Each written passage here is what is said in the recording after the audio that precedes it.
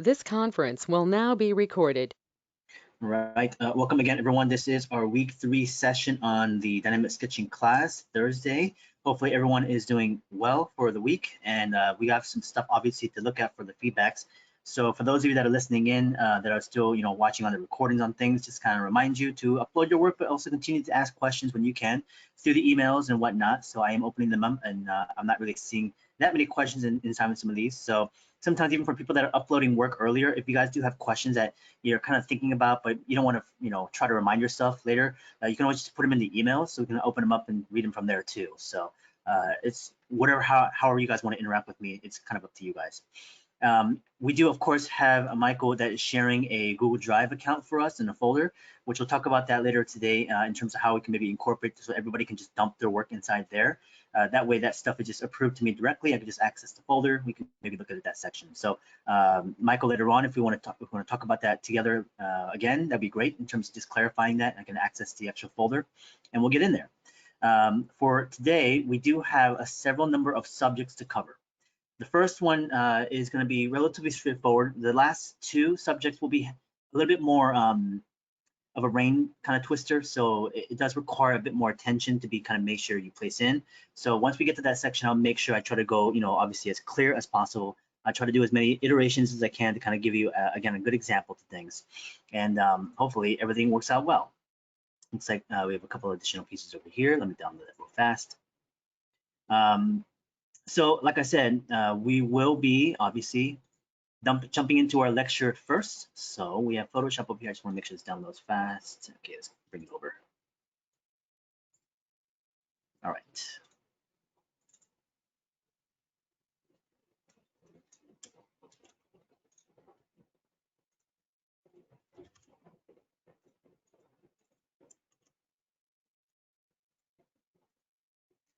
Let me just change the view of this one to a list.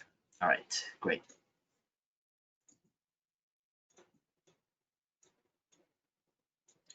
Okay, so of course, at any point as we are talking today, if people feel like they're not quite sure about what we're getting into, or some things don't feel as clear as they need to be, or you need to have a specific question about application, or even just about the premise in general, you are welcome to ask at any point. Just obviously jump in and say like, hey, can you repeat that again? Or I didn't really understand that part. You may have stepped away, and you might want to come back and just kind of check up on things, and all of a sudden you miss something important. Like I said, just kind of make sure you stick around. But in case of certain emergencies, or if you have to head out for restroom breaks and stuff like that, I totally understand. But like I said, try to gather your notes as best as possible.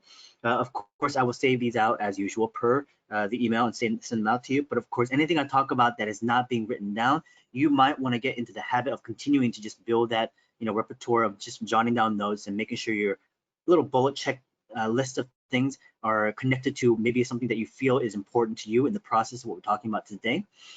So hopefully we'll try to do this as smoothly and as clear as we can. So let's talk about then the topics for today. And of course, questions pertaining to outside of the class, things that you guys have just curiosities towards, questions in general, you're always welcome to even ask as well too. So I don't mind, breaking off a little bit, talking about some things, coming back to some stuff. It's just the nature of it being more organic. I don't mind that. You guys can jump in anytime you want to. So don't feel like you have to be hesitant to interrupt on certain things. I don't feel that way at all. Treat this again like a conversation if possible. I understand that people are wanting to try to pay attention and trying to get things on the page. So today being week 3, we have a couple of things to jot down here for some of the notes. Let me just get some of the core primitive shapes in place as usual.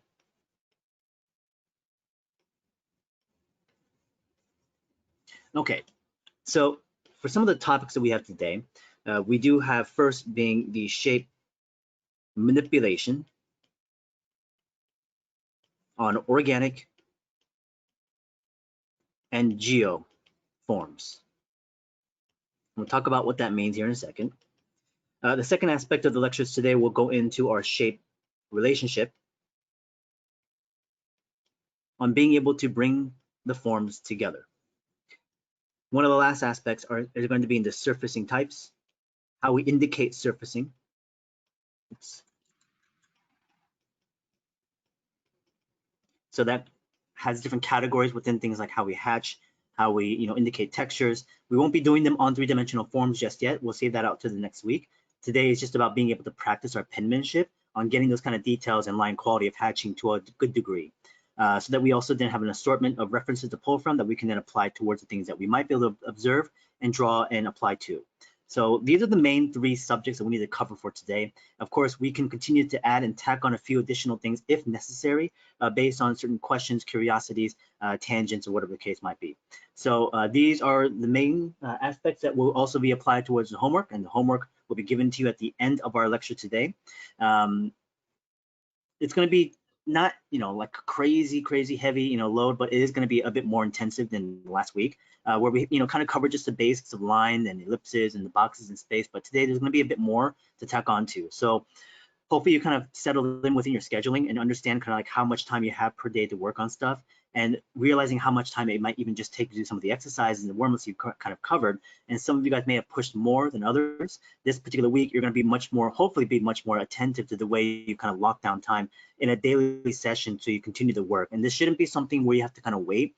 Like after today, after we're finished up on things, I know that, again, sometimes hour-wise, you guys are all kind of different locations. Some of you guys are going to be later than others, earlier than others too. But in my suggestion, like if it's earlier in the day and then finishing up here, I would take a slight break, and then whatever you need to do, take care of it, but then get back on it, like start doing some of the work like immediately. Some of you can obviously wait till the next day because it might be later at the nighttime, and so you go to bed or rest or whatever the case is and get up and start right up. Okay, so after your day job, if you have one, or kind of a priority of things you have to take care of, jump into it.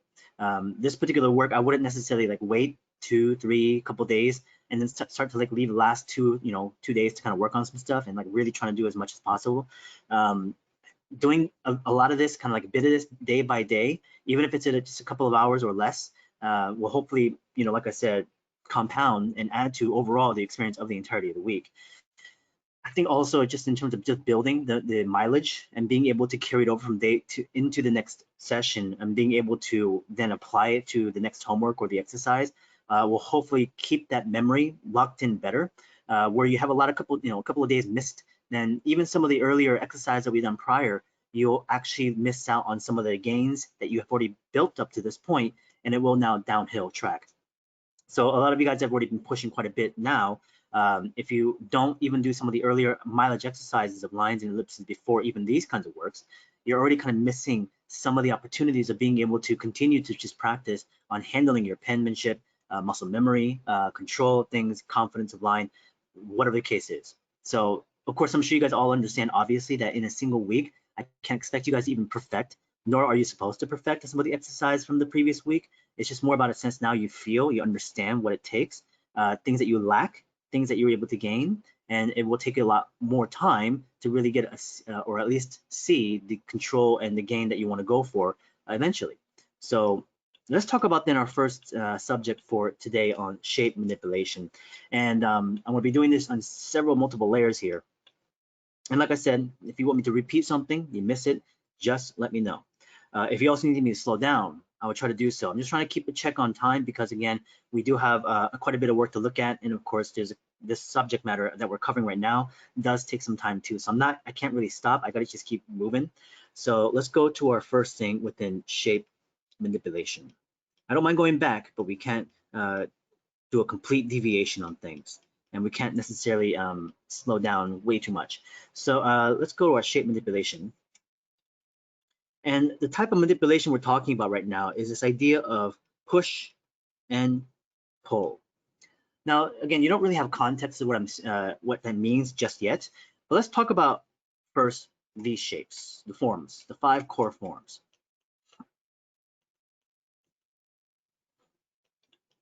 Now, many of the things that we're going to draw from observation coming up real soon, potentially next week or the week afterwards.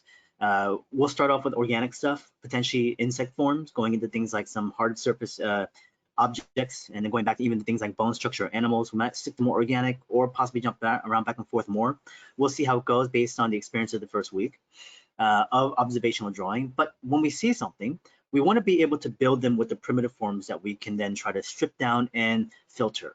So if I'm looking at some kind of object, of form, or something that I can interact with in front of me through images and photographs, videos, and references of any types, I can look at that object and I can then obviously just look at it and copy it, but what we're trying to really do is understand it. We're trying to actually break it down to something that we can also build a stronger memory towards, be more efficient within our drawing skill sets, finding patterns, being able to then plug them into other subjects that are similar to them.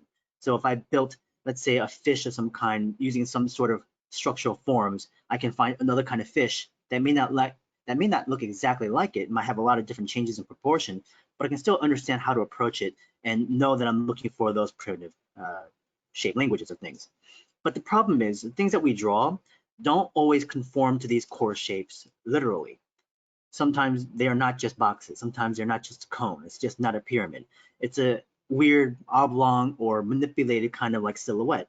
So we can start with things like spheres to build like a skull or a head, but then other parts of things, we might need to like alter the shapes a little bit to make it better match to what we see in observation. So what I'm literally saying is that some of these forms that we're drawing from can't always be literally used based on what we are seeing in observation because they just don't match. So we want to be able to change them, alter them, manipulate them like blocks of clay. Think of these forms as not like rigid structural hard forms, but malleable, soft, like clay forms that we can actually stretch and push and squeeze and twist. Things that we can also do is like addition. We can add to it. We can subtract from it. We can cut away parts. So think of it literally like blocks of clay, and we can imagine and visualize how that feels. We can, again, pack on more clay to add more volume. We can cut things off to make it feel more shape oriented towards what we're seeing. We can push into it. We can, like I said, manipulate it in many different ways. So we want to do this two-dimensionally. And we're going to start with the organic shape first. And the organic pertains to things that are obviously much more rounded, organically built things like animals, things like insects and fish, which are soft-bodied kind of animal, flesh and bone, right?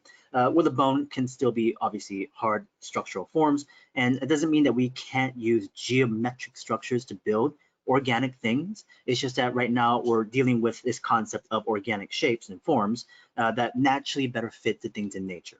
The geoforms then are objects of plano forms. So things have edges, right? Plane changes of boxes, the pyramid. So we can see a literal edge that changes the direction of a plane. So those will be geoforms, but we can also consider these kinds of forms like the cylinders and the cones and the sphere as geoforms as well too. But we're going to focus primarily on the edges, the plano forms, where the organic will deal with the more rounded structural forms. So we're going to deal with the organic first. And the organic, the first thing we'll start with is just a sphere. Of course, this is a circle as two-dimensional. If I apply things like light and shadow, volume, then we get something more spherical. So imagine this being just a spherical form, okay? So it's sitting within space somewhere. And like I said, this spherical form can be applied to many different things we can see in observation. So I can use this to build a skull of a human head. I can use this to build the body of some other type of animal. I can use it for a fish, an insect, plants, and many different things. But if I want to alter it, even just a little bit to better match to what I am seeing, because it's not just a circle, maybe it might be somewhat oblong. It could be a little bit more egg-like shape. It might be something stretched even further. We want to be able to now mess with this, play with it. So let's say we just kind of pulled it apart a little bit or pushed into it. We can get things like this that might happen, right? So we can like push in from the sides and we start to kind of squeeze in that silhouette. We can, continue to just pull different parts up this direction. We can go very simple, just a slight subtle stretch an oblong form that way, kind of squeezing it from both sides and stretching on one end. So it creates like an egg-like shape, right? So these are really simple, subtle, not very extreme manipulations of the spherical form. We're pulling, we're pushing, we're taking one part in section, and like I said, doing these kinds of actions and push and pull. So relatively simple, and it's only silhouette, just two-dimensional right now. We don't have any kind of sense of volume or 3 dimensions at the moment. We have no light, there is no shadow. So there's only a silhouette. Now, of course, we can continue to really push this and stretch it even further, like really far out there, making it much more elongated, pushing it in some of the areas, making it very S-curve-like. So again, I'm starting to like stretch and push and pull much more. We can, squeeze this direction over here. I can even put a form underneath this one. So we have these kinds of two-dimensional forms that may have started with the spherical object, and we're just, again, going kind of crazy with it. Now, one of the parts of the exercise for this is about being able to show me how well or how much you can push of this manipulation. Some people end up staying very safe. This is very safe, right? It's just a subtle little pull and push. But you can obviously take things a lot further. We're not actually trying to draw anything right now. We're not making it look like anything. We're just playing with the concept of being able to push and pull these objects.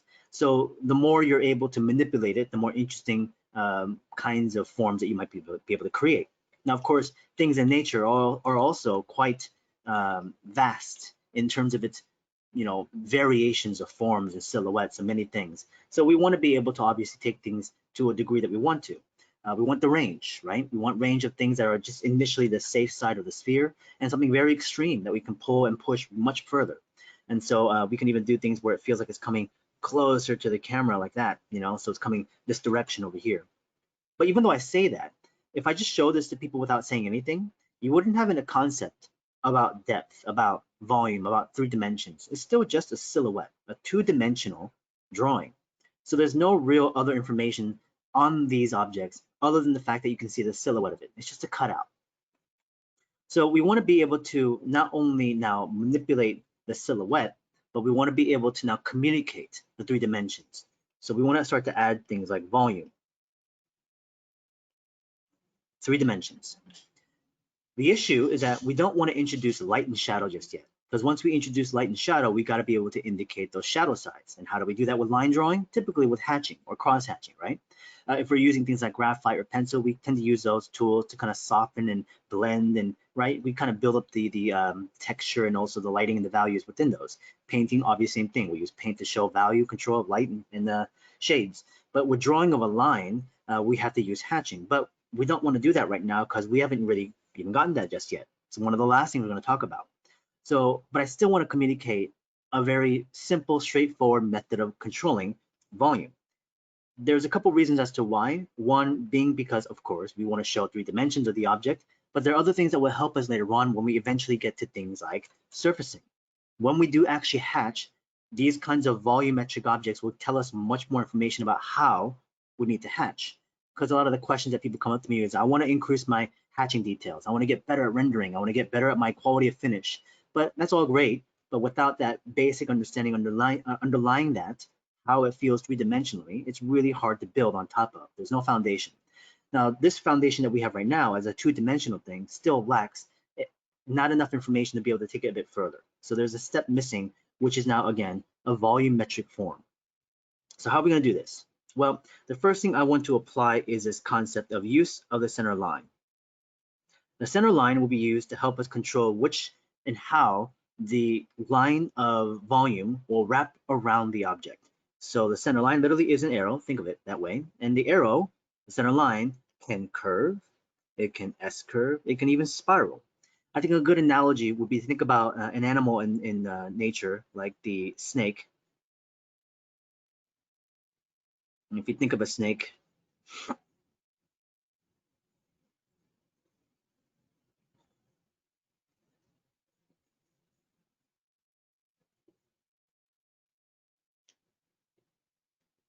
the snake obviously will have a center line, and the center line, as a analogy, could think of it kind of like a spine, a vertebrae. So imagine inside the snake we have the vertebrae, right? Like a tube of a cylinder going all the way down. Center line. So as we have the center line, all of these objects to the left, the silhouettes, will also then have a center line in it. The idea of a center line, though, is to imagine if we do have a cylinder, is that it's going right through the middle of the object. So the center line does not sit on top of the silhouette. It goes right through the middle. So again, think of it as an internal structure or a line of action, much like the snake has the vertebrae. So in any one of these objects over to the left, even some of the simpler ones, we obviously have center lines that go right through the middle of these forms. A good idea is that once we start to manipulate like this, there also is this kind of natural tendency where it develops a head and a tail, much like the snake. So there's one end to the other, one end to the other, one end to the other. So once we understand the head to the tail section, I just plug in the center line. It'll move with the form. It'll curve with it. It'll S-curve with it. It'll be straight, whatever the actual form might be doing.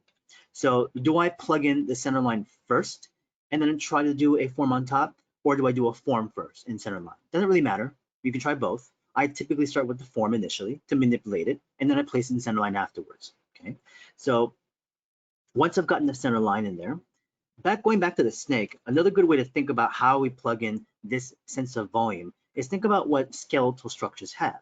We obviously have the vertebrae for mammals and reptiles and stuff like that, but we also then have the rib cage, right? In the torso area, the rib cage now gives us the volume of certain sections of anatomy.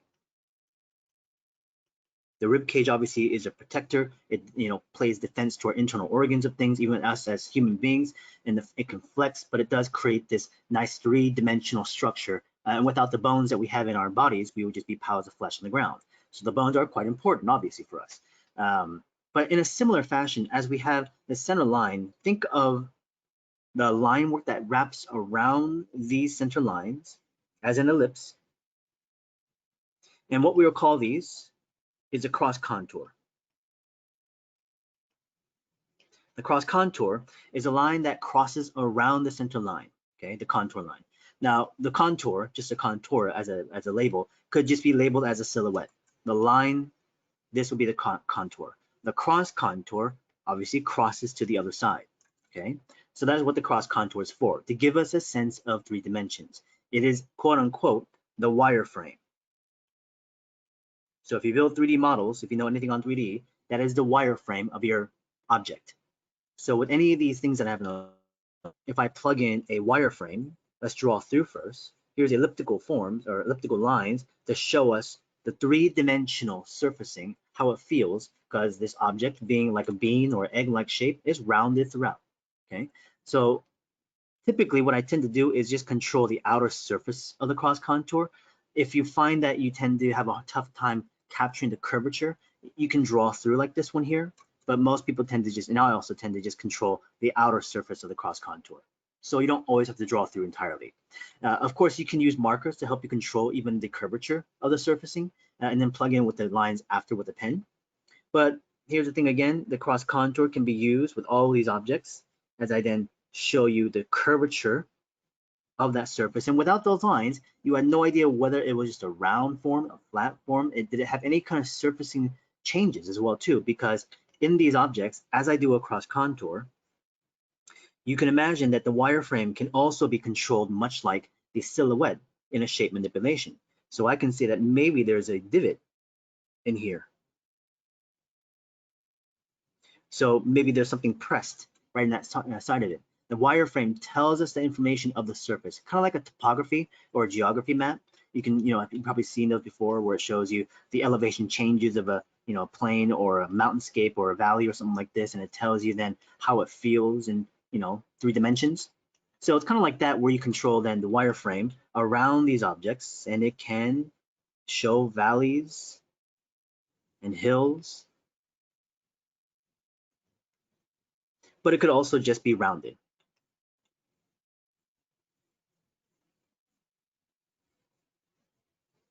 Rounded.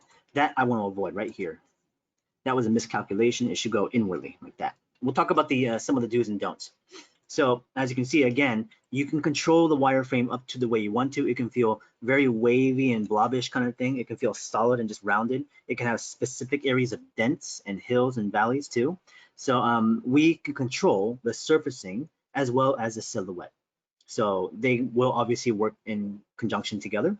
But think of that again, the cross contour being the important aspect of this addition to shape manipulation. So now we have 2D and now we went to 3D. We have 3-dimensional forms here. Am I considering perspective and stuff like that? Do I have a vanishing point? These are going back in space? No, I'm not. Okay, so I'm just creating forms that feel like they recede back in space due to things like scale. They're larger in the front, smaller to the back. Okay, without that, these can feel relatively more flat. Even though it's a slight angle change, it's not obviously very foreshortened. It's not coming towards the camera very extremely. So by choosing how you incorporate not only scale, but then the cross contour, it can make it feel like it's coming more towards the camera or a bit more flat, right? So what are some of the problems that can run into here when it comes to the cross contour and the shape, or at least the form manipulation? First, let's just place in a couple of simpler just objects, and we'll talk about then the do's and don'ts. The first is that once we apply the silhouette and we do get the center line, sometimes your results can look like this.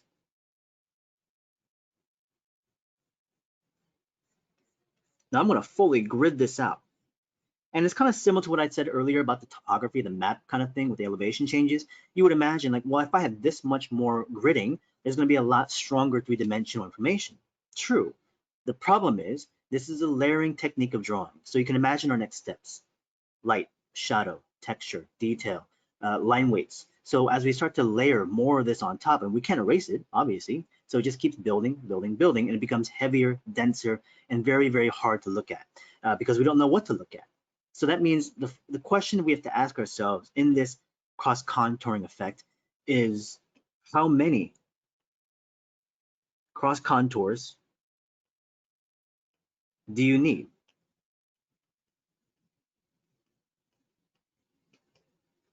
Because if we can get away with just 2, 3 cross contours, which tells us enough information about how it feels as a three-dimensional object, then it's fine. So we don't want to go overboard,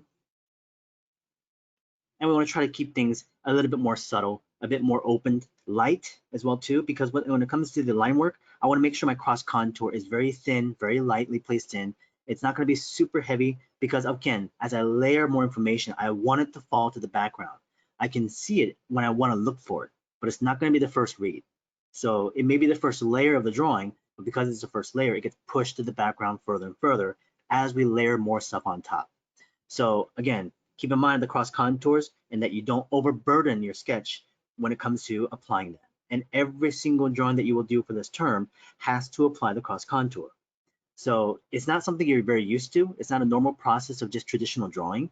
It's something that is considered in figurative work. It is obviously applied a lot of the times, but it's not always used by students in terms of a literal application. It's understood, but it's not ever really just used. Other problems. The other problems would be if we have a center line and your cross contours look like this, then we have very flat objects because there's obviously no sense of curvature of that object. Now, if we're saying that I'm looking at this directly from a side, directly from the top, it's an orthographic, then obviously that center three dimension kind of loses its position because we're looking at it more from a flat view. So unless that is the case, I can understand, but in most situations in this exercise, we want to capture 3 dimensions. So we want to turn the object in space a little bit. So if you do find that your lines are still flattening out, the best thing to do is, much like similar to the left, we want to draw through so we can capture that sense of curvature around the surface of it.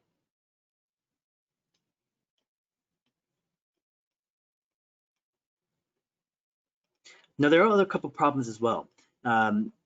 There's something like this that can happen. We have our center line again, and we have our cross contour. And as soon as you get to a point where you feel like, okay, I got the object, I got the center line and the cross contouring, and I have the information of the object that I need. Now I want to start to place in information on the surfacing, and then I also want to push things like line weight. So once people start to push line weight, and we've seen what we can do last week, you can consider light and shadow. So if I put line weight on the opposite side of the light, then obviously I can push that, reinforce the shadow side. You can also say I'm going to, wrap a hard line around the entire silhouette. You can choose many different ways to apply the actual line weights. But let's say we do apply a line weight on top of this. Now, that's not so much of an issue. This is not really the problem. The problem is when people take it a little bit further in terms of line weight and go and indicate more than they should. For instance, what they'll do is this. Because those lines are there, and they feel like it actually has purpose in terms of an aesthetic value, they place in the line weight to control or clean things up. So this right here has a bit of an issue. The reason why is this. Well, first, think about the object as what it may be. Think about, like I said, an egg, chicken egg, okay? So a chicken egg is just a smooth, matte, dull kind of surfacing, right? There's nothing on the surface. It's a rounded egg-like shape, and that's it. A light and a shadow can give you a sense of volume, but there's no lines directly on there. These lines that we are creating is imaginary. They're visual. They're just something for us to have as information. So that means the cross contour is data only, data, information. So that means it's not aesthetic. It doesn't make the drawing look better. It just helps us understand things in 3 dimensions. So once you apply a line weight on that cross contour, now you're communicating something else to me. What you're telling me now is that that line literally exists because you now put weight on it. So you created a segmentation line or a panel line. So where would you normally see these kind of lines? Well, you would see them in nature. You would see them in man-made objects, right? You would imagine a car. You have a door. The line that has the panel line that tells you the separate parts and pieces is that line. So even within like insects, the back end of an insect has the abdomen, and yes, it does have segmentation. So that segmentation are separate pieces so that the actual body part can move, being an exoskeleton. So then the silhouette can also change as well. We can place in line weight. This now has purpose because the object physically has these lines. But if the object does not have it, we are still applying a cross contour. What I am saying also is that nature can give us natural cross contours, things that already literally have a physical line there that we can follow.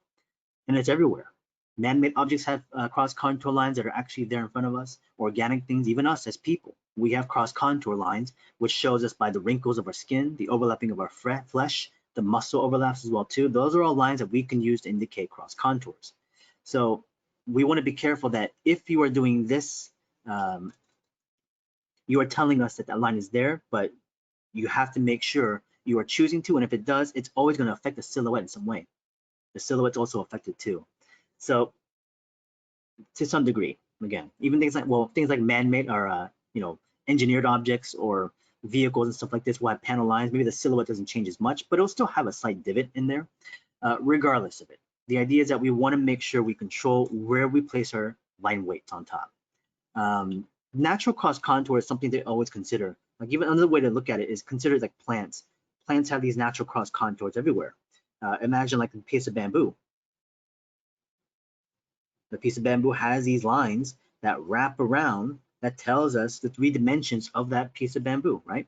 So make sure that once you then have that information, we can then place in line weight on top and then really start to show the separation in those segments, right? So those are some of the do's and don'ts and things to consider. Normally with the practice of something like this, you want to just create abstract, random oblong forms. This doesn't have to look like anything. So sometimes it's hard to kind of create them on your own. You can always ask for help from other people. For instance, I mean, you can do it even here. You guys can work together. You can be like, hey, let's team up and like, I'll do some like, organic shapes and I'll send them to you. And then, you'll do some for me and then we'll cross them over and then we'll try to do like the actual problem solving. So you could do that as an exercise. Of course, you can have someone else at your house or something like that do it for you. Like, hey, can you just create like 5 to 10 organic crazy shapes? Just kind of show them what you're talking about and like leave them empty. Take them back and you actually try to problem solve the center line and cross contouring. Again, ways of doing something like this. Beyond that, again, like I said, go with something safer in the beginning, then eventually continue to manipulate it more and more and more. On a piece of paper, when you guys are doing this homework, it is ideal that you think about maximizing the use of the paper. A lot of times people just kind of place in, 3, 4, 5 shapes like this, but it's good to also play with scale. So you might, go with a couple of smaller ones and stuff like that. And maybe some of the larger pieces might come out and then it becomes larger, overlapped. Some things can go on top of each other, just like this. Then we can use line weight to help separate objects from each other. You maximize the use of the paper, you're increasing mileage, and you have more variation. So this is a way to consider how you lay it out on a piece of paper, okay? So this is a natural cross contour.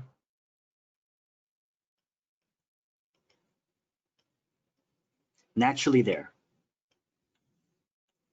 Hopefully everyone's following along. It shouldn't be overly complex. This is pretty straightforward. We're going to talk about some other things that will happen now when it comes to the cross contouring and the organic structures. Things like this can happen.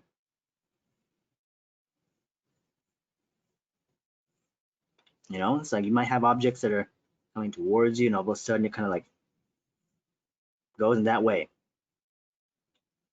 What do you do in these situations? It's like I've stretched and pulled and I really pulled now really hard in different directions, laterally, elongation wise, whatever the case is. So we can all understand our first steps. The first step always is going to be what? Apply the center line. So I want to choose a head and an end tail. Now this is subjective based on your decision, because I could say naturally for me in this left object, this is the center line, okay? Because it's the farthest ends from each other. So center line will go that way. This object over here, I could say center line is going this direction, just straight. But based on how you interpret it, you can change and alter it. Some people will say, but I see this. That's my center line. I see this. That's my center line. So you can make a decision and the outcome can alter it a little bit. At the end of the day, you might end up getting something somewhat similar, no matter what decision or choice you make. So again, now Michael is asking, what if you have like a Y-like shape? So you have to choose which direction you want to go into. If it's completely symmetrical, as it gets to that point, it's going to stop and you're choosing, well, what direction do I go into? There is no right and wrong. You just choose one direction, right? It's the line of action again, exactly. So imagine, let's say we have a gesture of an arm coming through, right? So if we have the arm coming through down, forearm down into the fingers, and it tells us the line of action of the arm or the gesture of the spine or something like that. That's the line that we're using to apply to this in motion and movement. But now that we kind of place in center lines, but you're thinking, well, what do I do with this other part? This goes back to, again, we look at nature. We look at natural objects and see what happens there. If we go back to that piece of bamboo, the bamboo has obviously a main stalk, the main branch coming off of the ground. Now, of course, the bamboo is not going to just be singular like this. It is going to eventually have these additional pieces breaking off and going in different directions, as it then also grows things like leaves.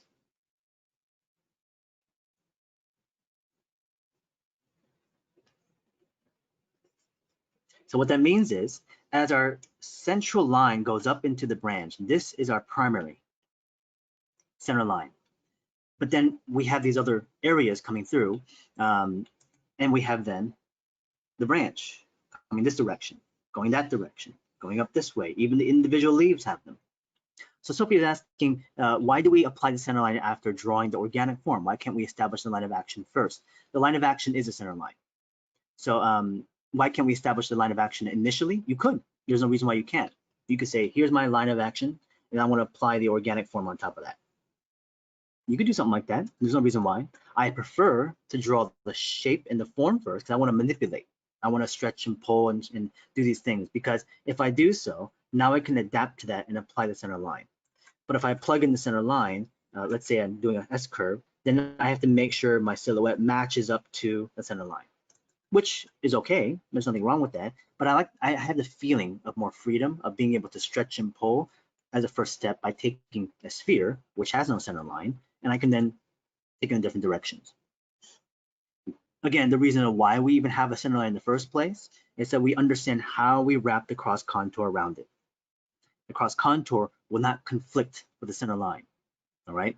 So if I know which direction the center line is going into, I know which way the cross contour will wrap. Now the question though is still, what do I do with these, protrusions that are coming off of the main form? So we have these branches. These are the branches, the branching center lines. It can happen infinitely. So from the main primary, we can have secondaries, we can have thirds, we can have infinite amount of center lines branching off from each other as they cross off. If we think about, again, human forms, there's no difference. Imagine we have a spine.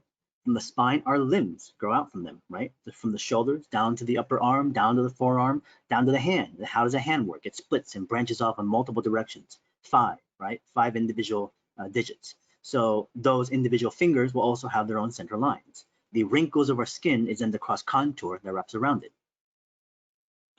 So it's a good question from Mira. What happens at the point of intersection? I place in the cross contour.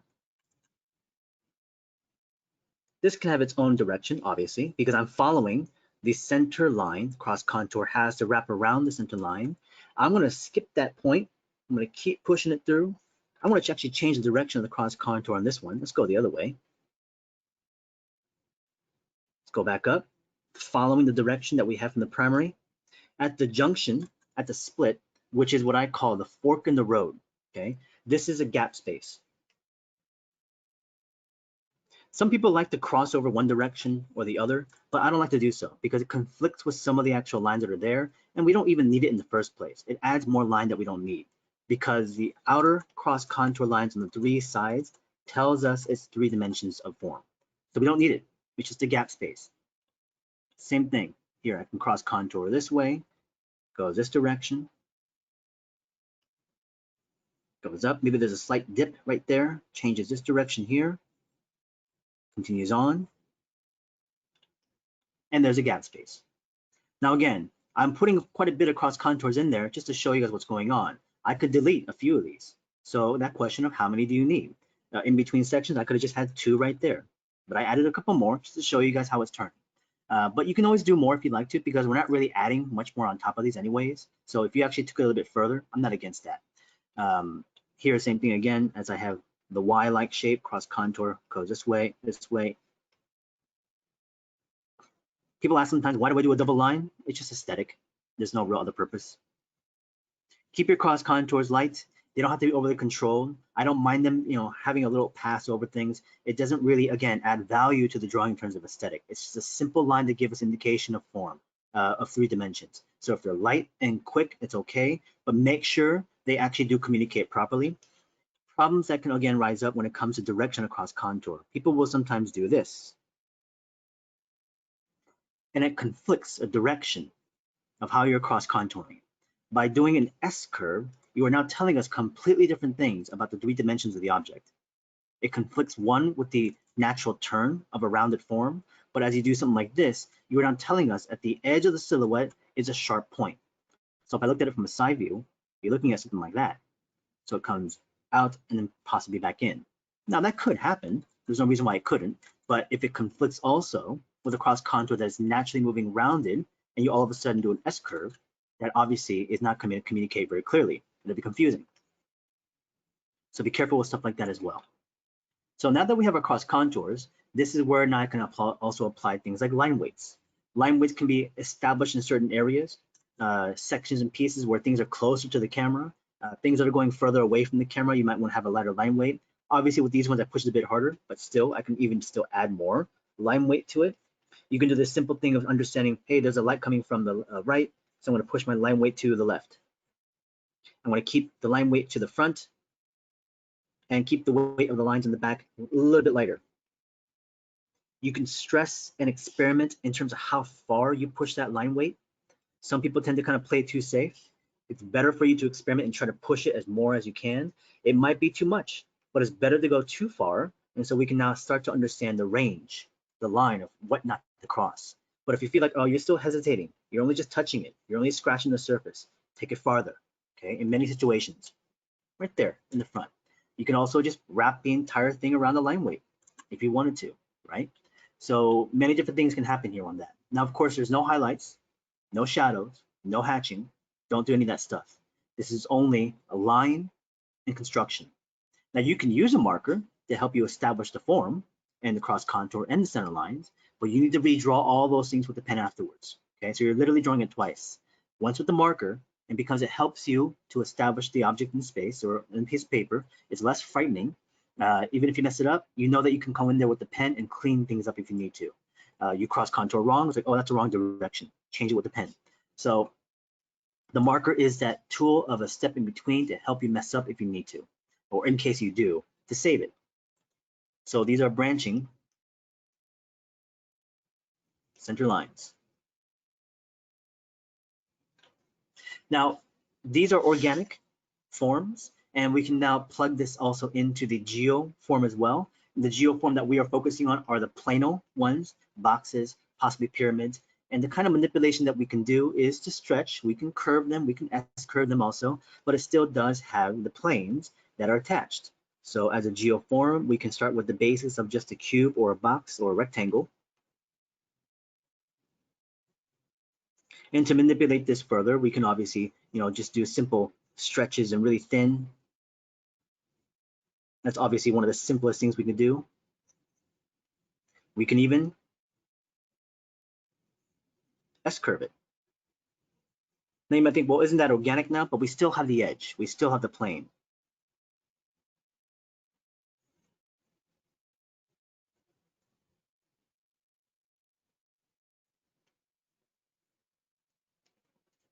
So as I have now established the side planes coming down, each of these objects will still have a face that I'm using. Now, this particular box, if it was more of a cube, equal on all sides, the center line can go in any direction. I choose the longest directions, all right? So this has a slight elongation. I chose this to be the face. Center line is going to come out that direction. Center line comes out that direction. The cross contour lines wrap around the planes. But you might think, well, why do we need cross contour lines here? Because we can already see the edge and we understand it in 3 dimensions. There's a couple things, again, of reason why as we want to use a cross contour line, not only just for volume, but once we get into next week, we'll talk about even today a little bit, is once we get into this hatching, surfacing types, how and what direction we hatch into. The cross contour line will be one of our guides.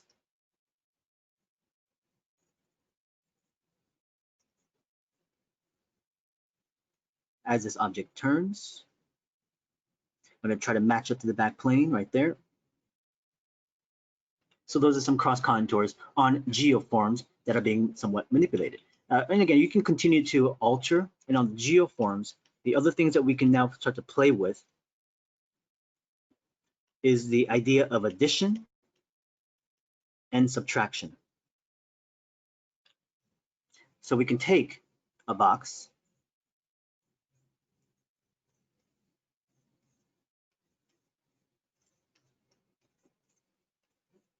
and we're freehand drawing these boxes within space to make it feel like it's in perspective.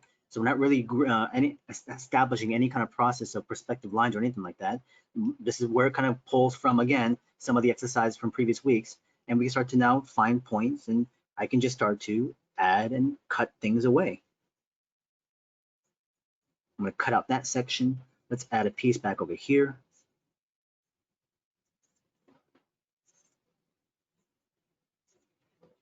I'm not making it trying to look like anything. I'm just taking parts and pieces of it out.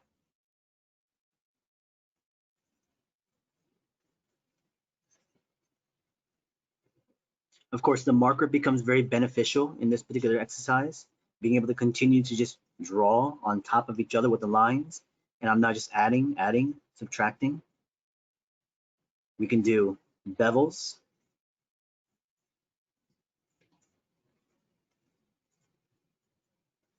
Inset cuts. And again, changing and altering the silhouette and the 3 dimensions of the form. Things like this can continue to apply center line, but also the cross contour as it wraps around the plane. Excuse me.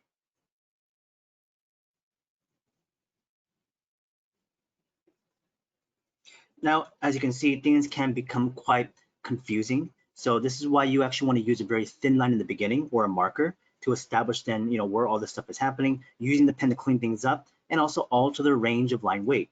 The construction can be light. As you then start to wrap things up and understand where the completion of this exercise is done, then you push line weight on top around the silhouette of the object that's been changed. So that way it stands out from all that construction. Line weight comes at the end, okay?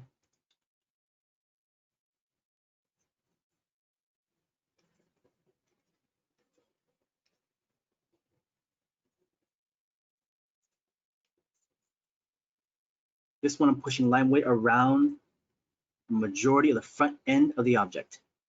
I'm not considering light and shadow on this one. I'm just using a tapering, heavy to the front, light to the back. Now line weight's being pushed. I can now still have a better perception of what's going on. So question from Leon is, just curious, is this way of construction drawing the standard in professional industry? There is no standard in the professional industry. You work the way you work to get things done. The higher ups don't care how you do it. You just got to meet your deadline. Is your quality of work competitive? Is it matching to the standard of quality of finish? But in terms of how you do it, they don't care. Most people right now in 2D now convert to 3D. They use 3D, Maya programs or ZBrush, construct stuff and general ideas of form, and they would draw on top of that using Photoshop or paint it directly, and then they'll, obviously pass that over. Now, of course, many people who are drawing specifically, whether it's like animation 2D viz that people don't really use 3D as much, and so they will draw. But if you're drawing things like characters or props and they have to be turned in space, will we use processes of like breakdown like this? I do. Will I say everyone does? I can't speak for everybody. But is this a standard? Not necessarily. It's a technique that we can use as a tool if we want to. So when you find an opportunity that you see this connection to use it for, then we go for it. Some people, as they build a certain level of confidence, but also experience, need to potentially construct less because they already know how to actually go towards it and just draw it within space. So for me, people ask me, it's like, do you have to always construct like this to draw the things you want to draw? No, of course not. So I can, and I will for showing people, especially on an educational level in the beginning when they're starting. But once you get a clear understanding of it, do I have to have all this kind of information about construction? I find ways to construct and indicate information subtly. I can use it in ways that you may not even see it. So did I start with this though? Absolutely, of course. This is why I teach it. This is why it's important for dynamic sketching, because this is the early foundation and basis in how we process the world around us. But in terms of the creative industry or the professional industry, it kind of depends on situations, kind of depends on the individual and how you then cross-pollinate multiple disciplines and techniques together. And this is why when you take a class like this, not everything in here you're going to use. You guys might come in here and might like, walk out and be like, you know what, I only got like 10% of things I feel like I could use. But at least you have that 10%, and you have to find out. But you can only find out by actually trying it and doing it. Because if you assume, you have no real relation or context to it. Some people actually walk in, you'd be like, this is exactly what I needed, you know? So it changes from person to person. And like I said, not everything I'm showing or talking about is also a right and a wrong thing. It's more about, this is what I've done, this is what I tried to do, this is how some other people will go for it, and there's many other ways to draw things too. This is not just one way of drawing. And that's the beauty of what we do, is that it can be altered and customized and questioned and pushed, elevated to the next bars by how you perceive it. And so don't think of this as a lock and chain, you know, don't think of the industry as something that you have to conform to. You can go in the directions that you feel that works best for you. Stick to your instincts, stick to your guts, stick to the things that you find more enjoyable, and make the industry appreciate what you do and not you trying to conform to the industry, all right? So if you get hired that way, you will enjoy your job, because if you're like, oh, now I have to like draw what they're doing and how they do it. I mean, some companies might feel like that, but you don't have to always break that direction. Certain style sets you might have to follow, but that's different. How you build it to get that style set is up to you, you know? And that's really the only way to keep sane, because if you end up just conforming and just doing what anyone else is telling you to do and not enjoying it, I guarantee you, you will get jaded and you'll hate this and you'll stop. That's not what I want to do anymore. This is just too stressful. I'm not enjoying it anymore. I need to get more money, or whatever the case is. You find another job. So again, I know I went in a tangent. It was a simple question, but it seems much larger than what it is. And I'm not trying to scare anybody here with stuff like that. But the idea, you know, in terms of how stuff like this is very important in terms of how I see it. As an early foundation, you think, oh, it's just learning how to draw, you know, building some stuff up. But as you see it in a long-term site, because a lot of you guys may not be able to actually see that long-term, where obviously I've done that in 15, 20 years. For me, this was a huge basis on being able to actually take advantage of opportunities. So for me, it was highly, highly beneficial, because it gave me the tools to work in any industry I wanted to. I started in games, but I also worked in eyewear. I've worked in product design. I've done stuff for illustration. I worked in comics. I've done stuff for animation, done stuff for commercials. I've done stuff for a lot of stuff. But at the end of the day, it came back down to how I thought and how I sketched and communicated to those individuals. And using this process created a very fast way of doing so. So I would definitely say, for me, it was highly, highly useful. And it was a standard that I wanted to match up to for myself, not because they were asking for it, okay? So this is the geoforms. Addition, subtraction is the additional elements of what we can do. Can you do addition and subtraction for the organic things? You can, but I would rather actually have you practice it on the geoform, because it's a little bit easier to stack and subtract here, because you can find edges and planes to them. So as you can see, we can stretch, we can S-curve, and we can add and subtract. So organic to geoforms, right? Cross contour, volume. Once we have all of this kind of in place, you know, the hard part about this is remembering even to do it. Because as we draw from things in observation, bugs or, you know, animals and different kind of vehicles or whatever props, is that your natural tendency is to just observe and just to copy.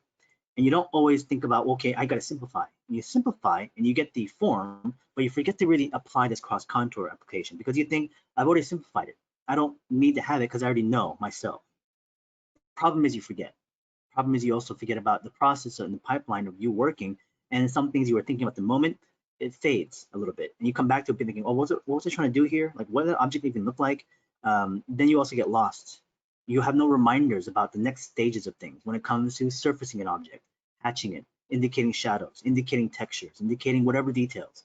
So this foundation of cross contour, I do find it highly valuable because again, it continues to also help us in other areas, not just pushing things like 3 dimensions and volume, but also surfacing, but then if we want to be able to exaggerate it. So for instance, things like foreshortening, right? If I take a human subject and I have some guy like punching and people throw a punch and it's just like this, like, okay, it can be kind of fun. And here's the other fist and, it's kind of throwing a punch like that. And we can apply all the same mentalities, cross contour, the base primitive forms, center line, all that stuff, but it's not as dynamic.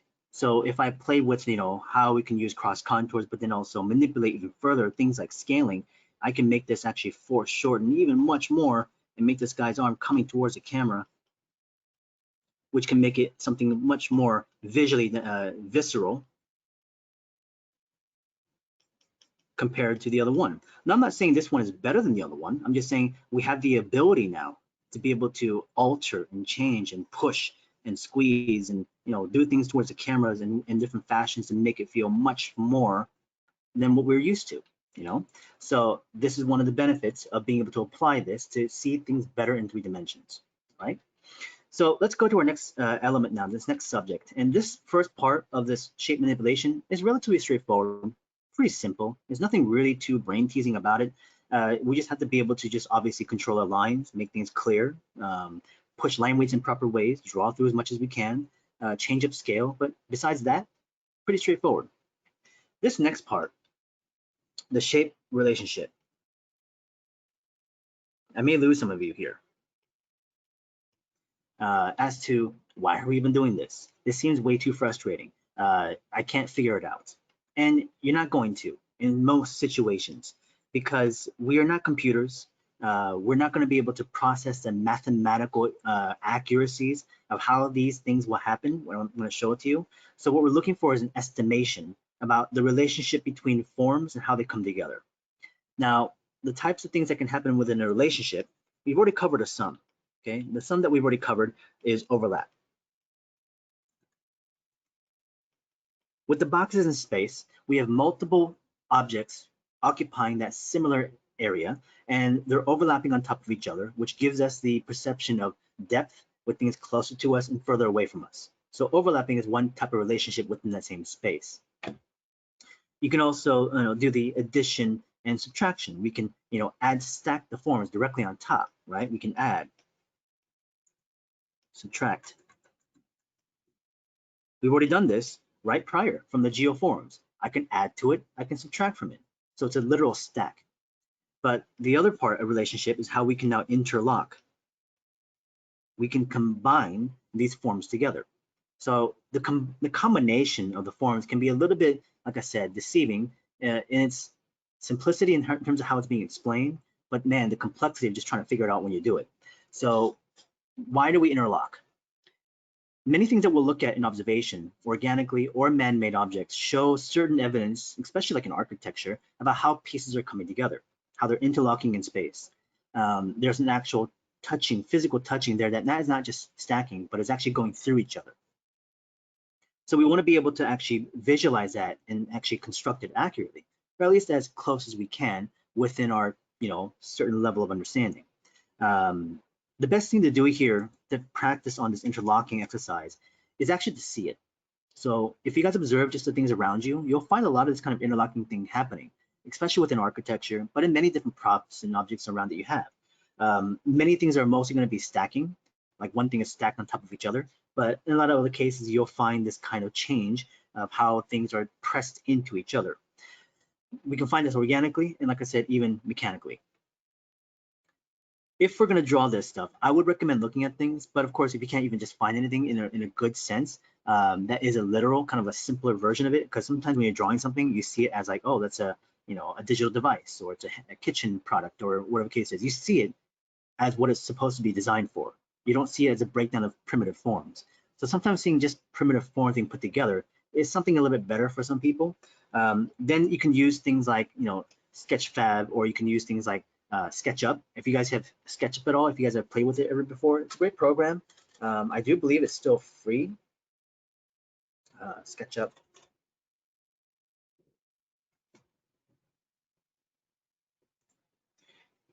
SketchUp here is available still on Windows and I believe Mac as well. You can just try it. It's pretty easy to play with. It's used for things like interior designs and architectural forms, but you can just build really primitive structures and just put them together, and it gives you some nice examples. Of course, you can go to Sketchfab, and you can look for things like, geometric, and it might give you some, objects that might be primitive enough to actually draw from directly. Like here's one that could be used more for things like, subtraction, things like geoforms. Something like that would be good for geoforms. Something like this is kind of nice to see within addition, but some parts can show this interlocking aspect of it. But you don't really actually get to play with it. You're just observing it. But still, like I said, this is a good place just to begin, just to see what happens. Again, here are some just basic geoforms. Nothing that shows us like these kind of interlocking structures, but if we go to just Google, and we type in geoforms, you should be able to find also some images that kind of connect to this. For instance, something like this is a part of that. So here we have a very simple geoform that shows us how these pieces are literally interlocking onto each other. So this box is just sitting on top of the box below. However, this object onto the left is not just stacked on top, it is going through it. It's actually interlocking with the edges. So, I mean, you could say that there's more of this box going through underneath. That's an actual interlocking. You don't see it, but that's an excuse in terms of what we can say. But how does this actually work now freehand? Just going straight in there and drawing it out on paper. Yeah, you can use all this observation, but let's try to draw this stuff out. We have to consider the core forms. And the first form that I want you to use is just the box. Just start with that because we've already covered it a little bit. You've already done the boxes in space. You've already drawn some boxes. You feel a bit more comfortable maybe actually constructing those instead of anything else. So if we start with a box, the idea again is that I want to show the relationship between the interlocking of two. So as I've drawn one box, I am going to draw another one right next to it.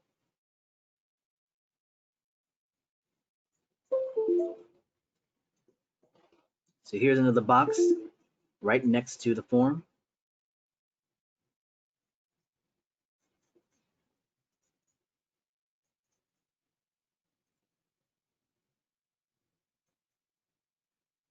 Now what I want to do is interlock these two together, right?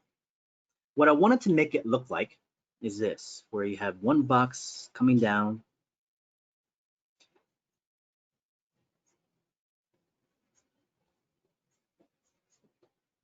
and you have these two pieces connected together like that. Now again, I could just draw straight in there, but if we do have this kind of constructing method of drawing, where I'm looking at an object and I'm kind of piecing things together, there are some parts that I might want to show this kind of interlocking structure. And I'm going to show you an example of it after this, of a literal application, like drawing a fish or drawing something else, and how I can use something like this directly into it.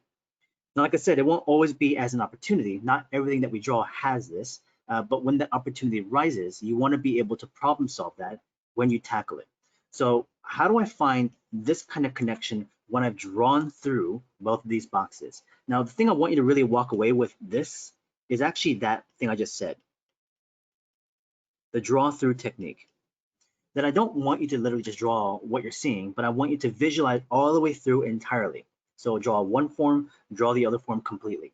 So now they're a little bit transparent.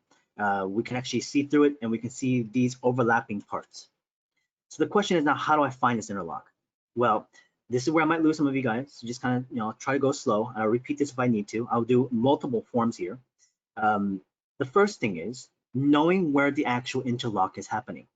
Okay, where these two boxes are literally touching. It can only happen in one area within this space, okay? Because it can't happen outside the overlap. It can't happen outside the overlap. It's got to be inside this overlapping diamond.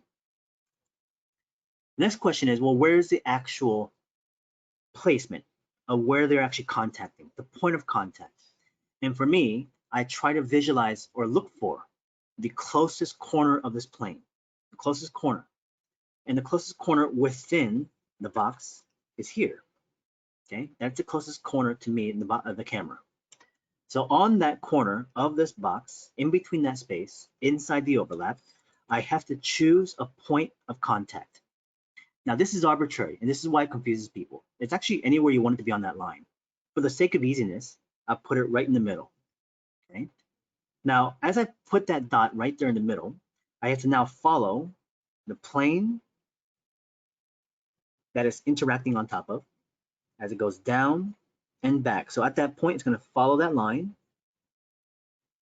follow these lines as it's going down in perspective and back in perspective. So as I've drawn those lines, it's got to end at some point. So it hits at the edge of that diamond. Okay, so now that I have that, let's get rid of those dots. I can push a line weight around this.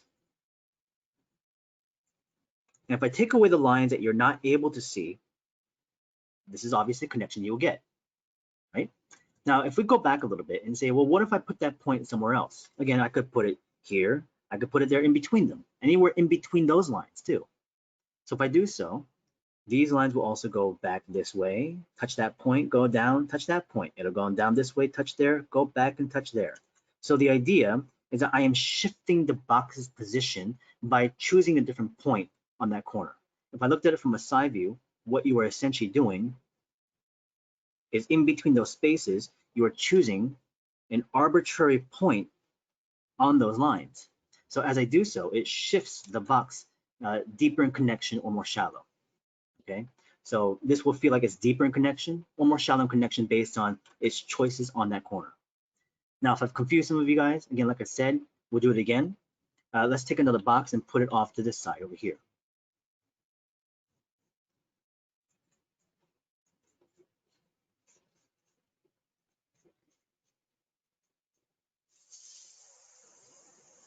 Create another box. Now, again, I want to show some sort of connection between these two boxes. Now, there's three things that can literally be happening, okay, even with the ones that we saw earlier. The first thing that could be happening is that one box on the right is in front of the other one. The box on the left is in front of the box on the right. An overlap. That's a possibility. But the third option, again, is that interlocking. I want to be able to connect these two boxes together. Now, I could say that this surfacing here and this surface is actually relatively flush. It's actually even on the top. As I do so, these points of where they're connecting right there, which is the overlap in this section, all this area is the overlap. I just have to now follow the perspective lines going down this way. And if I erase out the parts that we don't need to have,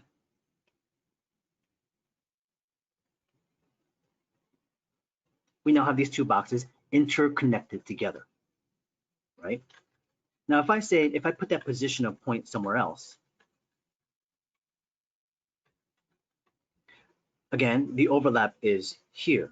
This entire area is the overlap. It's the only place it can happen. I am going to look for a corner closest to me or a point that I want to choose. I'm going to choose this corner here. Okay, let's choose a point. Let's put it right there. If I choose that point, okay, now I'm going to follow going down on this plane, going back this direction, follow that plane, and it ends here, ends there, comes out. If I take away the lines that you would not be able to see, that box has now been pressed into it. So in this situation, the idea is decision making, finding an area of where the interaction is happening, finding the closest corner of where that could possibly be. We have to experiment. Through experimentation, you see a result. Now, most of you will not really lock in on it. It may not really happen. But the idea is that, are you using a technique of draw through to help you solve it? Whether you get it or not is not the point. Are you using this method of drawing through to try to find the answer? Is really the more important aspect of it. So as you guys do this exercise, you come in like, man, I couldn't figure these out, but I tried. I'm using this draw through technique. I was creating all the forums, drawing through it. I can kind of see how your brain is working. then we can kind of get a sense of like, okay, through more practice, you might be able to find those connections better and it'll make more sense. Right now we're doing a plane to plane though, box to box, and that's relatively straightforward. It's not as difficult. Once you see it and you apply it, it's not that hard. Again, here's another object. Let's plug in a secondary form. Here's a pyramid. Because now that we've used one object, I'm going to try to include a secondary one. Okay. Now I have a pyramid. This pyramid could be sitting on top of that box as an addition.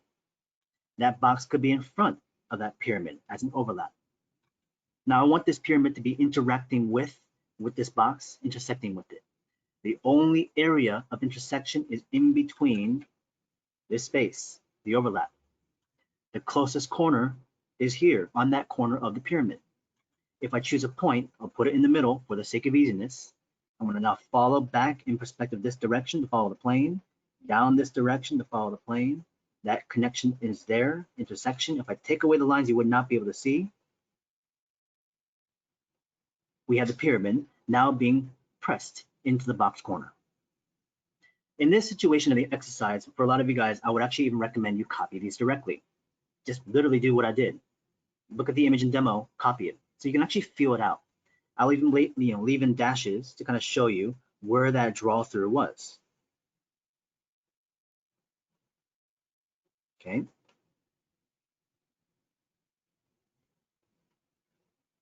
So this will take a bit of time to just kind of play with it. And the more you play with it, the better kind of like sense it'll make. Now from plane to plane, edge to edge, you're just following surfaces. Once you start to get curves, it becomes a little bit more difficult, but we're still using the same kind of idea. So imagine if I took, let's say, a cylinder, and I plugged in the cylinder over here. Now again, this cylinder could literally be sitting on top of the box. You know, the box could be on top of the cylinder. But I want to show a connection. So on the lower portion here, I want to choose because that's where the larger part of the intersecting is happening. You can put it over here as well too. There's no reason why I couldn't. I can choose a point there. And if I do so, what I want to be able to do is now show the ellipse that is on the face at the point of connection, drawing through it as closely as I can match it. And if I do this, you'll see a part of that cylinder sticking out a little bit right there. If I raise out the sections that you would not be able to see, you will see that the cylinder has now been pressed into it slightly. But I've changed the orientation. This is in front of the box. I can actually do this completely differently if I chose a different spot. This is if you, again, experiment with the locations of things. If I go back and chose a different location, let's just try on the bottom of the box. If I place it down here, I draw through it using the cylinder as a face of the ellipse, okay, as close as I can. At that point, if I erase out those sections that I don't need to have, just to show you, we now have the cylinder sitting underneath the box. So it's a different placement, just based on how I actually cut into it. So there was no right, there was no wrong. It was just me placing points, drawing through, and seeing what they actually just look like. So using dots again, you can kind of see how the ellipse goes through it. Cylinders behind, inside the box. Let's make it a bit more challenging. How about we place in an ellipse, or not ellipse, but a sphere. If we place in a sphere on top of this box, like now how are these two things interacting, right? We have two planes, top and a side, and we have a spherical form which is infinitely rounded, all sides equally. So what I need to do is find, of course, the overlapping area, right? This is the overlap. I'm going to find the closest corner of the box. I'm going to choose an arbitrary spot, anywhere you want to. We'll put it right in the middle, again, for the sake of easiness. As I've now found the point, I'm going to draw an ellipse on the inside of the sphere, and this ellipse matches to the plane of the box, putting it inside there. Vertically too, here, coming from this side of the plane. And as I've done so, this cut, this division, if I erase out those parts that you don't need to see, this sphere has now been pressed into the side of the box. Now people ask me sometimes, like, well, what if you change the placement of the sphere? Like, what if it's like more to the front? Well, if I have a box,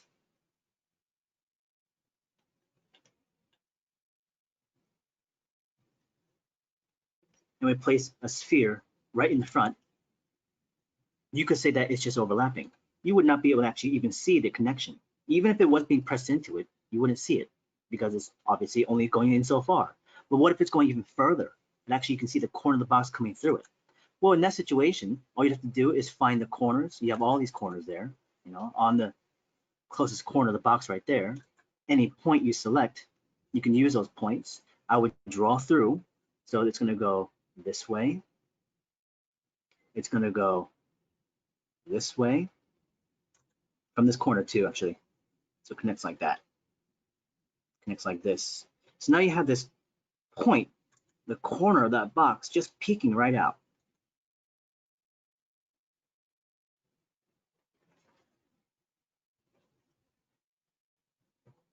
Just the corner of it, because it's being pressed into it. So you still see curvature here, curvature there on all three planes of that box. But we have to consider the curvature of that spherical form. Tough to understand, but like I said, depending on how you control it, you can actually have it come out the other end, or it could have just been sitting on top and you wouldn't really see the connection. So based on where it's placed, sometimes you'll see the connections better, sometimes you won't even see them at all because they're being hidden. The exercise in this, I would really recommend you guys start with just one form, just a box. Exercise on just being able to connect 2, 3 boxes together. Okay, done with that one. Let's do another 2, 3 boxes here, 2, 3 boxes there.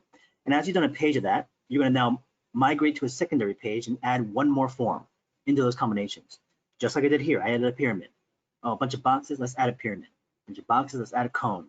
Once you get to that point, then we go to the third page and you try to interact with all 5 forms together. And hopefully you're able to get something. It gets difficult once you then plug in something like this. This is now much more mathematically impossible for you to get, because to find the curves and how that actual curve works is, again, for us, impossible to process. We can estimate it. So in this overlap from here to here, I need to find some way in how this thing is going to now curve around, because this is going to be curved as a cone this way, but it's also going to curve this way, but the spherical form turns in all directions infinitely. So as this interacts, it could possibly do something like this.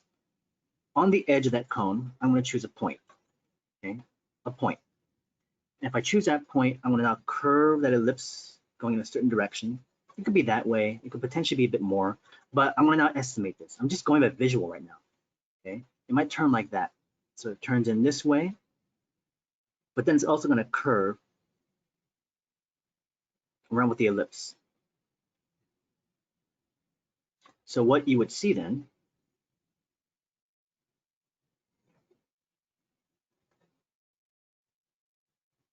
is this cone that flows this direction internally, flows that direction as it interacts with that spherical form. So it turns as an S curve. There's no corner except for at the bottom of the plane right there where it sharply ends. How did I find these? I estimated it. I eyed it, eyeballed it. I don't know truly exactly what it looks like. This is where I would have to actually use a computer, 3-dimensional models, put them together. Oh, okay, that's exactly what's going on. But unless you do so, I'm just figuring out by view, like this seems pretty good. It doesn't seem like it's weird. If I put that corner like this, it would just kind of change the interaction. This way, turns up this way. This is where you need to draw multiple iterations to hone in on what might be the best result. Tough here, because it's you now eyeballing it. The question though is like, okay, I get all this stuff. Why? Why do we have to do this? You know, this seems, you know, frustrating, annoying, all that kind of stuff. So the question from Alessandro is, how do I join a sphere with another sphere based on its position? If we have the sphere connection right there, this is the overlap. Again, mathematically, it's impossible to find out. But generally, what I want to do is from this point, you'll find a division that just comes through like this. It cuts through right there. So you'll see just that line, combine the two together. Now, is that completely accurate mathematically? but that's just an estimate. I find the midpoint, I just drew through it as an ellipse, and I found this division. Cylinder to cylinder.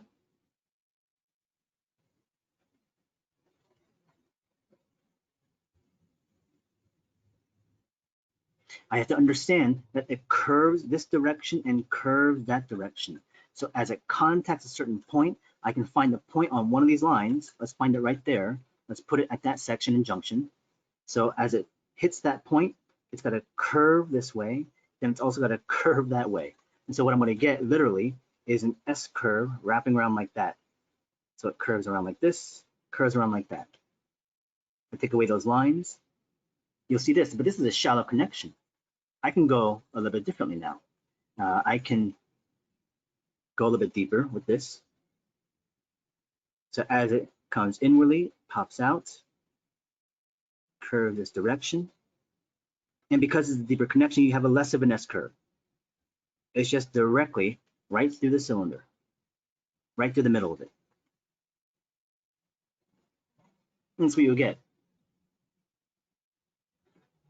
So based on where it's positioned, you might get something that's more S curve like because it's not as, right through the middle of it. Maybe it's on the surface. So you see the curve, but if it's right through the middle, this is what you actually find.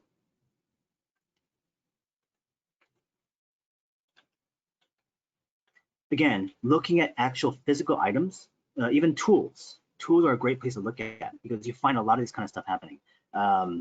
Even things that we use for tools, like the wing nuts and stuff like that, joints and even piping materials. A lot of stuff there can be great visuals. But like I said, if you have a really tough time visualizing this stuff, you can also build it. Like I said, if you build it in 3 dimensions, you can see it and also get the evidence of it. There was some students that also did this in the training course. In the training course that I have, some of them were doing this, and one of the students actually did that. She opened up Sketchbook and she just combined all the forms together. There was one in particular that she showed me. I was like, oh, I didn't even realize that's actually what it looked like. The one that I was looking at was, I believe it was it a box to a cone? I'd have to look for the work, but I'm trying to think about, I think it was this one. It was a box and then a cone like this. And if I apply the cone into the box, the idea for me was, obviously I can, inside this overlap, I can find a connection. And what we can do is on the corner here, let's find the point. We're gonna draw through using the cone, same ellipse. As it connects to that point here, comes to the corner. Let's erase out those parts that you're not gonna be able to see. Right here, this point as it goes down was the part I assumed was like this. Okay, I assumed it was this because it followed from the point going down this direction. So the line that you would create is that division right there. Now this is the way I've always considered it by my estimation. But from the 3-dimensional model, it ended up giving us something slightly different. It actually gave us a point where it was almost like an in-between. Like it followed that point, but it wasn't exactly, it was like slightly like sloped. So it was a consideration of like both, of like the plane and also the cone. So it was a slight angle to it, which kind of caught me off guard. I didn't realize like, oh, I thought I would just go directly from that point. But it was, again, very slight, subtle taper to it. But it was also another area that did this too in the cone, where it wasn't directly just a line, but it was like a weird angle. But there would be no way for us to be able to figure that out, unless we then saw it and then we were able to predict it. But it only happened that occasion of where those two forms exactly match up like that. If there's a different camera angle or different kind of positioning, it would change it completely. It's a different kind of connection. So this is why, again, it's like for us to be able to find that mathematically would be not, we won't be able to do it. So in any case, what we are looking for still is just the estimation to this, the idea of how this can combine together, how we can use draw through to try to problem solve.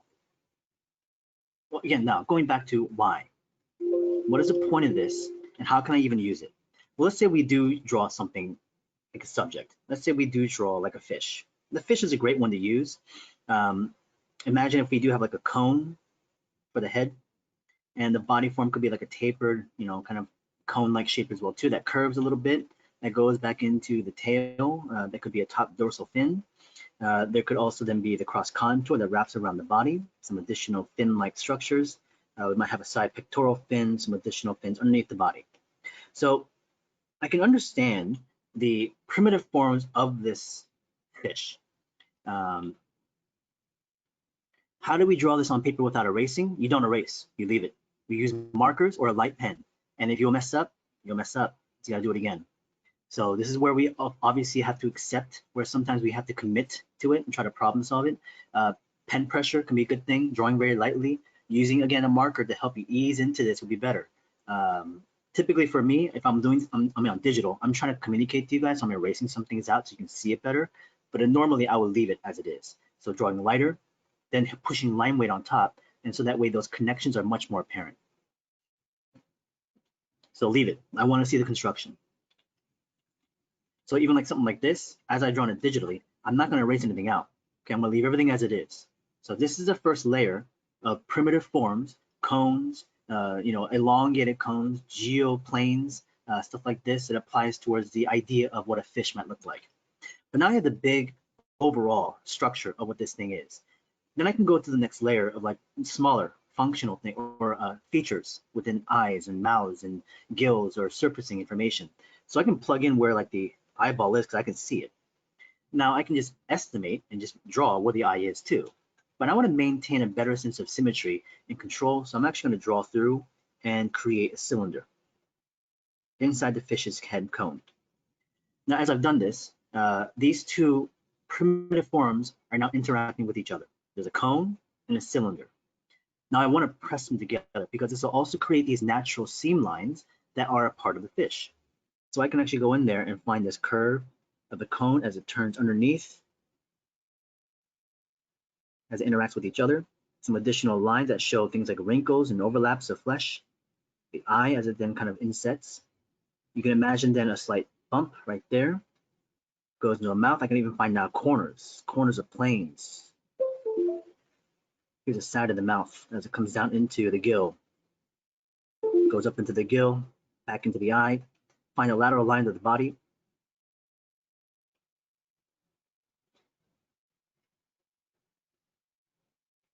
The fins will have these natural cross contours that are more flat and plano. But now I've combined a cone and a cylinder together, but that connection becomes less apparent as I continue now to add more information. That construction becomes less distracting. As I begin to now think about hatching, I can now plug in things like where surfacing information is. Because I'm a little bit further away, I'm not going to texturize too much. I'm just going to use hatching to kind of indicate core shadow, turning the shadow to the side, filling in the areas of details. And I can create a better sense of volume with this kind of surface indication.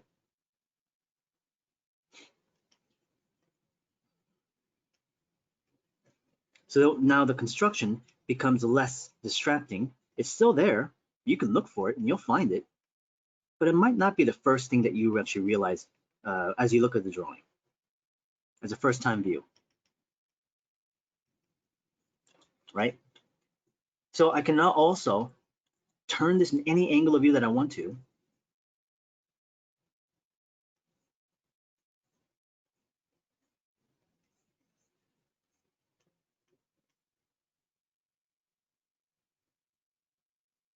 I can plug in the exact same process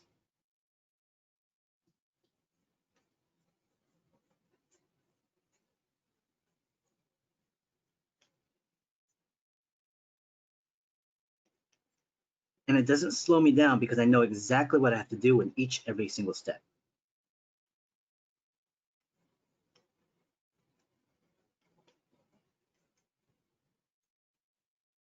And this type of fish is like a rockfish, basically.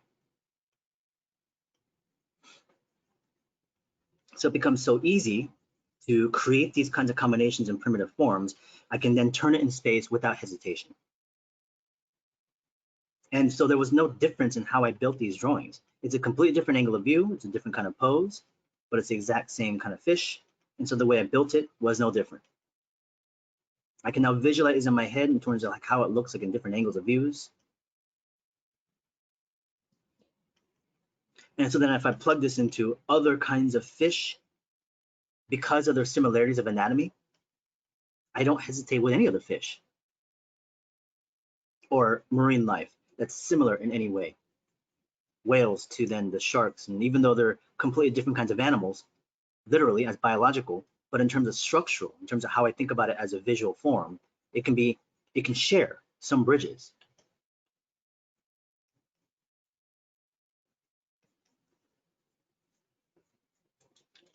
So it becomes a very powerful tool in being able to combine this stuff together. You'll find this in man-made objects a lot. You'll find this within, especially in the organic stuff quite a bit. But you can see that it was just a kind of a minor area. And most of the things that you've seen is just stacking a piece here, stacking a layer there. This cone was stacked to the other cone. This tail was stacked onto that. If I zoomed in on that section, we can easily say that at the bottom part, you can actually see possibly a connection.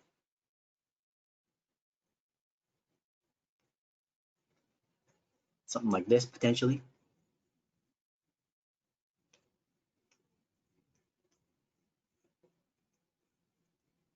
So you can see the width of the cone on the back end of the tail as it then fits into the actual fin. Something like that could be potentially shown as I zoom into that part, right? So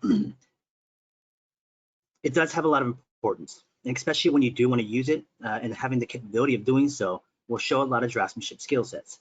And once you become more used to these kinds of connections, it'll happen a lot faster. Now, typically, this kind of thing is actually a lot more complex than normally what you'd be doing in observational drawing. Typically, in observational drawing, it's very straightforward, stacking, a little bit of connection here and there, but it won't be as of a brain teaser as like something like this. But you're gonna wanna do the best you can, and using a combination of markers, light pens, pushing line weight, drawing through. My recommendation also is to do this on scratch paper first. On scratch paper with whatever drawing tool you want to use, figure it out, problem solve it, thumbnail it. And as you thumbnail it, transfer the information of what you solved into the ones you want to create. So that way you have a more confidence in being able to say, okay, I can kind of see what's going on. Let's put it in there. All right. Again, I hope nobody's way too lost. I expect for people to be like, kind of scratching their heads. I don't know exactly about this, but just give it a try. Start with the basics of just one form. Box to box, see what happens, draw directly from the demo, draw from observations, use actual models, whatever the case is, then try to create your own. I'll give you the list of homework pages after all this stuff, but like I said, this will be part of the work. We don't have to do anything like this just yet. I'm just showing you an example. Anyways, let's keep moving on because we have a couple of things additional to talk about, and time is moving quickly. We've done the shade relationship. Let's talk about surfacing types. The surfacing types is going to be one that people do enjoy. It does take time. It's a little bit of a time-consuming exercise, but it's not difficult in terms of process of thought. It's very straightforward. It's just the physical time needed to actually produce it, to express it with a line, does take care. So you're going to want to spend a bit of time here to get the quality up. But a lot of people like it because they like to do this kind of stuff. It's like detailing, over rendering. People like to noodle, like to get in there and actually do all that hatching stuff. So this is where obviously your growth within surfacing control is going to happen. And so let me set up a page template as to what you're also going to be doing as well too.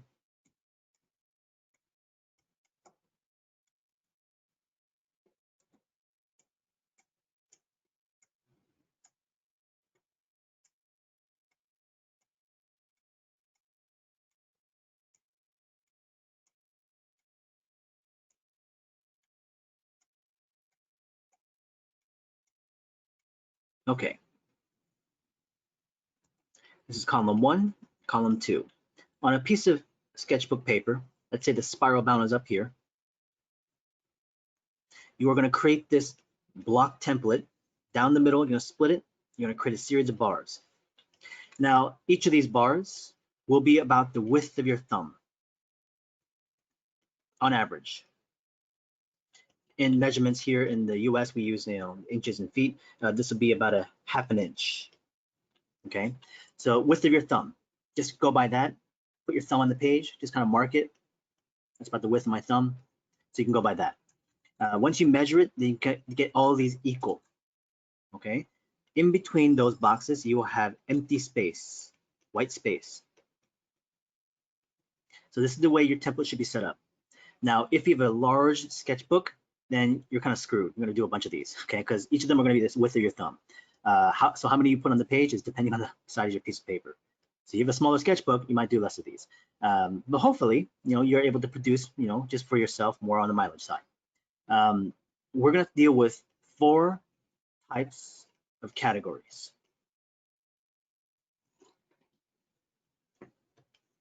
Surfacing types.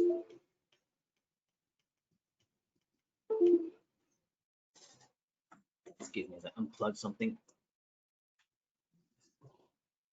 So, surfacing types, first one is going to be based on the primary fundamental of hatching. Everyone's always interested in how to improve hatching. This is where you can do it. We're not going to plug this in just yet into 3-dimensional forms. I just want to make sure our line quality, our penmanship, our control is done here first. If you're able to get it to a high quality here, hopefully you have a good visual reference to pull into and push it into then your objects. So the hatching is the foundation. Everything else that we do afterwards is based on your quality of hatching types. We're not talking about cross hatching. Cross hatching is its own thing. We cross the lines over. We're hatching. You're meeting the lines and then changing directions, okay, at the ends. Now, some people favor more of hatching. Some people favor more of cross hatching. It's all depending on how you want to indicate the surface. There's no better or worse. But within hatching, we can also talk about then the multiple directions you can take with line.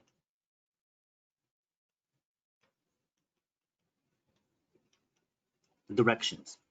You could potentially be doing a one-directional hatch. All right, so that could just be one directions. It could be vertical, it can be diagonal, whatever the case is. You could also do a 2-directional hatch. One direction, 2 directions. A 3-directional hatch. 1 direction, 2, 3. 4 directions. 1, 2, 3, 4. So again, they can alter slightly, they can change in length. You can place them in different ways and it alters it again a bit more. But I've hit up to like 5, 6 different directions of hatching within a certain area. Eventually your lines get so small that you can't really do anything with it. So you gotta use cross hatching or just kind of stick to the directions you feel like are working best for the surface. So hatching we would use normally on objects of any type, organic or mechanical, things that are smooth, dull, even rough, but we can use hatching to indicate shadows. Things that are textured, if they're far away, we just use hatching to indicate it. If we're really close in, then we'd actually try to draw the surfacing texture specifically to what we see. So based on distance, we can kind of result from one end to the other based on how much clarity we can actually visualize. So hatching is kind of the go-to. It's the simplest way to just indicate value and surfacing. Let's try to plug one of these in directly into the bar. Now, before we do so, I want to make sure as we go from one end to the other, the Z end point, we go from one side to the other, we think about gradation. And it could be a gradation of value, dark to light, contrast, right? So if I did a one-directional hatch over here, and I plug it in, I'm going to push my dark value, okay? And as I go down the bar, I'm going to consider the fact that I want to gradate. So based on spacing of the lines, I want to be able to control as it opens up, it becomes lighter and lighter in value. Now I can go back in there to make that transition smoother and fill and occupy spaces in between.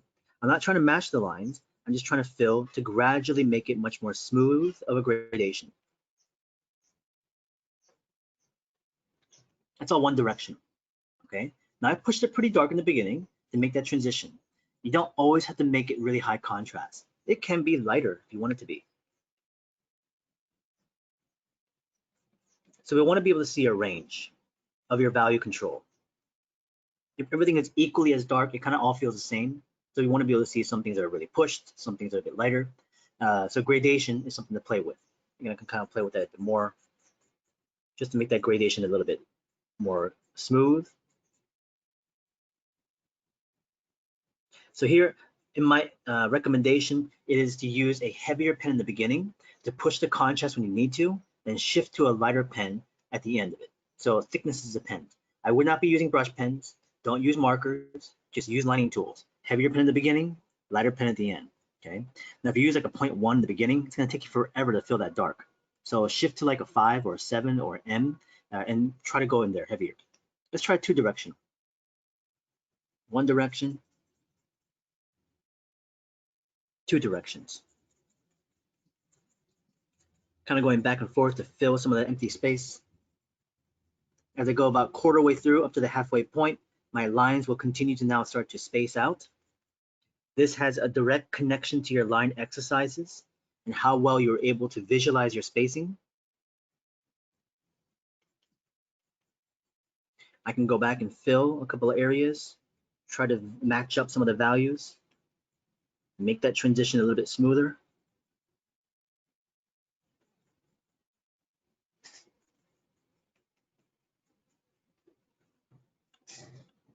All right, 1 direction, 2 direction. And of course, you can even do more of them. I would recommend, doing as many as you can, and even if anything else, repeat, some of these over and over again.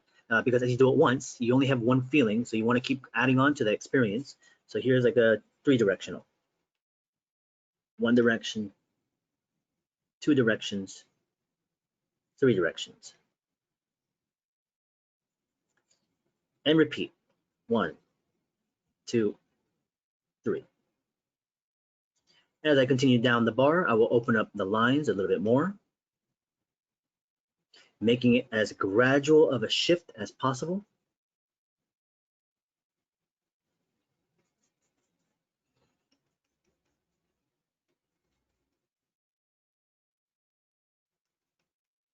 So now we have a very nice kind of gradation going through. The more complex your line directions, we can get some different kinds of surfacing, so some things that feel a bit noisier, a little bit rougher, something that feel really smooth. I want to lessen the amount of lines that I have. So if I have like a going back to the egg, I'd want to use a 1 directional hatch to indicate the shadows, lighter contrast, and so that way I can cover the shadow spacing without going way too heavy with it. So this is just basics of hatching. This is the one you're going to practice the most. This is the one you're going to want to pay attention to. I can understand when people are trying to rush. I've seen these exercises for so long. I can pick up on small things you are doing mentally, physically. So if I see certain lines that are produced and they look like this to me is a sign that you're not really paying attention to your lines. A lot of this happens because you're rushing too much. As you rush the line, you're not really giving it a chance to finish. So as a line draws downward, you are unable to pick up the pen fast enough and you drag the pen up and you start to create these little hooks all over the place. And it stems from this, the zigzag. Now, there's nothing wrong with using this, but you have to make sure it's a gradual shift. I'll go back and forth, zigzagging, and eventually I just shift it over to a pull. I'm pulling 1 direction, but it's so subtle of a shift that you can't even see it. Some people end up just kind of creating that zigzag all over the place. So it's really quite messy, not as appealing. So make sure you're paying attention to your lines. You're not getting too many hooks because, like I said, that's a sign of you trying to finish it and not really paying attention to your line work. High quality. So as we go from hatching, the second category is patterns. Patterns that you can observe on surfaces, textiles, fabrics, architectural wall spaces, nature. Nature can be a great place to look at patterns, insect forms, underwater animals, mammals as well too, reptiles, a lot of different things that have surfacing patterns that we can repeat. A repetition of a geometric shape. So we can make it very pattern oriented, that's very structured, very even and symmetrical.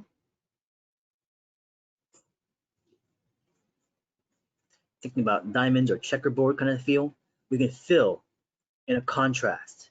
And in that we can use hatching to push the inside and still maintain gradation. Why are we using gradation? I want to see your control of range. Can you push dark? Can you go light? A pattern that may be something more natural, stripes of a zebra or a tiger. Using hatching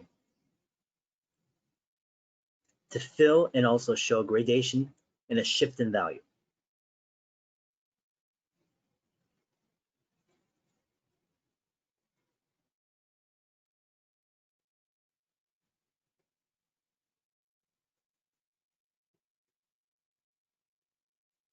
And you can see why some people might enjoy this. You can sit and just start doing it, getting lost into this, putting a lot of lines in there, doing a lot of detail work, hatching away. And it can be fun as you create your own stuff. So patterns obviously is one type that you can go into. The third will go into a texture, a surfacing texture, three-dimensional. So this could be like bark of wood. It could be like stone and rocks. It could be, again, the skin of an animal, like an elephant or a rhino being really rough. A lot of different kind of textures that we can feel out, right? We can even look at things like weaving patterns of like grass and weeds and stuff like this that are being developed into rope, whatever the case is. So surfaces that have three-dimensional tactile touch texture. So we can observe this, and that's actually something I would recommend. At this point, I actually always recommend people to consider in this exercise not being stuck in your room. All right. Now I know that we're all kind of being kept indoors and all the craziness outside is still kind of going on, and yeah, things might be relaxing a little bit, but it may not be the best situation. But we can still step outside our door. We can go for a walk down the street. We can go in our backyard. We may not be able to travel and fly to these different locations and stuff like that, but we can take advantage of just the things around you, even in your own room, things around that you see on your walls, on just things that you collect, things that you have in your garage, things that your parents or your friends might have, things that you can actually physically interact with. Because yes, we're looking for patterns, we're looking for textures, but if you look at a photograph, you're like, well, why don't I just go on Google? I don't want to go out and look for all this stuff. I can just look at the stuff online. You don't have a real context to it in terms of its actual tactile experience. If I touch like a wall of a rough, rocky surface of it, you can look at the photograph, but you don't know, you couldn't tell me what it felt like. You don't know how deep some of the grooves are. You don't know how toothy some of the lines are. You don't actually get a sense of it. So when you actually see this stuff in person, you have this extra sensory experience that you can use as a part of how you want to express it on the page. It felt really, really sharp, and I want to maintain that sharpness. So some of the lines and the shapes I want to draw within this texture has to communicate that feeling that I got from actually interacting with this thing. The surface of this animal that I felt was very bumpy and rounded. It felt softened and stuff like that. So I don't want to use sharp angles. I'm going to use rounded kind of like forms and shapes, communicating the sense of this kind of like turn, So as we interact with real things, we have much more information to pull from. Now, I'm not saying that you can't use photographs. Obviously, there are things that you can't go out and just all of a sudden just see them and interact with them. And you have to find photos. But at the same time, in balance, you should go out there and try to actually observe these things. Again, the root surfacing of bark and trees, the moss that might grow on some of the rocks, amazing colors and textures. That color we're not really indicating, but still you get this extra experience that you might not always use, but you do have it as an experience.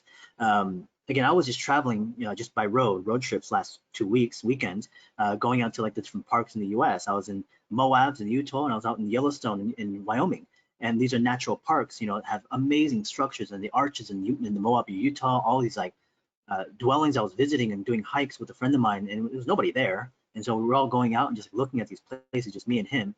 And we saw these amazing dwellings of 1,000-year-old caves of people that used to live in there, these Puebloan people. And you see these handprints of old paint that was still left up, and you see charcoal left over from the fires they actually had. You still see corn husks that they ate. These are things that were there for 1,000 years, and you can still actually see them right in front of you. There's so many of them that they're never really been stripped away. But seeing that in person, you can see a photograph of this stuff, and I've taken a lot of photos, but when you're there, it's a completely different experience. Being in Yellowstone, I was there for the animals and taking photographs and stuff like that. But of course, just the hikes and the environment. We were on a hike at one point, and my friend knows that environment really well, and he studies a lot of wildlife and such like that. We're coming across a lot of kill sites. A lot of the cougars and the mountain lions up there are hunting the elks and the different kind of pronghorns, and you see all these kill sites of dead animals and all the leftover pieces of the hair and the bone and all the flesh. It's, again, amazing to see in person. So when I'm taking photographs of this stuff, I can show you the photograph, but you would not know how that actually would feel to you.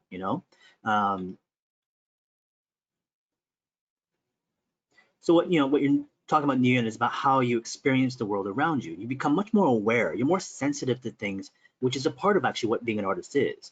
Sensitivity, awareness, how you observe, how we interact, how we socialize, how we communicate, what we express, the storytelling, how we connect to people. That's a unique thing that we as artists or designers or illustrators or whatever you feel like in the creative sense have.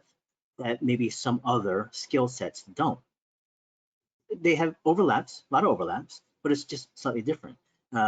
I find that things like, again, different parts of artistry, whether it's like dance or music, sculptural forms, all share that relationship, but also even beyond that, anything kind of skill based, even like sports, I feel is also a very similar kind of experience. Which again, some people may not agree with, but I do, because I love sports. I actually like being physical on things. So I have that experience of actually being a part of it.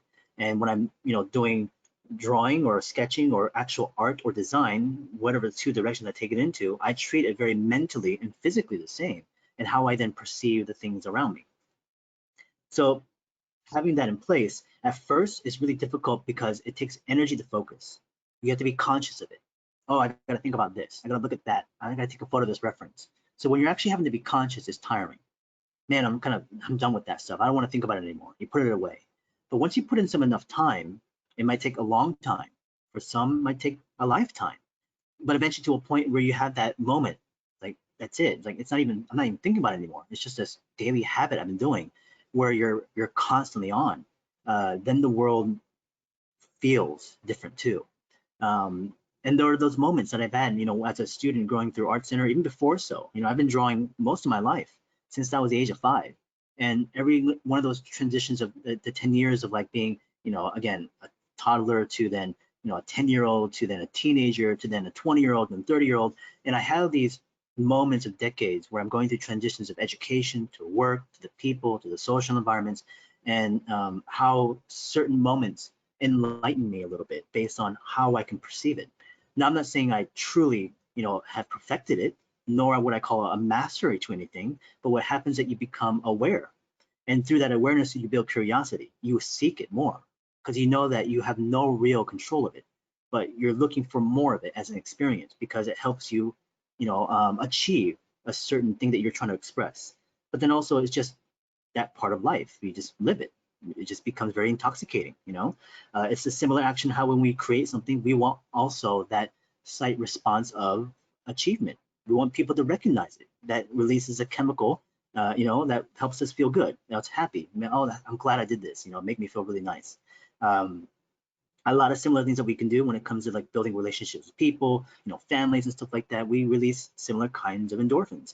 So I think when we also create and build a skill set, we look for that, and we want to always try to find a way to achieve a certain level of expression so that when it has a return to it, and the return is not something that has the main goal, but it's the byproduct of it. And because of that, we feel good. I want to do more. People seem to like it. You keep pushing, and all of a sudden you're in that thing, right? So I know this is a basic exercise, but it kind of stems again into the whole idea of how we become very, very aware.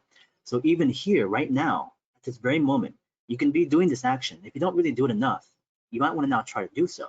Step outside. I'm not saying you have to travel to these far locations and drive like hours and hours away, but you can literally just step out your door and just find some amazing things. So if I'm doing these kind of textures, instead of looking for a bunch of photographs exactly what I'm looking for, let nature give it to you. Be like, okay, that is grabbing me. It's attractive. I don't know why, but I'm attracted to it. I don't know, there's something there when it comes to the shapes or the texture or the surfacing or the feeling of something.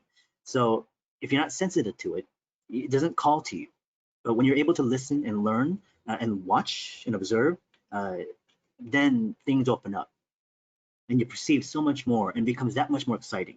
So this last couple of weeks, I don't take those trips for granted. I know that right now, the current situation, nobody should be traveling. I'm not traveling by flight. I'm just driving, going to those locations. Me and that friend's been kind of working at home. We've been quarantined. I'm not interacting with anybody else. And we get together, it's like, hey, let's just go and interact with the nature of the world. And I don't take that moment like, oh, I'm just gonna go do it for fun, but I'm in it. I'm present to that moment. And the stuff that I saw these last 2 weekends was incredible. Stuff I've never seen before, stuff I experienced for the first time. I've been to Yellowstone on many occasions, but this last weekend was the first time I've ever seen wolves live in the field. They were hunting elk, and we came across this river where the elks jumped into the river. They're running away from wolves.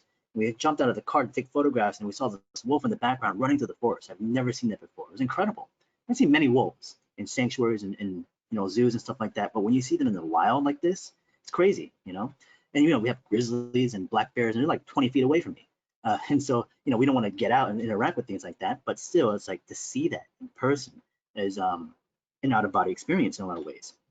This whole goes into the idea where I'm not, that word sometimes can be, controversial and some for people, but I like to use the word of spirituality, right? I'm not religious. I don't have any kind of, religious faction I belong to, but I do believe in nature and also how that kind of interacts with people. So, that's the experience that I'm looking for. And drawing helps me because I am in the channel. You want to position yourself in knowing why you're here, right? So I am the channel that I'm observing the world around me, and I channel it and I put it down to something that can be expressive to people. And I'm trying to like show and show the experience of things and how that can be experienced for themselves. So you become that conduit in between things that you see outside in the real world and how it can be filtered. And so when you find that position in place in life, it just becomes that much more exciting. I know why I'm here, but when you don't understand that, I know this seems like really out there kind of stuff we're talking about, and so please, don't look at this as like this is what has to happen for you. I'm just saying for me, this is the way it is. But it's a real thing that I can actually feel too, regardless of it. The idea is that you can do this. You can, and it's really easy just to break away from the phone, break away from the computer, break away from whatever. Just step outside and just listen to it. Just stop for a moment. And see what can actually attract your eye sometimes, and you'd be surprised once you actually get to that point. So when it comes to things like textures, we're looking for things like this, and whether it's like wood bark and kind of like trees, and at first you just take it for granted. It's like, oh, it's just a tree and it's just a rock, and it's like you see this every single day and you just pass by it. You don't even consider it. It's not even your perception of mind or awareness. It's not even there anymore. But once you are much more attentive to it, you put the care and the thought of like, man, this thing at first was nothing to me, but now it's like there's something there I can pull from because I'm using it for something. So here with this like wood grain, I can think about like the trees and the woods and how they have this amazing texture and they're layered and they show bark and swirls and amazing almost like mathematical equation kind of geometry inside of it, where you have no idea how to filter it, you have no idea how to understand it sometimes, but it's there and it just for some reason is interesting.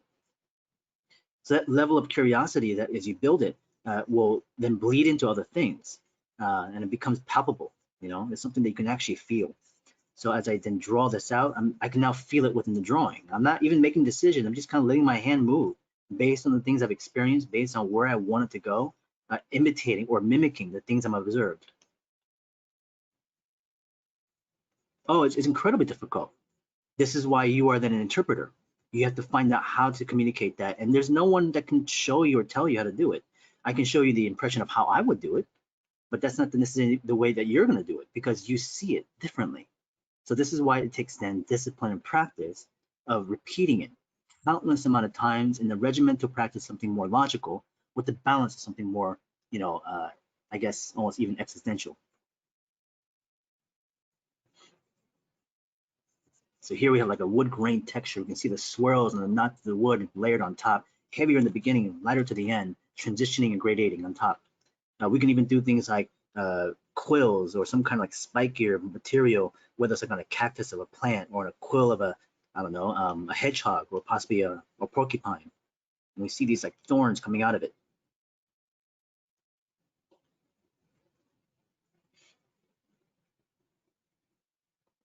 And we can start to push some of your darks in between sections of the quills,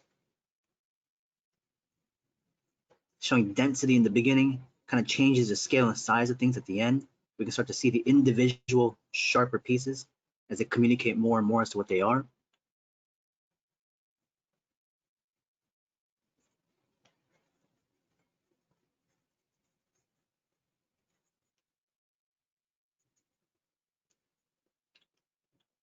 We can also go for something that's more rockier, surfacing, pebbles and stuff like that, that are kind of bunched up together, gravels and different surfaces of walls. And at first it's all noise, it's just abstract. You're just using lines and squiggles to kind of put them together. And as you then transition downward, they become to take form. They begin to actually make decisions of scale. You start to move back and forth. You find areas of where it becomes darker and lighter. They start to interact together and become much more visual of a tie to things that you've experienced and seen.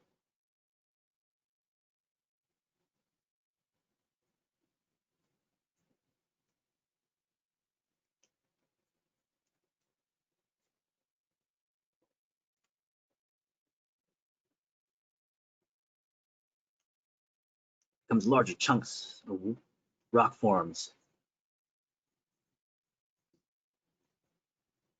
And this could be used on those kinds of surfaces, but it can be reinterpreted. It could be applied towards a rough surface again of like an elephant or something like that.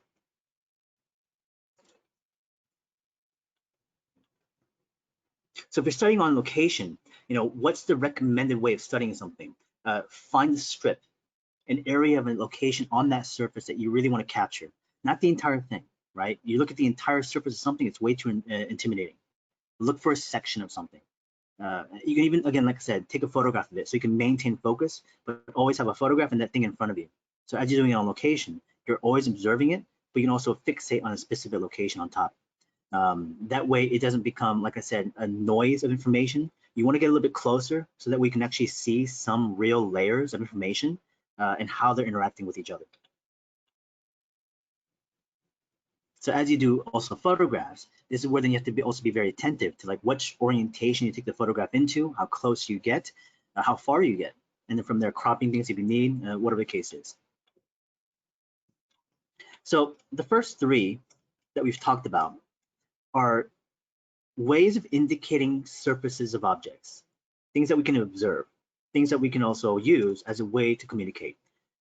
The fourth one that we have is actually not really, well, it's not a surface at all. It's actually more of a moment for us to practice our penmanship, our ability to control our lines, our details, our hatching, all the things we even covered can be implemented into this one too. So this last one is an interesting one because at first, when I first did these exercises way back in the time when I first started teaching, I applied it towards the idea of image making. So we would, draw actual things inside of it, whether it's like a guy surfing on a wave or, showing things like a beach and how the water moves up and down.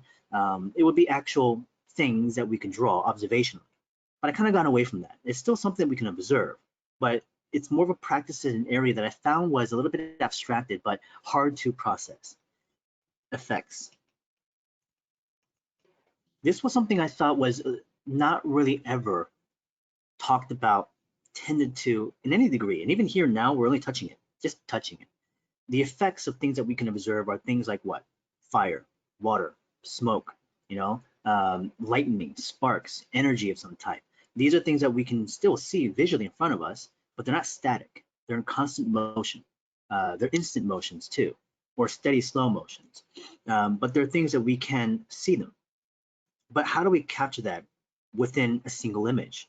How do we process something that feels almost non-shape oriented? It's a constant state of motion and things. So there's no real static moment of a shape. But we can obviously capture a moment of that through photographs or whatever the case is. So if we did effects, we could say like, well, what if it's like a pool of water and it's raining and we see this rippling effect happening on top of the surface of it, right? How would I indicate that? What kind of drawing or shapes would I use with this? Is it hatching? Is it line? Is it shape? So with ripples, I would think about how the ripples of the water is being hit, and we start to kind of show a lot more ripples in the beginning, and it's hitting the surface of it, and you start to see this, rotation of ellipses as it starts to move away as wave-like forms, and it becomes more dissipated as it gets away from it. And maybe the water is starting to splash a little bit at the main sections of the ripples. We can even say it's flames and fire. And it becomes smoke.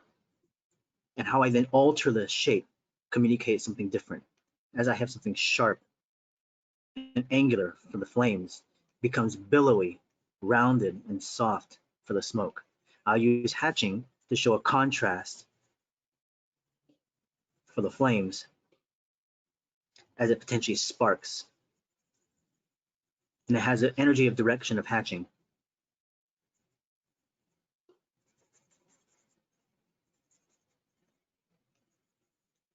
As it goes into the smoke, I can use hatching to show the movement, the direction the smoke is taking.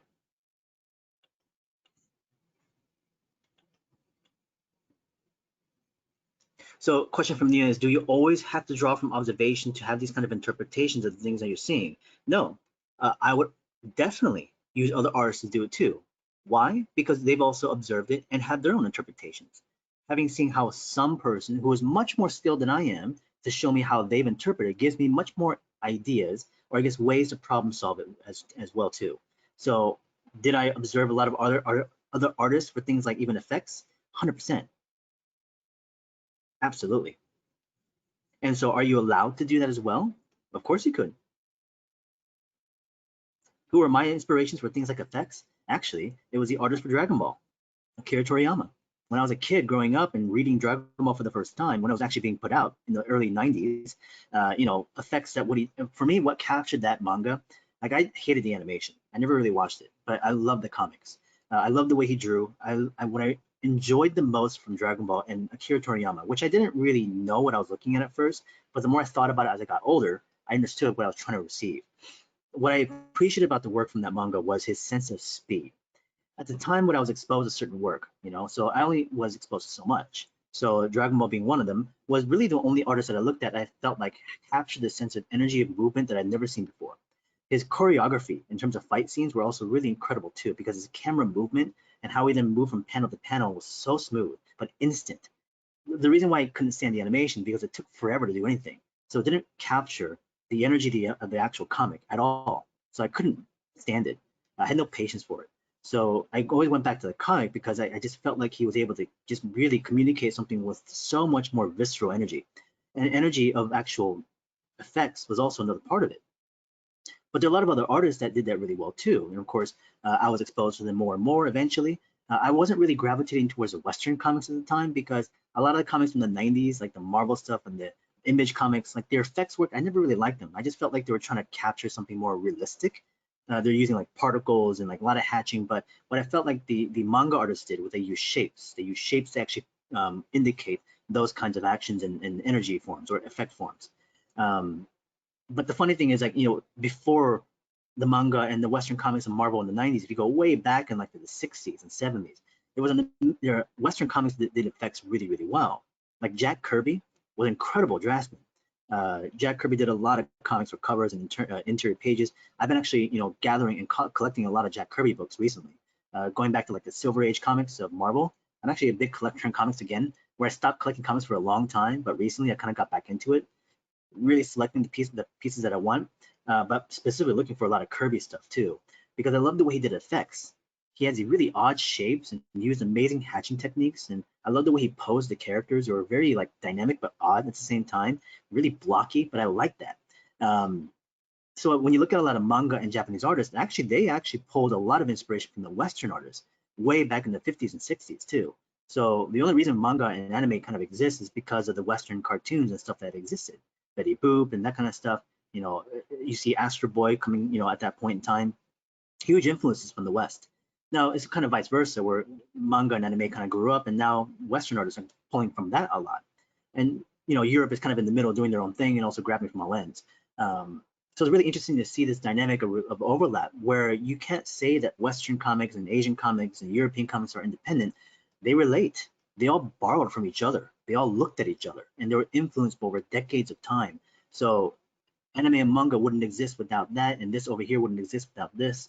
So you have to appreciate, every side of it. So yes, you should then observe other artists. You should observe other techniques, observe other forms of art and design to see what you can pull from it as inspiration, whether it's directly tied into something. And sometimes people can be very, I don't know if the word prejudice is the right word, but you kind of have a stigma based on like, oh, I don't want to observe like sculpture. I don't do sculpture. I do like 2D art. I do anime stuff.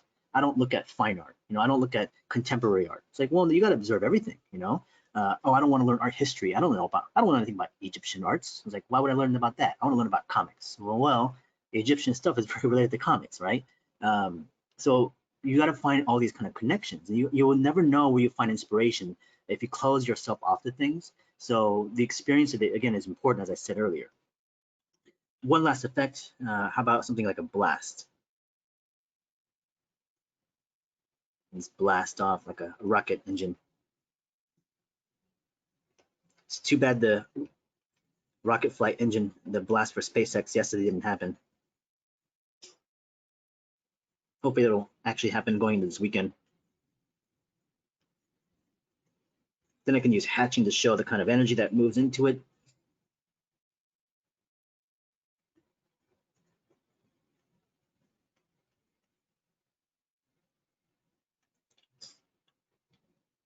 So here we have now 4 different categories of different ways of attaching or at least exploring the surfaces of things.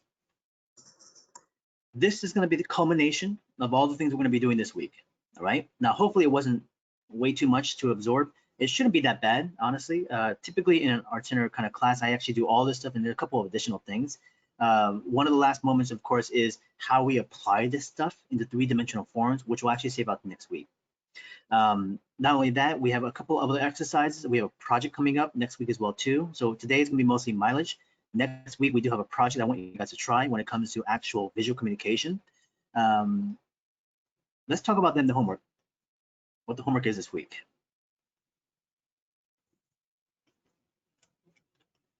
The homework starts off with the shape manipulation. We have the organic forms and the geo forms. Each of these will have 3 pages. I'm looking for 5 to 10 forms per page.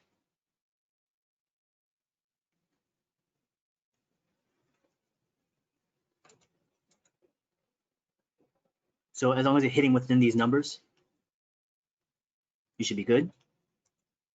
Okay. This is with the cross contour. All right.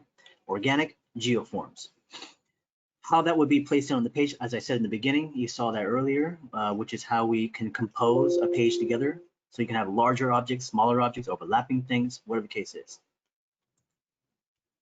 From there, we are doing our shape relationship.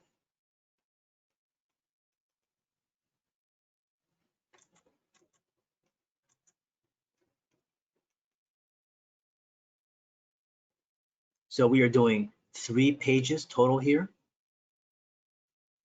And so I would recommend starting minimal.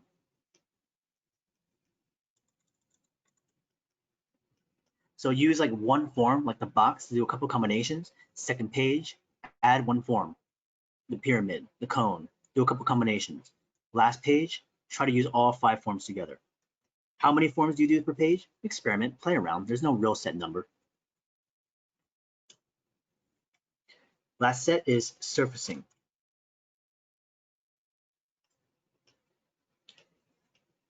Types.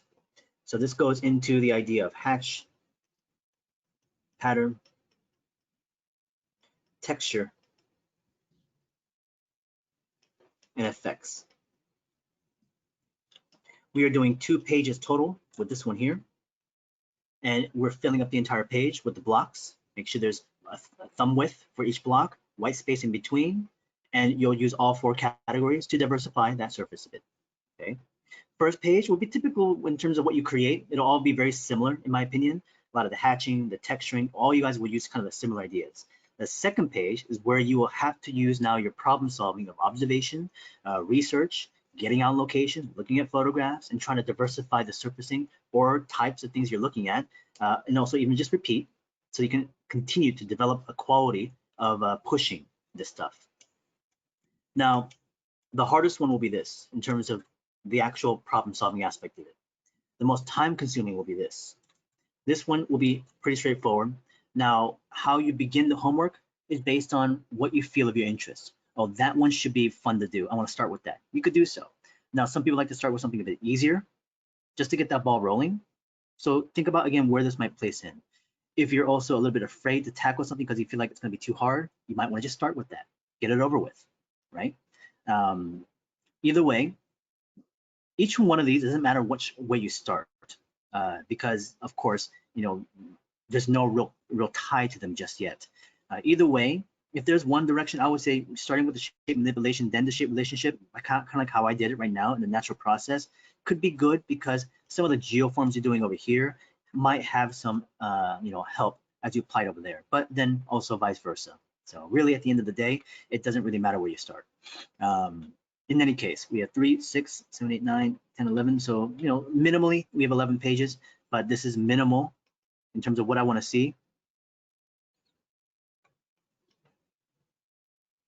Push more if you can, all right? Any questions about the homework, about the process, about the stuff that we talked about today? Any concerns, confusions? Try to lean on each other as much as you can. You guys might want to even just talk to each other through whatever format you guys are connected to, if you are. In any case, the more you do so, the better you're able to problem solve it, because as you see how other people are doing it, it'll be a good thing. Regardless of it, we're gonna move on. Okay.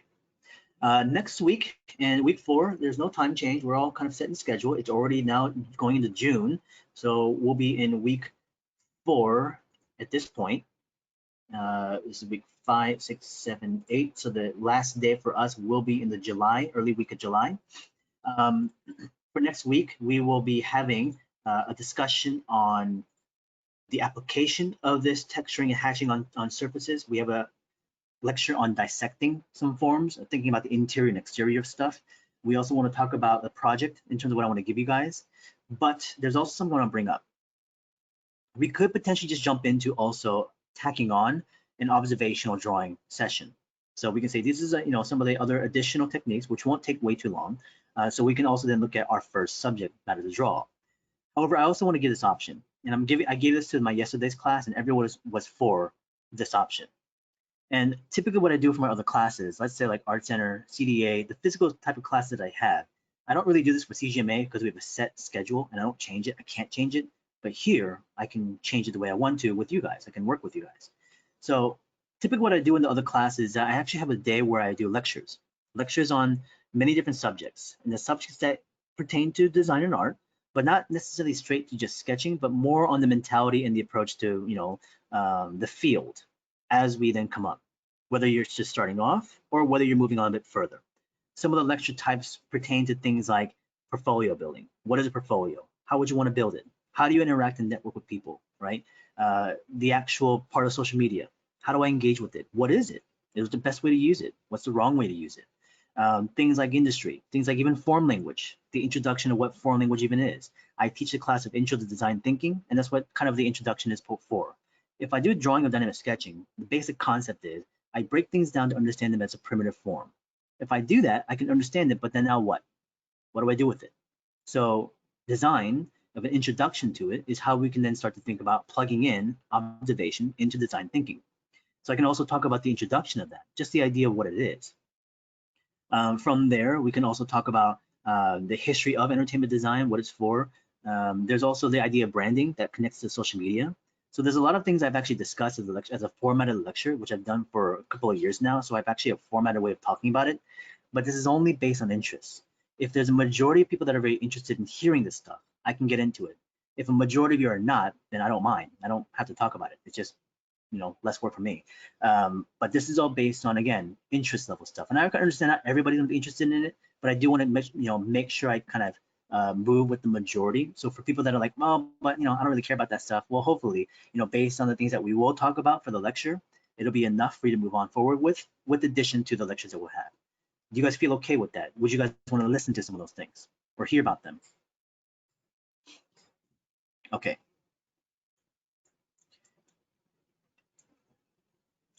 All right, cool. So it seems like a majority is going to be on that side. And once we get to next week, we'll make sure we schedule the time well enough where we have enough to do the lecture first. So as I do the lecture of the exercises, you can even work on some of that work and then listen on the lectures of the other things we can talk about. If this cuts into our actual review time, I'll try to extend it so we can actually cover as many people as we can. It might be just a little bit quicker in terms of what we're seeing, but I want to make sure I give enough people feedback so that we're moving into the next following weeks.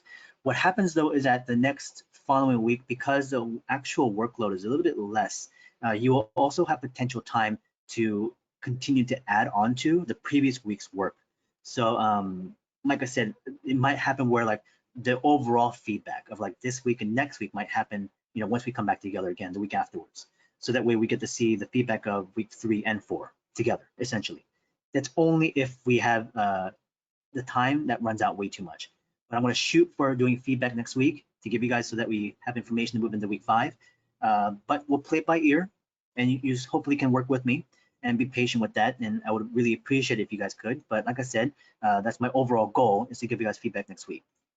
But if by chance it doesn't happen because we just went way too over time, I will try to make sure that we give the overall feedback of everything in that week 5. And hopefully it'll be enough. So then that transition week 5 will happen, which is week 5 is observational drawing. We move into our first subject. So we always start off with the lecture. We talk about the subject matter. I talk about my interest in them. Usually the things that I share with you guys, I relatively know a good amount about them. So I share information about it. And then of course we draw, I lecture, I show you demos, and then we'll do feedback, okay? All right, so that's the plan for the next couple of weeks. So hopefully everyone is good with this. There's a couple of additional homework over here. We have Celise. I'm gonna download this one. And then we have Dominic.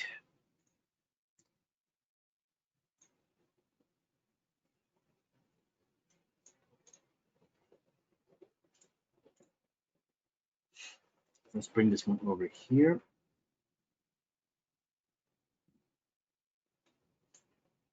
Just keeping the folder organized best I can. All right.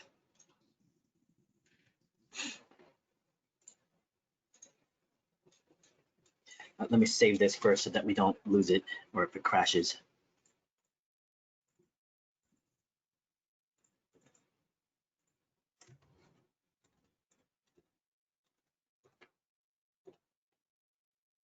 All right.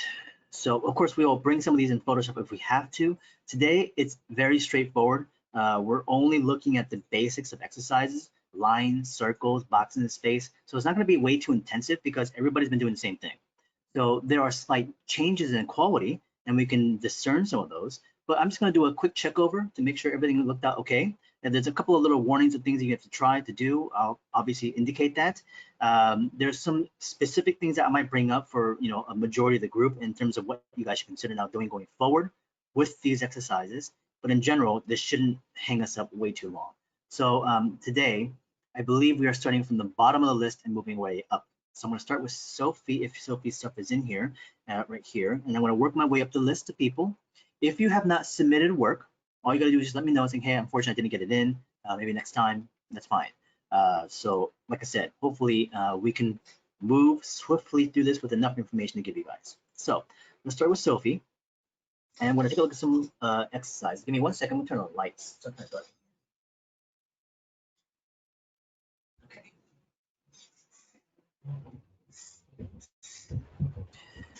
So from Sophie, the things I'm looking for in general is obviously, how the exercises came out, the consistency level of things. Is there an improvement, even within the short amount of time that we had in this week? The presentation, is it presented in a way that we can understand what you're going for? It shouldn't be too bad as long as it's a high quality JPEG. So we can obviously zoom in on this and we can look at the individual images. So it seems to be fine.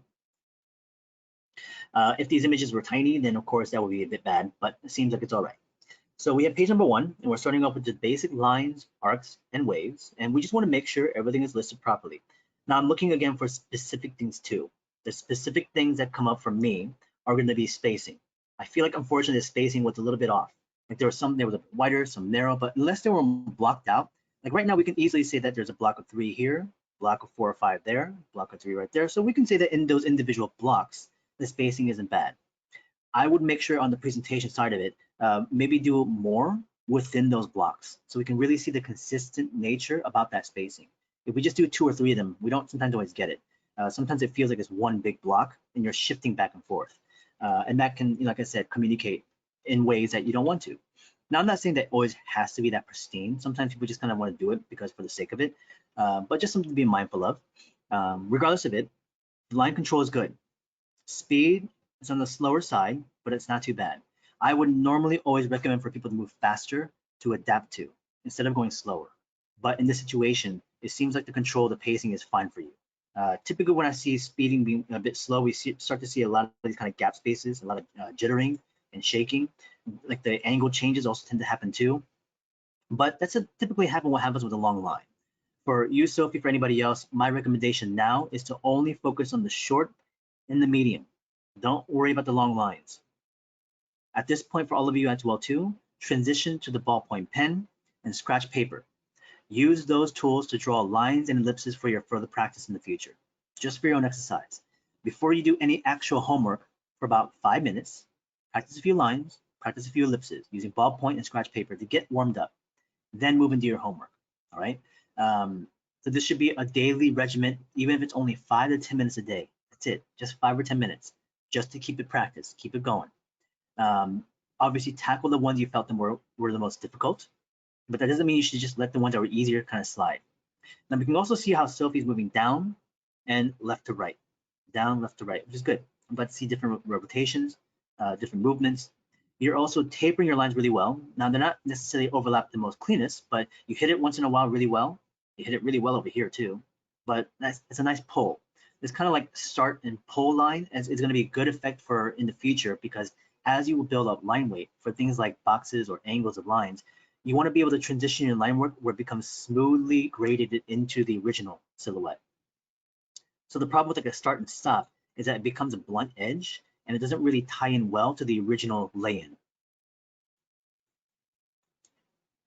But the speed sometimes became too fast and then just kind of flew off. So that's typically what happens. There's no way to fully control it. You're not a mechanical machine, so it's always going to be off a little bit. But if we keep it really light, and if we continue to really overlap the lines in those smaller sections, you'll be able to temper it down. So question is, would you recommend like pulling a little earlier? So in this situation, there's no real technique that's going to help you save this. You can't get perfect at it. What will happen typically in drawing an application, if I'm drawing things like boxes, is that if I do, let's say the pull approach, pull, and let's say it's kind of like going off a little bit like this, right? Or even not as much, maybe even more minimal, even just a slight amount like that. And let's say I have even just a box of a plane, and I place in additional lines, I'm trying to match it. Eventually, what's going to happen is that you're not really going to do these longer lines. You might even just do them in smaller areas of sections to clean them up, right? You kind of do them in smaller strokes and sections as you transition down the line. So as I have a line and I want to match up to that, instead of doing another long line, I might go in sections and pieces and build it and smoothly, gradually on top of that. So as I have a medium line, I might use short lines to transition down instead of like one long stroke. And this will help me blend spaces in between. So that way, if I do have something that's a little bit off like that, I can go in there using shorter strokes and tighten it up to make it stronger of a read. So that way, even though it's still there, it doesn't really call attention to it, you know? So that's why you don't have to always worry exactly about, it's gotta be perfect, as long as you're maintaining a consistent movement. And it'll get closer, just naturally the way you're doing it. I think it's fine, but you can definitely experiment with that. What if you did pull your lines up a little bit earlier? What would happen? What if you actually pulled it a bit slower? What if it was faster? By putting down also notes and comparing and contrasting, you can also then hone in on the line that you like the most. Then you would then consistently execute it more and more. Here's some of the arcs. Well done. Super well controlled. Nice parallels. Good movement. Very clean, as I said. Again, I'm not worried about these small little end tails. They could be tighter, and they will be in time. And I can't really judge that through 1 week's of work. Right? But the overall execution is consistent. It drops off every now and again, but I would say I think you did a pretty good job. If anything else, mileage, just doing more of them. If you do have more spaces left over, fill them in, you know, with other like shorter lines. I'm going to go a short arc going the other way, down over here, going left and right. So occupy and use up more of that paper. So you can use these spaces that are left over if you have them. For instance, areas like here, areas like there, as extra exercises that you would do later on. So use that extra space.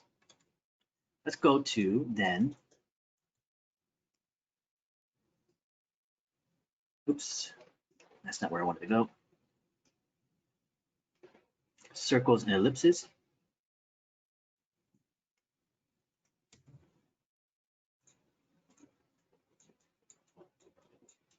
So here we have some circles, and you are, again, moving at the same pace as you are with the lines. And I can tell, again, by the jittering of them, so we go a little bit closer, we can kind of see the jittering of the lines and the certain turns of the corners.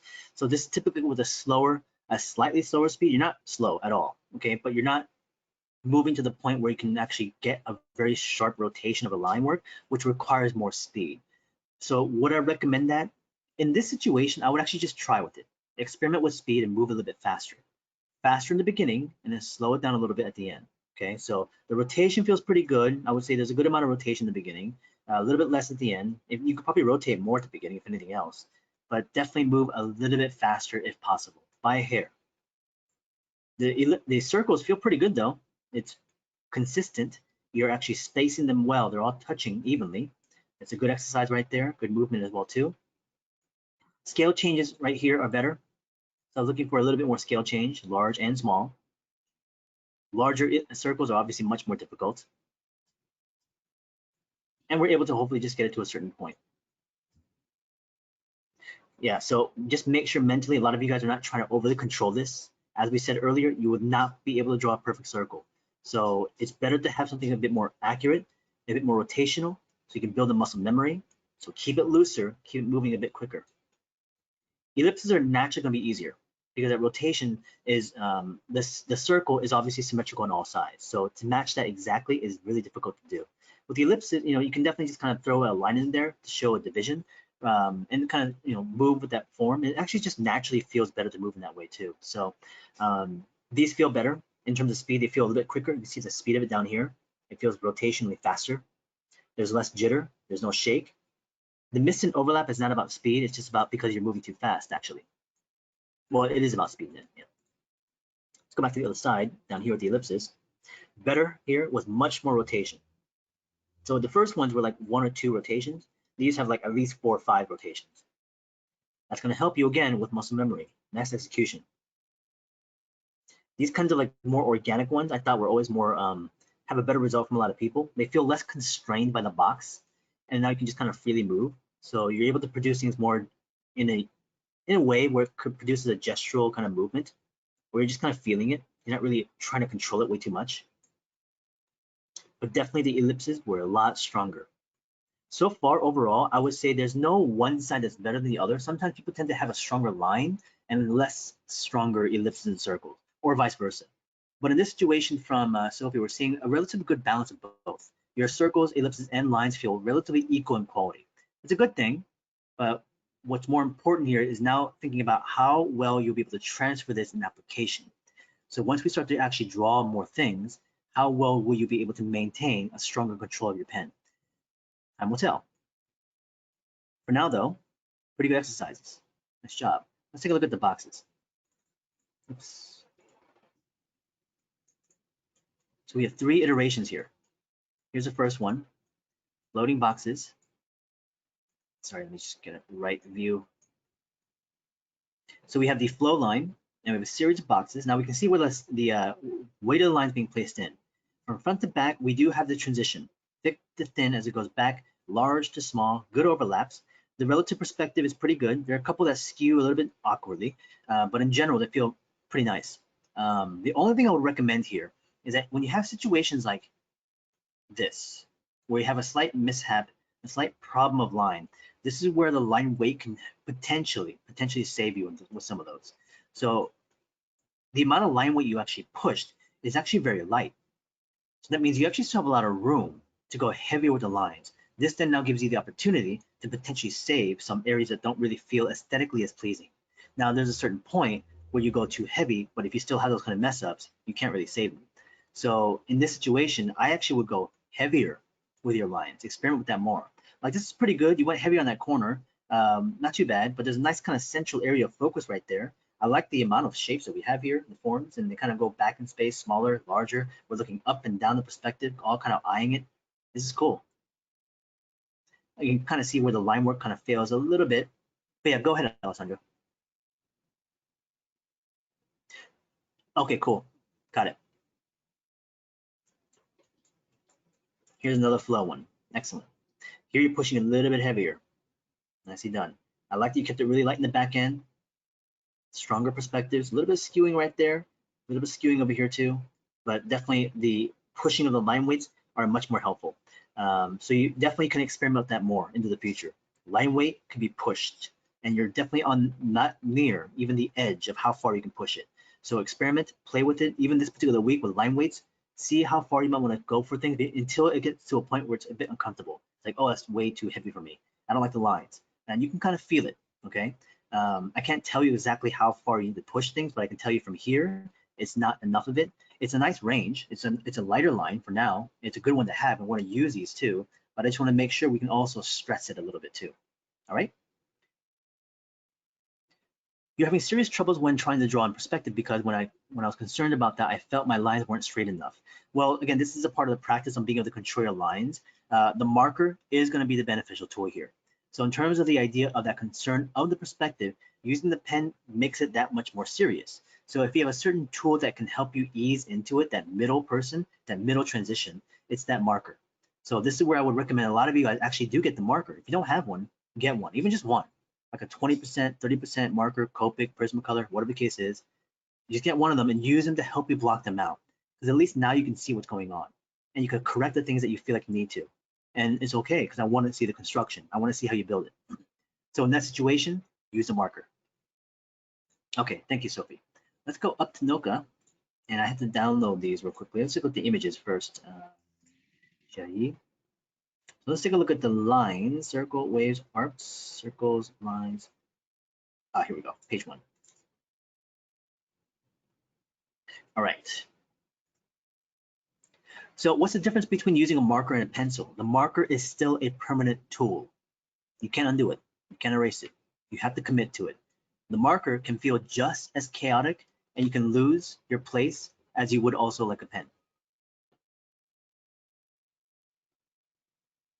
Yeah, so when we want to use a marker, the idea is that we want to use a marker to block things in. So can I show you guys in this context? Once we do the feedback in the time that we have, I'll try to do so. I'll actually just fit it in there. I'll show you guys what the marker is like, okay? And I don't have a direct, well, I can look for one, but if I don't have a marker, I can use a tool that's like a marker and show you how that was used. So here we have some of the lines. And we might also see somebody that's already used markers too. And the exercise feels pretty good. I would just be careful. I'm not really quite sure about your line weight right now. We can kind of see some grooves. We can kind of see where the pressure is being pushed into it. Now, this could be just natural because your paper is a bit thinner, Noka, but for anybody else that has some lines right now, just again, feel them out. If they feel really deep, be careful of your pressure. Now, due to the fact that you're moving slower, because you can see the jitter, there's a bit of jitter and waviness to it. So you're moving a bit slower, which might also pertain to the idea or connect to the idea of you gripping tighter and possibly then pushing harder. So you might want to be careful about your pressure and how slow you're going. So I would recommend actually moving a bit faster. Even though it's a bit more comfortable, you might not exactly get some good lines, but you got to give yourself time to adapt. Because I would rather have you move faster and get a sharper line than eventually adapt than going slower and trying to control it and eventually moving faster, which doesn't really work so well. I like the pull though, that's nice. The different arcs and straights and waves all together, good. Let's take a, oops, that's not what I wanted to do. Let's go back a little bit, sorry about that.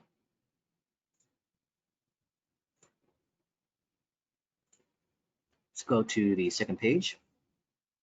Oh man, sorry, I don't have to request access to all this stuff, unfortunately. Oh wait, I'm sorry, there was another link. There we go. So we have additional pages over here. And what happens eventually also too is that we get a little bit more confident with the pages and you become more controlled. Now, the first page that we looked at, I kind of gave you that feedback, but you may have already relieved some of those problems, things like pressure, things like speed, and these, feel somewhat similar to the first page, but hopefully they just felt more comfortable as you went going into it. Now, the comfort is going to help you with a different experience. So you feel less hesitant, you feel less stressed, but it may not have happened so immediately. For some of you, you probably felt more stressed at the end of it. Oh man, I keep closing it, sorry. Keep thinking it's like a JPEG on a shared file. So page number 3. So here we actually have a bit more control. If we actually go back to page number 2, and we look at the way the lines are being produced, from the shakiness slight over here, and even compared to page number 1, where we have a lot more erraticness of the line. It's just shakier. It's a lot more erratic in terms of its control. The overlaps are not as tight, a little bit tighter here, and much tighter here. So there still is areas of human error. That's always going to happen. But we're talking about percentage of majority. In a majority sense in general, right now your line control feels better. Now it still has that slight sense of slowness to it because you're controlling it tighter, but you're moving still slower. Not to the point where it's too slow, but just slow enough to be noticeable. But it did get better in terms of your understanding and application. So from page 1 to page 3, much tighter. Good, nice job, Noko. Let's go to our other pages. Let's go to the circles and ellipses, page 4. Here's page 5 and page 6. So we have circles and ellipses. It looks like your pen is drying out a little bit, or if anything else, this is ballpoint pen. So using the ballpoint pen, we're able to get something a little bit more drier, a little bit lighter. So being with the ballpoint pen, the benefit of that tool is that you can be very light with it, but that also creates a lot of hesitancy, and the evenness of pressure can also be very asymmetrical. Yeah, so I see the ballpoint. So again, that's not a bad thing because you're going to be using ballpoint from now on for these exercises. But in the beginning, again, we want to make sure we are tackling that sense of like, you know, mistake making, the hesitancy, the difficulty of using the felt tip, which I'm sure you may have in the other ones. Your ballpoint over here, ballpoint these. But in the future, give it a try once in a while. Again, the beauty of the ballpoint is that yes, we can go lighter with it. But the problem with that lightness is that sometimes it creates a lot of, again, unevenness of pressure because of the hesitancy of wanting to go really heavy with it. So we use a lot more rotations, a lot more lines to produce the equalness what we would do with the felt tip pen, which can be a great thing for mileage, which is why we're doing that. But in the future, as we sketch actual things, that can create a lot of hairy, sketchy looking line work. It's very, very noisy with line work, essentially. But so far, the rotations are great. It could be, you know, like I said, some of the rotations a bit quicker because this comes from your speed of before of the line work. So you can kind of see the jitteriness here, jitteriness there, it's a bit slower. And the slowness is apparent due to the fact that we can kind of see where it shakes. It always shakes at the point of turn, at the ends, here, here, here, here, not at the actual long side. The longer side of the ellipses are always usually kind of straighter, a bit more focused and rotational, but right at the ends is where you slow down because you're trying to turn that properly. So as you turn, you slow it down, you shake, and you're trying to control it and slowly shake, right? So as we move faster at those turns, it may be harder to control, but at least it's a sharper, faster turn. But eventually you get more used to it. It becomes more consistent. You tighten up your actual control, but that's all depending on whether you like want to do that or not. Some people like to move faster, some people like to move slower. Again, right here, we can kind of see the depression. I feel like, again, you're probably pressing way too hard. So if we can normally see grooves in ellipses, that means you're a bit heavy-handed. So you have to be careful with that.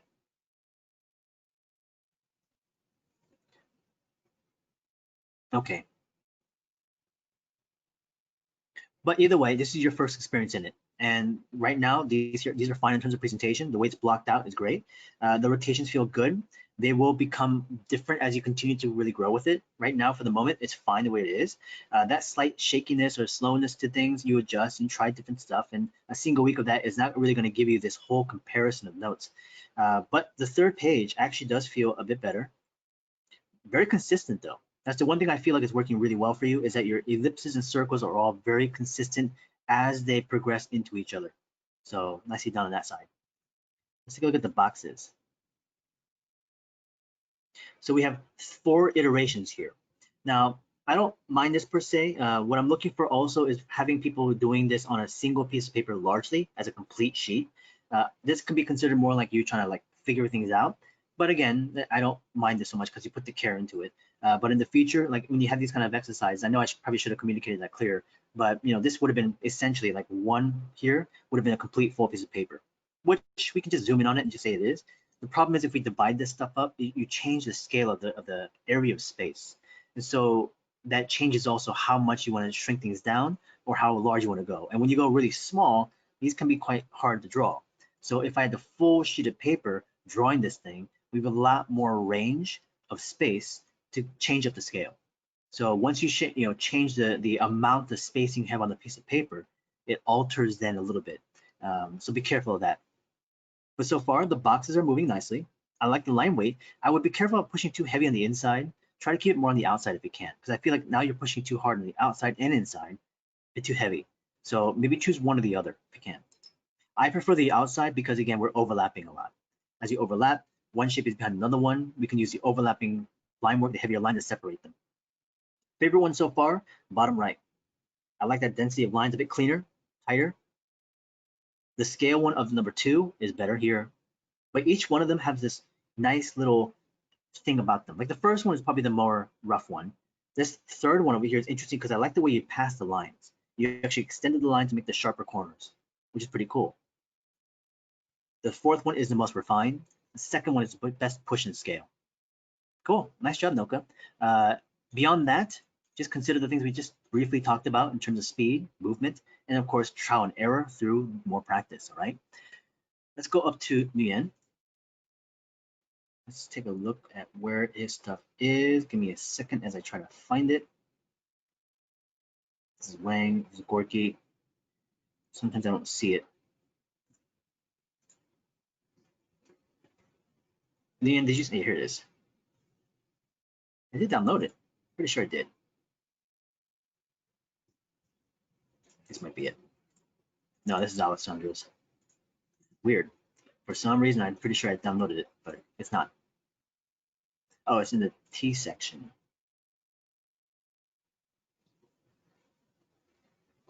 Oh, here it's Thursday. Okay. I didn't catch your name. I was reading the first part.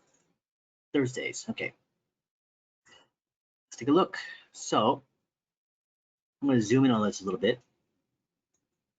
We were first exercises of lines, and it looks like we're going in multiple directions here, down and also right to left. So I'm assuming you are left-handed, Nian, and it's cool to see that you're moving that way from inside your body out, which I'm assuming is what's happening.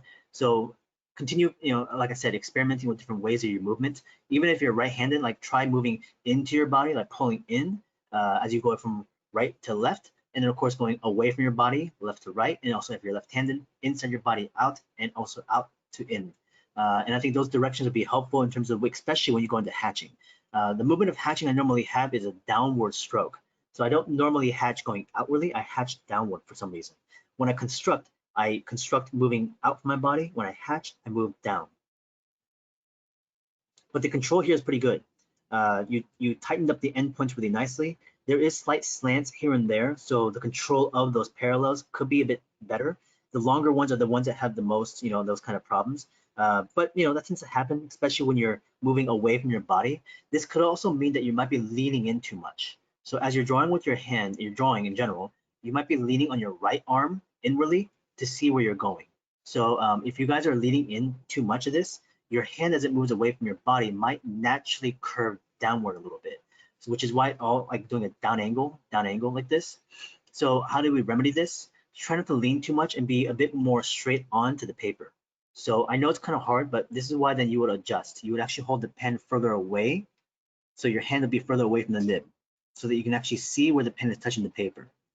Typically, if your hand is close to the nib, your hand is covering up the line. So it forces you to lean to the whatever angle to see where you're going. This can also create the natural curve or the down angle bit. We'll talk about this in a live camera view when we get to it at the end. Okay, let's go to the other ones. Here's some of the arcs.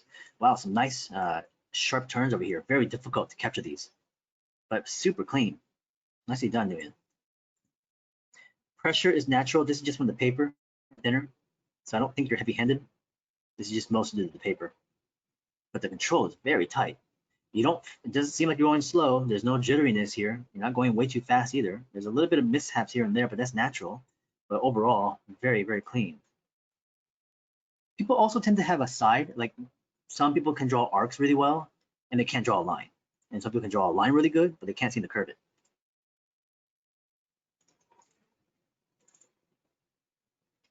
For some reason, number 3 is not opening up. Let me see if I can do something with 3 here. I don't know why that's the case. Exact same file format. There's no reason for it to be not working. Let me see if I label it. Nope.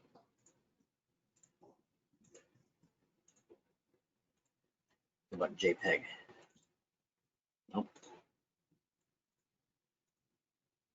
Very bizarre. I don't know why that happens.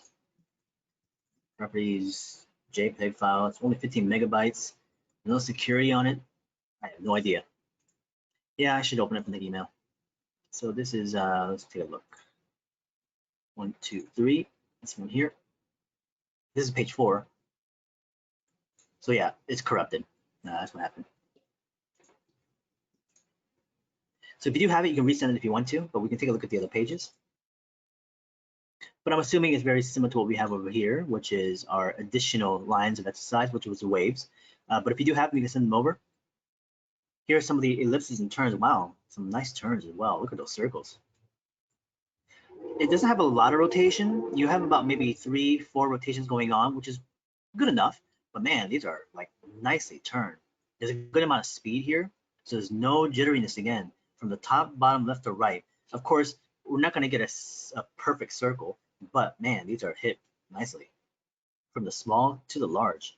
Where are you moving from right now, Nguyen? Are you lifting your entire arm and pushing at your shoulder and elbow, or are you holding your elbow to the paper and wrist and kind of moving at the finger and sliding along that? If you can explain it to some degree. I think people might want to know, because I think these are very clean. These are really well done. But this is just your first page. Let's look at some other ones. Here's some ellipses, and I feel like these would be even better with the ellipses. Again, good turns. You can kind of see where Nguyen is putting the weight though.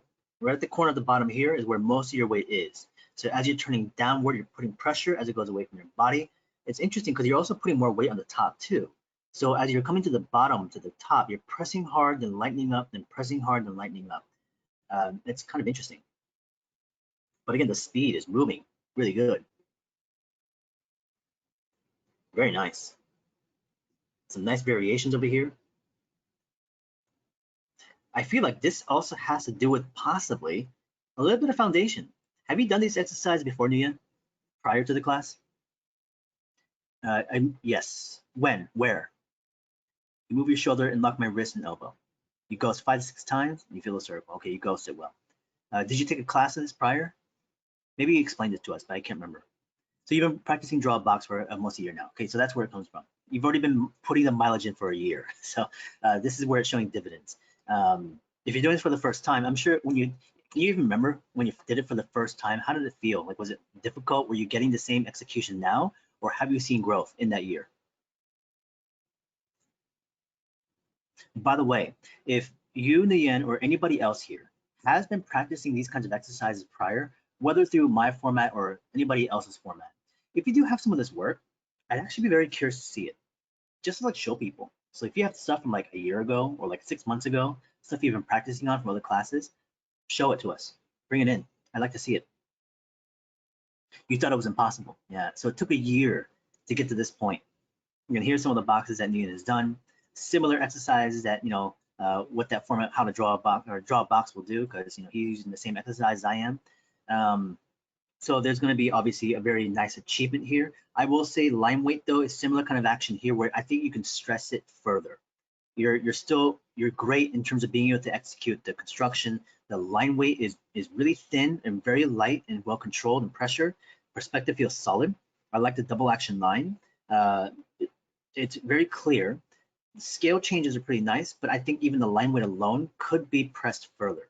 I feel like a lot of your line work or a lot of your drawings probably have a very light contrast. They probably don't really feel as intense or impactful as it probably could be. I just get this feeling, I don't know why, but it's probably due to the stuff I'm seeing here. It just feels a little bit even. Yeah, I would love to see that, Nguyen, whenever you get a chance. And for anybody else here as well that has older work that you've done similar in actions and stuff like this, if you guys want to show it to us to see how much growth you guys have taken, I think that would be really cool to share. But nice box, this for sure. But definitely with some of these, I would love to see you press it more, heavier, denser, super thick lines, and then going really thin, showing a much more range of contrast in between the two, to the point where it almost feels again like it's broken, like you went too far. You don't know what that is just yet. You don't know how far you can push it. And especially with some of the drawings, you're not always going to draw everything the exact same way. Some things you might want to stylize more, some things you might want to make it lighter, So I think that's one of the areas, and because we're not using things like value, highlights, or hatching, the only area of offense that we had to attack these drawings is line work. So line weight is our only tool. Excellent. Let's see, did we miss anything else here? Oh no, it's Oculus. So we had page 5. Oh wait, we saw these already. Okay, this is Alessandra's stuff. So let me see if the email came through. Nothing just yet. So let me know when it sends out, And we can take a look at it real quickly again. Let me refresh. Okay. But either way, some of the executions that we have here from the end were nice, spot on. Hopefully that small little adjustments on line weight for this particular week is where you'll play with that, okay? When you let me know what the email, we'll just take a quick look at it, just kind of briefly, just make sure we can share it. But let's go up to Michael to keep things moving. Michael is here.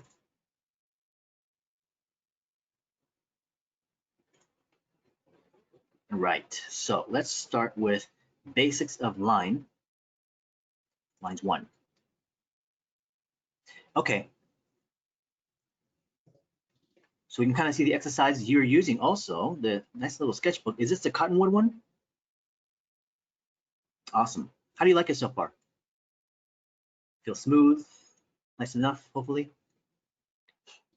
For those of you that are interested in sketchbooks like this, hopefully you can maybe get one day. We have a couple of different types of exercises here from Michael from the first page too. We have a couple of the short, the medium, long. These are the overlapping lines. The practices are not too bad, some good ones. Spacing could be a bit better in terms of making sure we block them out by really showing tighter or more spaced out, making sure they're more direct to communicate that this is what you're trying to control. The ones on the bottom are interesting because this is about one line, just a single line showing spacing as it goes all the way down. Great. So this really now is more of a direct tie towards what I'm just talking about, trying to control the spacing using a long line, which is difficult. You can also use shorter lines for this one too, but I definitely don't mind exercises like this one at the bottom. Here we have an increase of mileage, a lot of line work now. Awesome. Sorry, the image file sometimes takes a minute. Good mileage. All the short, repeat, repeat, repeat. I'm not really quite sure about the pressure. This is going to be a natural groove, but hopefully you're mindful of it. Some more of the exercise over here. Feels solid so far. That was a short. This is the medium. And your pen is probably dead by now. It's long, short, more repetitions again. So you can kind of see what happens as well when you do these like singular lines.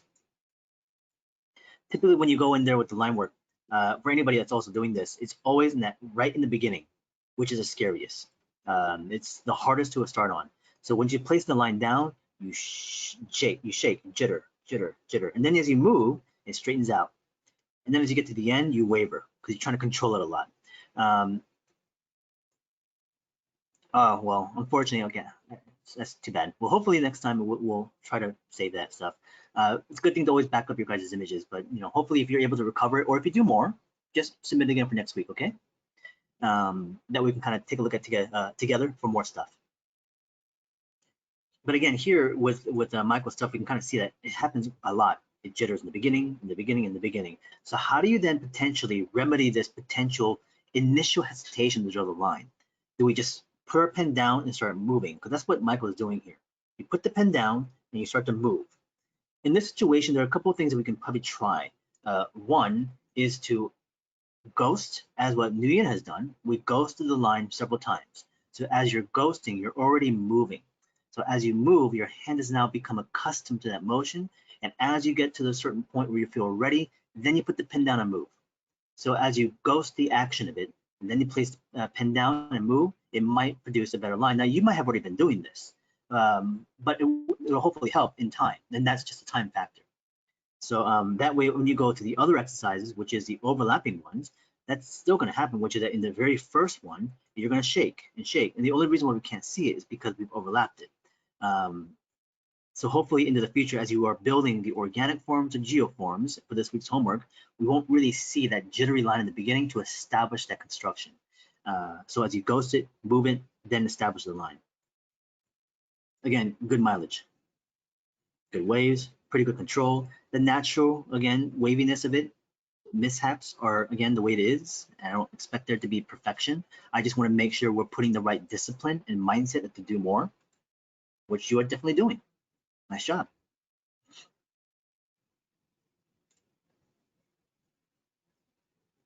Some super much longer waves. We can kind of see where the shake happens right at the turn of the peak.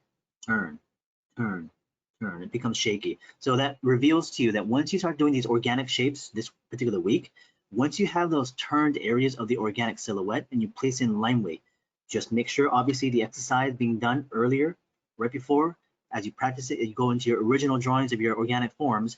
That way your control becomes stronger and you don't shake like this on those sketches.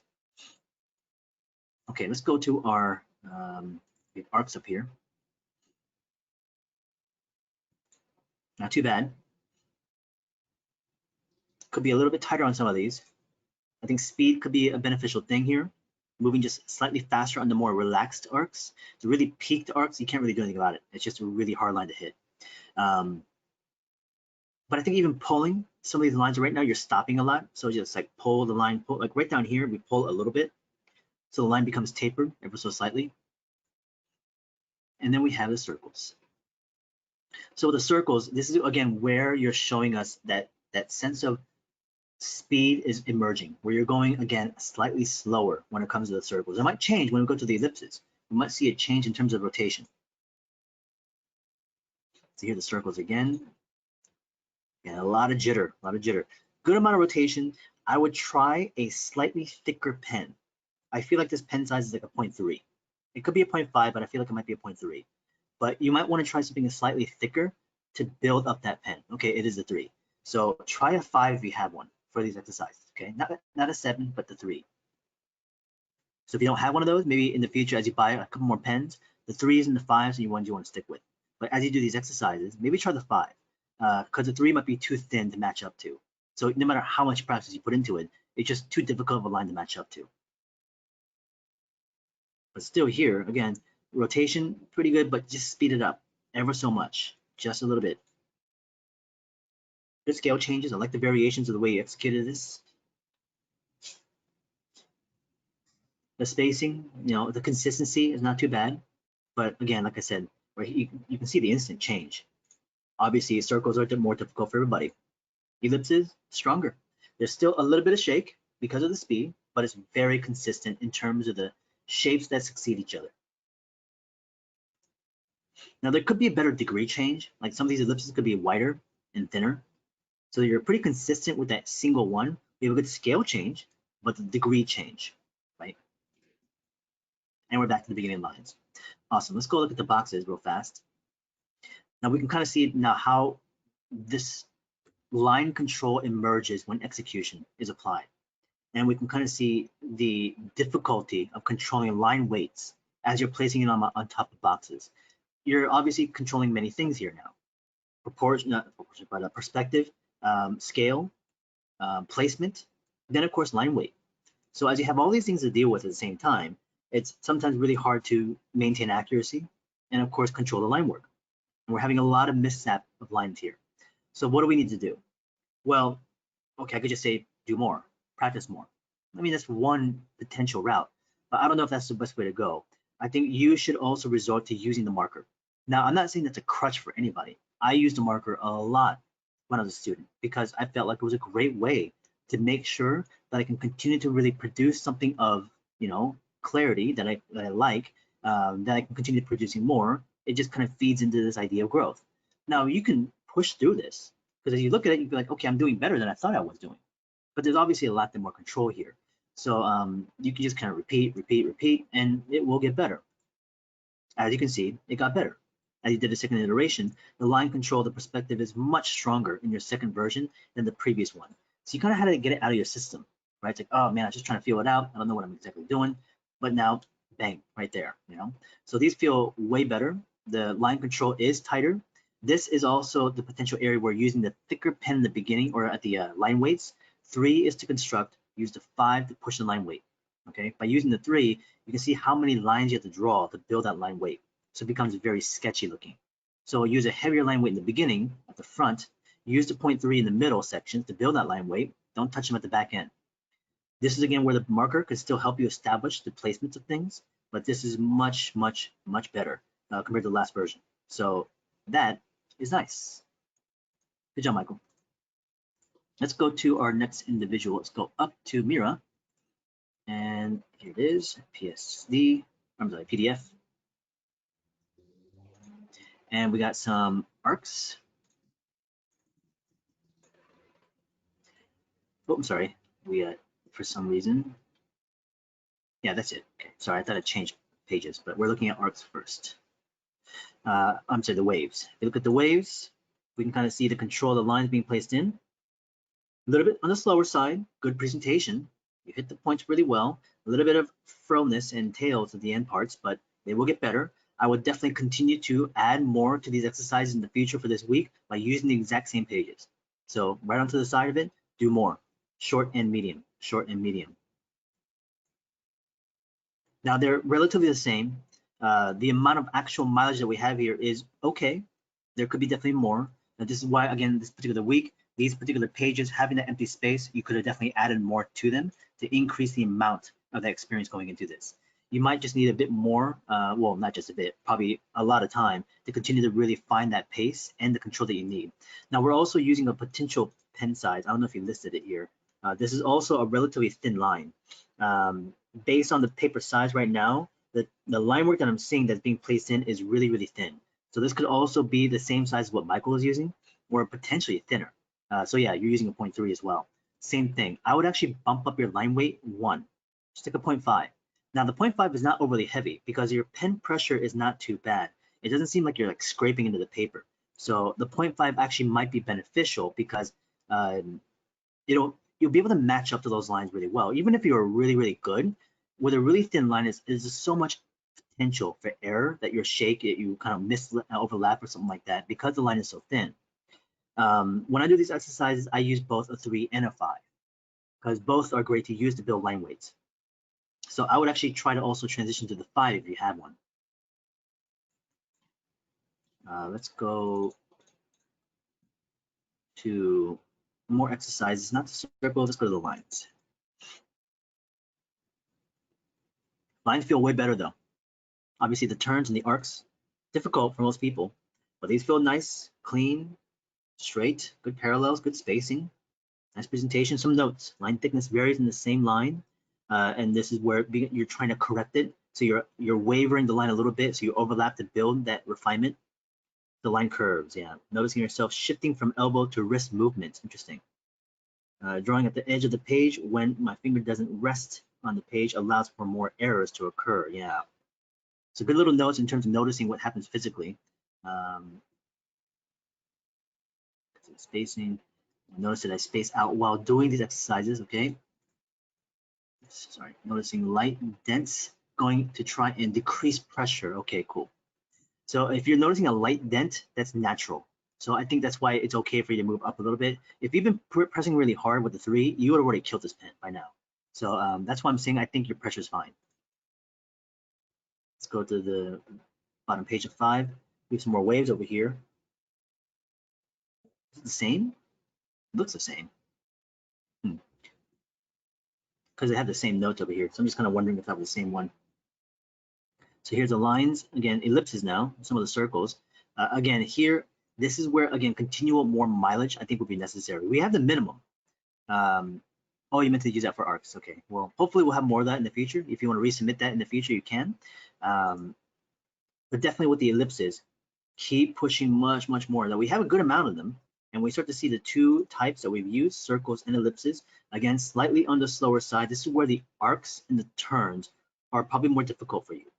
So as we go into the organic shape this week, you're going to want to be careful in terms of your speed. Now, I'm not saying you have to rush through those shapes. You definitely should not. You're definitely going to want to use the overlapping lines to refine those slight jitteriness of things. This is where, again, potentially using a marker will really help you a lot. So that way you can kind of get over that jitteriness. And as you then have a marker line, you can use a pen to go on top of that to just follow so you know where you're going.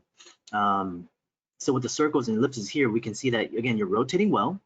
The consistency is there, speed slower, so try moving faster.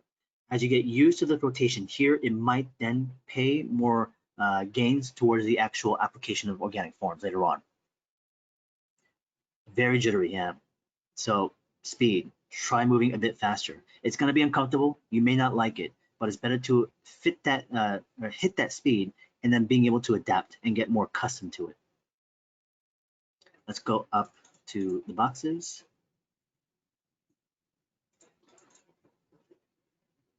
So we have this one here. So in these particular exercises, we have two variations right now, and they're both very similar, but one is better than the other. And definitely the one on the right is better, naturally. And there's a couple reasons why, which I'm sure you understand why. One being we have a lot more overlapping. There's a lot more connection in space between the objects. Here, the only area of overlap is right in the front. That's it. Everything else is slightly spaced together, and they're actually very equally spaced together. So they feel very flat. There's no real sense of depth. Even though there's a slight scale change, it still kind of flattens it because of the way you put them in space. Here, we have a lot more of this interconnection of overlapping and collision and like kind of stuff on top of each other. So it feels also more visually interesting. The line weight being placed in, we have obviously this line weight to the top left, where you're having a light possibly from the right-hand side. I would also make sure that you can have the understanding that you have the ability to, even on a single piece, apply different methods of line weight. So even though you say, I want to push line weight to the right, all of them are fitting that direction, you can say, because of communication sakes, I want to make sure the stuff in the front shows more weight, more focus. I want people to look there first. So I want to put my line weight around these with much more intensity. As I move back, I might actually place them on one side. As I get to the back end, no line weights. So you can actually transition in how you do the line weights within a single piece. Beyond that though, again, some of the perspective is okay, a little bit wonky here and there. A lot of this again is making sure that we place things in properly. Same kind of deal. Marker is going to help you. And I think for most people, that use of additional marker might need to be a normal process now. Try it. Again, it's not something that just kind of like uses crutch in any way, but it's there to help you transition and build more to the mileage. So you can also eventually get something really accurate and you see it's like, okay, I know what to do with that. Take away the marker, reproduce it, and hopefully you can lock in on that too. Nice job, Mira. Let's go up to Kyler. Let's take a look. Kyler Griggs, here we go. All right, so we have some lines, some nice blocks, some nice patterns here, short to medium, good parallels, nice spacing. Speed-wise, medium to slow, not way too slow, but definitely on the medium side. It's a good pace. I would say stick to it. I would definitely wouldn't go any faster than this one here. This pace is going to work for you based on time. So with more time, you will start to tighten things up. The relative control is there. In a general sense, the overall, you hit more than you hit less in terms of like the overlaps, right? So majority wise, you hit them well.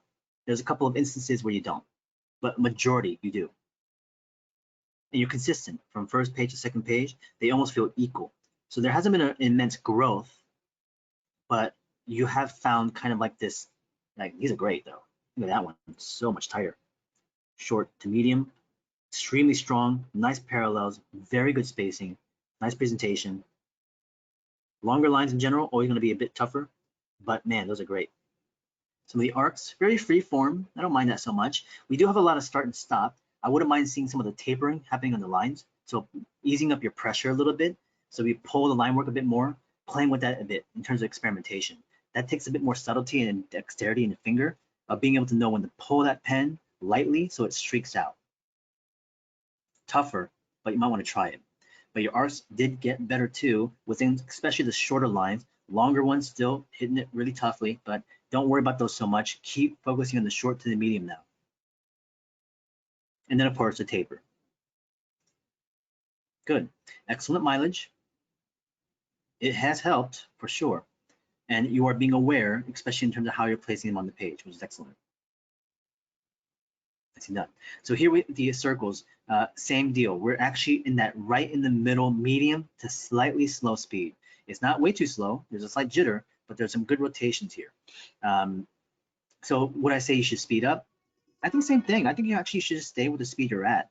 And this is just about that numbers crunching. It's the time that you place in to just continue to really kind of strengthen that motion and movement. So I think you should stay where you are, because what's happening is that every single one is doing this. The first page, rough. Second page, a bit tighter. So that's already a sign that that speed is working for you. Now it's just that a continual practice to really hone in on that motion to get it on second nature memory. So you're able to get things a bit tighter, but also just to get that jitter out of the kind of the shakiness out of that movement. Better ellipses. We see less shake and jitter and this is just due to the motion being a bit easier to produce. The scale change could be stronger as well. I think there could be some stronger and larger shapes in combination to some of your smaller ones. So we got a very kind of evenness to things. So just be careful we don't end up producing the same ones over and over and over again. Every once in a while, break it up a little bit. Here's our first one of boxes in space. Pretty good. Nice scale, large to small. I like the way you broke up that spacing, where nothing is way too tight. It's not like a parade. Things are spaced out, and there's a good enough overlap to show that depth. The line control is pretty good. The line weight is pressed well, and I like to see that there is a slight transition. That transition could be better, and that could mean that some of the stuff in the front could be just a slight amount heavier. You would keep the ones in the middle as they are, and those could be just lighter in terms of your pin pressure at the beginning. Stronger, again, much heavier, medium to lighter. Good amount of boxes, nice overlap. This is a better iteration too.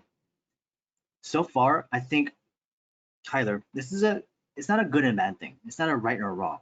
You have a very kind of even keel. Okay, so you're right in the middle.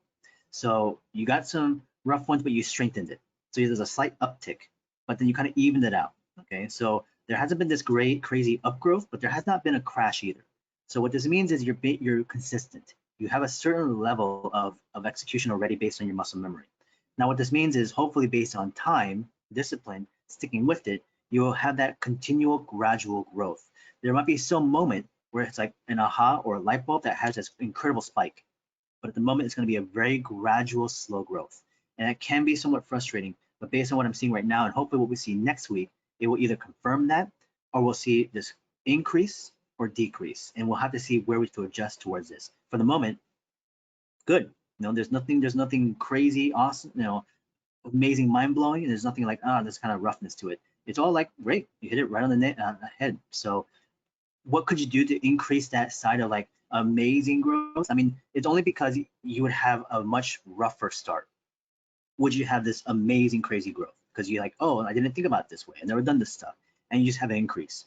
Right now, you've already started at a point where it feels good in the beginning. It's just a slightly roughness to it. And so that change and shift to an increase is very subtle. And so that's why sometimes when you hear that or you look at it, it's like, oh, that means I must have not good enough. Well, no, that's not true. It's like you already started at the point where it's actually good enough. And so there's a slight increase from that. That's good. And hopefully then we can go into it next week and apply that.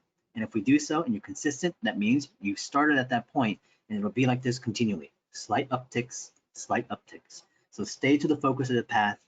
Don't get overly distracted, like trying to push way too hard and overexert yourself. And I think with the pace you're going for the moment, could we increase more mileage to some degrees? But I think you pretty much are going for what I'm asking for. Once in a while, definitely just kind of push a few additional pages, that one extra rep, right? And we'll go from there. Awesome, thank you, Kyler. Let's go to our next individual, up to Kyle.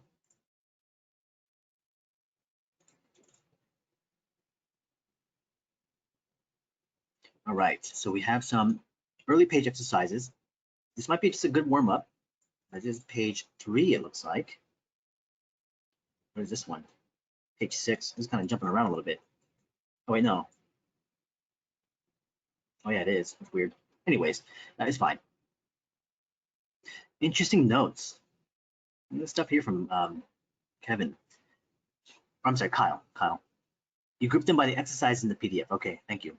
So we have here not only just examples of the exercises, but we have a lot of good, interesting insight. Notes as to what Kyle is doing. Light grip, hold higher. Tighter grip, faster. High grip, medium. High grip, fast. Interesting. And we're getting all these different results. Now, here's the thing about this is that these are your inner thoughts and inner notes in terms of what you're executing, and you have to be the one making decisions as to what you want to stick with. Like we can see these notes and we can see the execution, and it'll be subjective for us. And you're like, oh, I like this line over here, the light grip. But you're going to be like, well, I didn't like that one. It's like that one felt off to me. So stick to your instincts, stick to the things that you felt like worked better for you. But I like seeing this a lot.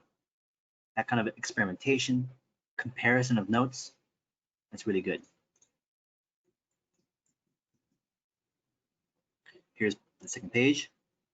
Some additional light grip, medium grip, too slow, right to left, So far, you're also using a very thin pen. Much like the previous two that we've had so far, it seems like it's a bit too thin maybe. This is probably a 0.3 as well, or the S from the Faber-Castells. Could you use something that's slightly heavier? Potentially. I would use both. Similar to what you're doing experimenting, thank you, Kyler, in terms of like the line weights and also the grip of where you're going and the speed. I would also alter your pens to go heavier or lighter with them and seeing the results from that as well. Because right now it's such a thin line to hit, but your pressure is good. And so you're matching that line really, really well. But it's also just a lot of potentialness of just like mislining these quite a bit. And hopefully we see this continual increase in control. But I think, like I said, as you play, so here is high, this is a 0.5 that you're using right now. So that means your pressure is very light. Fast and high, right to left, pull. Interesting stuff. It's great. But this is really cool study-based stuff. Here's some of the arcs, lifting hand off the page. Didn't really work out so much. The short to the medium feel good, nice and tight lines. End points could be a little bit sharper. Maybe some of the pull, maybe some of the actual streaking and tapering. Gripping too hard, shakes a bit too much. So it's that looser grip, a little bit faster, maintaining pressure on the hand onto the actual page, not lifting it. Some of the waves over here. Again, overall, with all of the exercises, this is a 0.3, have been pretty consistent from the way you're doing things. So again, it's a good thing. It works out. Here's a better control. Tight, nice line with the waves. Longer ones, again, we're gonna move away from those. We're gonna focus on the short to the medium. Does get better. You have some really nice ones every now and again. Sometimes you still mess it up, but that's just nature of time. Hopefully we'll get there. Nice rotation here with the ellipses and circles. It feels good based on first impression. The amount of rotation that you're doing could potentially be more. I think you could press heavier. This again goes back to this side where I feel like your pressure is very light, and it really emerges on this side where the touch of your pen is so light that we can barely see some of the lines sometimes. Like if I zoom in on some of the ellipses, there are lines there that are so faint, that are so hard to actually analyze, that again, you're just slightly dragging that pen. This is all great stuff too, because this could be to your benefit. The ability to be able to have a very light pressure gives you the chance to be able to structure and draw things and lay them in to have a lot more opportunity to adjust, refine, and correct. The problem is that we might potentially also get very, very light contrast, very lightly, faint drawings that won't really have a strong impact off the page. This can be remedied by a different size of pen. This can also be placed in by just, of course, a weight of the line. I think just a change of the pen is going to be the most simplest approach to it. So as you draw into the future, alternate different kind of pens, please. 3 and 5, maybe even heavier, maybe even 7. Again, nice rotations though. Very good movement. I love all the scale change, large and small. Yeah, you can see here again, the lines then get a bit denser. Very thin, very dense. But this is you now trying to control it. When you try to control it, your mindset now slightly alters, but you still built it with a very faint line, a very light line. And you went on top and then really pushed the heaviness of it. But again, same thing. I would push your heavier line weights with the 5, thinner line weights with the 3 in the back end. The amount of shapes are awesome. Perspective looks pretty good. Overlaps are nice. Not too bad. I like the variations here, the feel of it, like these kind of city-like scenes and moving objects and forms. A lot of fun. The top one is still my favorite so far. It just has a more natural flow, a better sense of its space as it goes back in direction. This one feels pretty good, but the spacing in between these boxes are a little bit too even, so they kind of feel a bit static. So even though we have a lot of good overlaps with the bigger forms, a lot of the smaller stuff feels very noisy, So I think if they were like compressed or collected together better, it might have had a more effective use. But definitely this is why I like this one better. Yeah, a lot of boxes, man. Nice job. Cool, good stuff, Kevin. All right, Kyle. Sorry, Kevin. Kyle, thank you. Okay, let's go up to Han. I downloaded it here. Let's grab. Oh, sorry. I actually have the folder. Again, for those of you that are sticking around, I do appreciate you guys' attention and participation. For those of you that have to leave, I understand. Please leave whenever you need to. I'm going to continue doing feedback. It would be great for you guys to be here. Obviously, like I said, I do apologize for going too long, but the lectures today took a minute, but we'll keep going for the moment.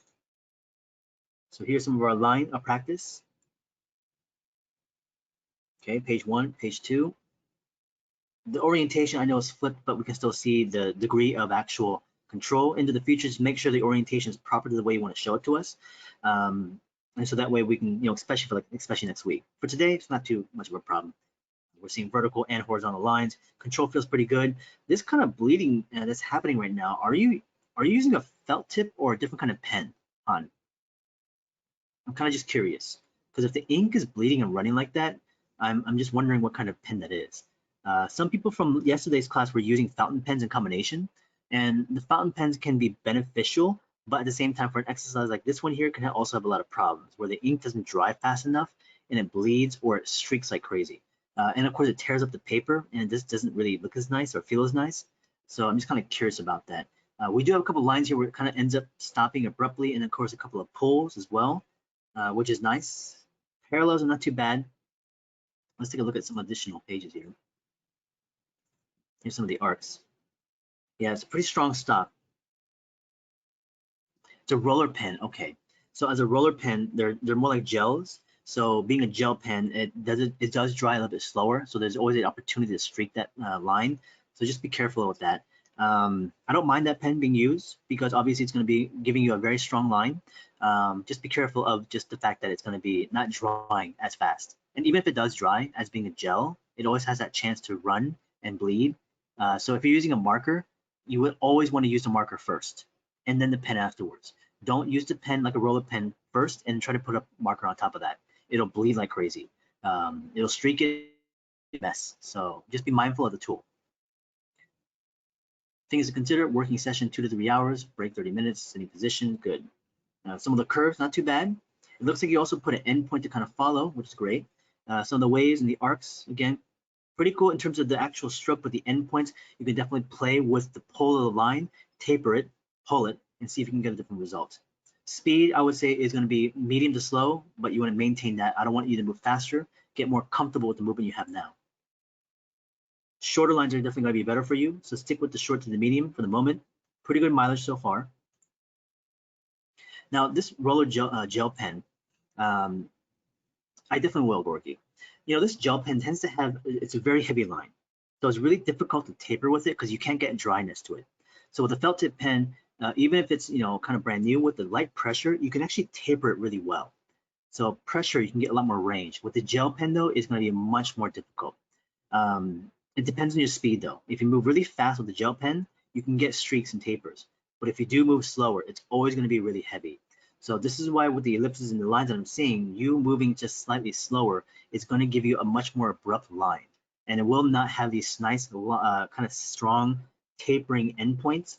So when you actually blend and build line weight, it's going to be really hard to match up to. So you could potentially use a thinner gel pen, which might help a little bit. But based on the line that I'm seeing right now, this is probably like a 0.5 or something like that potentially as a gel pen. But like I said, it's a little slightly heavier. Yeah, it's a 5. So if you're using like a 3, it might be better potentially in terms of just being able to match up the line work. And this is also why you're skipping, because you can't get that even pressure to it. You want to go lighter and you're trying to go light with pressure, but as soon as you do so, it skips. That's what the rollerball does, it skips. So you have to put an even pressure to it to constantly get a line, but that just means you get a heavier line always. But that's just the nature of the pen. So you see how even that is? So the rotation has to be more there, but as you rotate more and more, it just gets heavier and heavier and heavier. It just doesn't look as nice. So if you went down a size, definitely use a ballpoint, and that will feel way better. But like I said, there's benefits of learning from this too, because it helps you control that pressure control and it commits to it. With a ballpoint, you'll go way too light and you just go in heavy amount of rotation. You do too much motion. You create too much hesitancy. So there's always that side where one thing can benefit, another thing can benefit. They each have their cons and pros. I would still use the rollerball in combination to the ballpoint, okay? But try moving a bit faster here. Better with the ellipses. Too slow with the circles, but it's just naturally harder. Pretty good with the boxes. The perspective feels solid. The line weights are built well. I think I would like to have seen this as being one full page instead of being smaller iterations. Again, like I said, it scales things down way too much. But the way you play with them, from the large to the small, the line weight to the front, letter to the back, the amount of overlaps, feels great. This is a nice example. Excellent. Yeah, nice job, Han. Oops, not what we want. Okay, let's keep moving forward here. Let's go up to Gorky. Too close, so zoom out a little bit. All right, we have some of the lines in the beginning. Nice handwriting. Very unique. You know, handwriting is something that actually is, it does connect to our drawing. You know, it's like, I actually don't think I have very good handwriting. I actually, my handwriting digital is way worse than on paper. It's because it's just the way it feels in the glass. I tend to kind of slippery and I rush through it. So that's why I'm always like erasing, undoing my handwriting. But I do find that handwriting has a direct correlation to our line work, obviously, right? And my handwriting was even worse when I was a student. I used to write really tiny and really scribbly, so it looked terrible. Going through like drawing classes like this actually improved my handwriting quite a bit. And so typically when I see people presenting things and they have their handwriting and their line exercises, I never bring it up usually. But sometimes I do, because like, oh, we can kind of see the handwriting, we can kind of see how, you know, how the line work can actually connect to them. So for people that have what we call chicken scratch writing, that kind of emerges in the line work as well too, sometimes. It shows the impatience. We kind of just go through there. Anyways, some of the actual line work over here is, again, not too bad. It is strong. It's on the medium speed side, not too fast.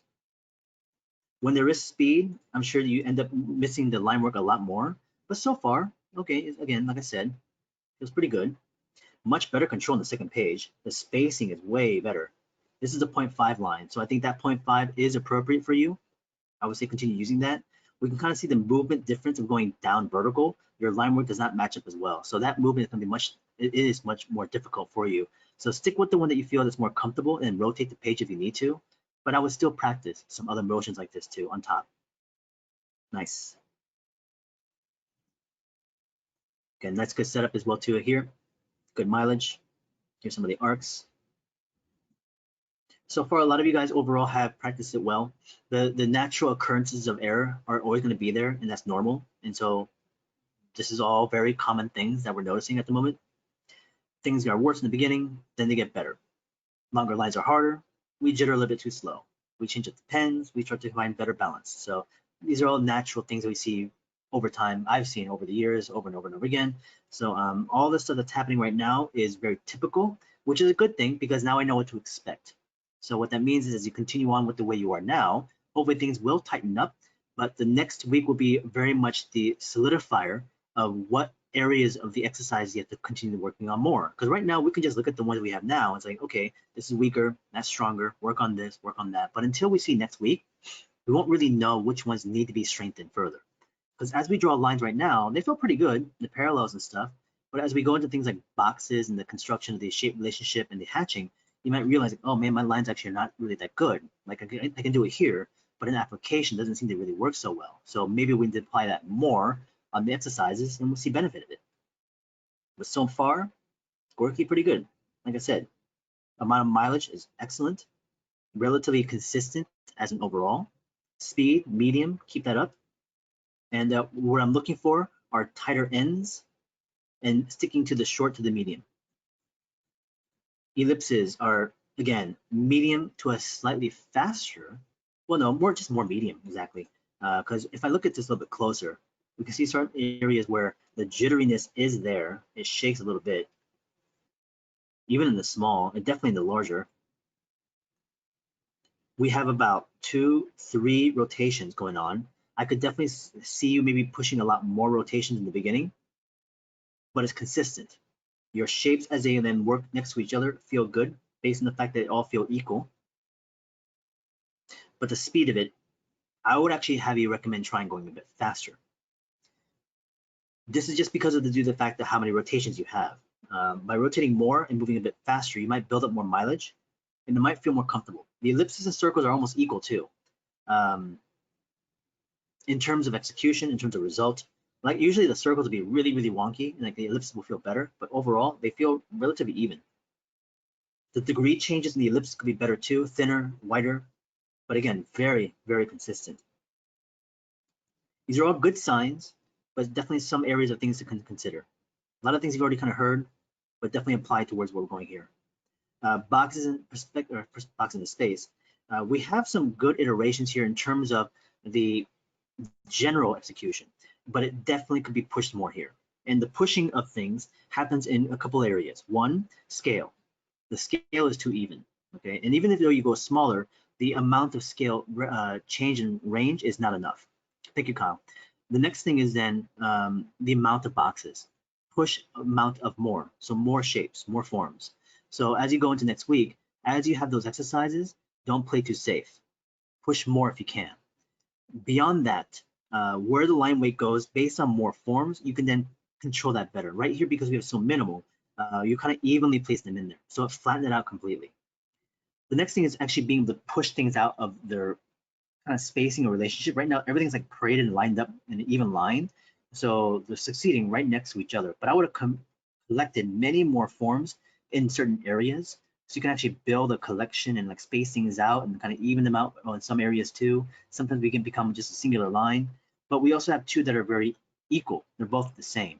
So as you have one iteration, I'll really try to find a contrast to it. If I did this version of it, what else can I do to contrast this? Be aware of it, ask that question instead of repeating it. Of course, repetition really helps, that's great. But at the same time, this is where then you have that extra mileage, that one more rep. You know, I've done these two, they're the same. I've gotten maybe a little bit better, but I'm gonna do another third one. Let's do another page, one more. And if I do so, let's try something different. Let's push it more or different directions of things. So hopefully we'll see some of those results happening next week as well. As you end up resulting having very similar things, be aware of it, catch yourself and be like, okay, I see that all of my forms almost look exactly the same. I gotta now push it, scale, pulling, squeezing, turning within the organic and the geo forms, okay? All right, nice job, Gorky. Let's go up to Dominic.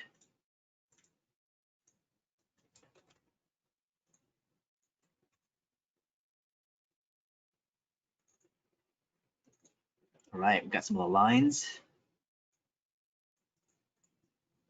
Pretty good spacing, nice control. Speed is average to slightly faster, feels nice. First page, again, pretty solid. Nothing is really standing out. Here, I think is better because we have more mileage and we see a better control of spacing in the blocks. Prior to it, it's just more just like, you're just kind of feeling it out. Everything's kind of even. But here we have a lot more variation, tighter, even, more spacing. Nice collection of blocks so far.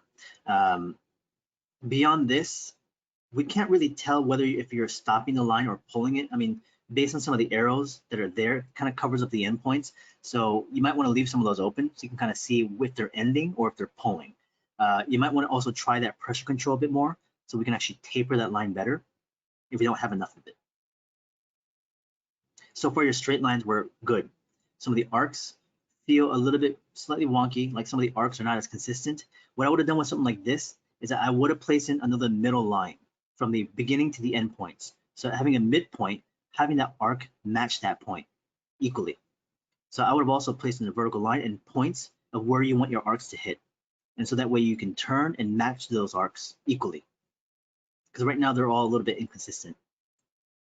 Your lines were great. So here it's better, slightly, but again, it changes up quite a bit. Now, unless you did that on purpose, that's one thing, but I would make sure you really kind of like discern that. Ones that are much more as consistent as possible, others that are just varied, you know.